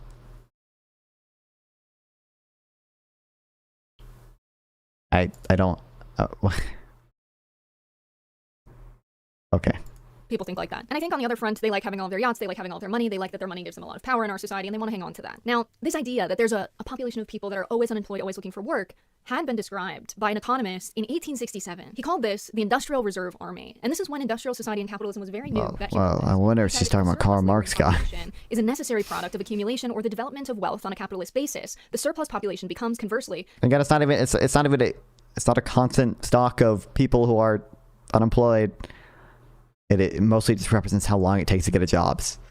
How long it takes for a person to get a job. If it takes 2 weeks to get a job, you know, a certain number of people will get a job every month. A certain number of people will lose a job. And when they do the survey, they'll count the number of people doing that. If it takes 4 weeks to get a job, and we do the same thing, there will be more people who are looking for a job when we do the survey because it takes longer to get a job. That's probably a better way to view it than just there are the amount of unemployed workers who are doing nothing, and there were 4 million of them doing nothing all day. The lever. It feels like just conspiracy thinking. I mean, it's pretty conspiracy adjacent. But it's all. I mean, I'm kind of glad she's like quoting Marx at the end here, okay? Because it is all basically a like Marxist class warfare view of stuff that is like fundamentally behind it, rather than like any kind of rather than any real economics, okay?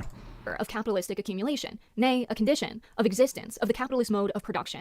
It forms a disposable industrial reserve army that belongs to capital quite as absolutely as if the latter had bred it at its own cost. Independently of the limits of the actual increase of population, it creates, for the changing needs of self-expansion of capital, a mass of human material always ready for exploitation. So this is an economist at the beginning of capitalism and industrialization very accurately describing an economic principle that still exists today. And that economist was Karl Marx. So maybe don't dismiss one of the most well-known economists in the entire world. Thank you for watching. Don't forget to like, share, and subscribe. Down with Nairu. Tell your friends. Let me know what you think about it in the comments. And for more videos like this, make sure... Jesus, much better critiques of Nauru out there by serious people.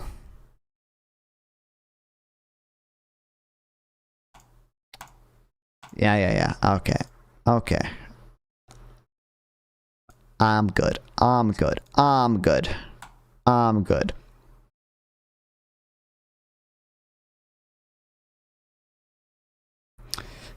Why are you raising money for stuff that benefits soldiers?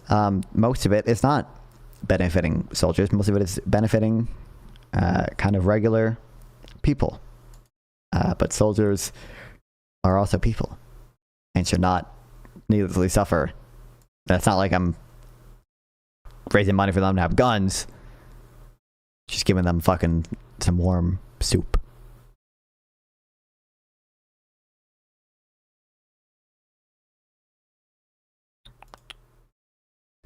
Okay. Yeah, I got places to be. I'm gonna probably just head to bed because I kind of have to get up somewhat early tomorrow. But I probably, no promises, but probably will be streaming again tomorrow. Head over to Irrelevant on YouTube. Do I have enough viewers on... Oh, you know what? I do have enough viewers on Twitch to make it worth it because Serial rated me. But yeah, make sure to like, subscribe, follow, Twitch Kick, Twitter, Instagram, subscribe on YouTube, drop a Prime sub, all that stuff, share with your friends. No promises, but probably we'll try to stream tomorrow. Head over to Irrelevant on both YouTube and Twitch. Tell me I said hi, and see you guys tomorrow. Love you guys. Love streaming. Really cool that guys all stop by and watch me. It does mean a lot to me, okay? Always enjoyed streaming and such. So, I appreciate it. Love you guys. See you tomorrow.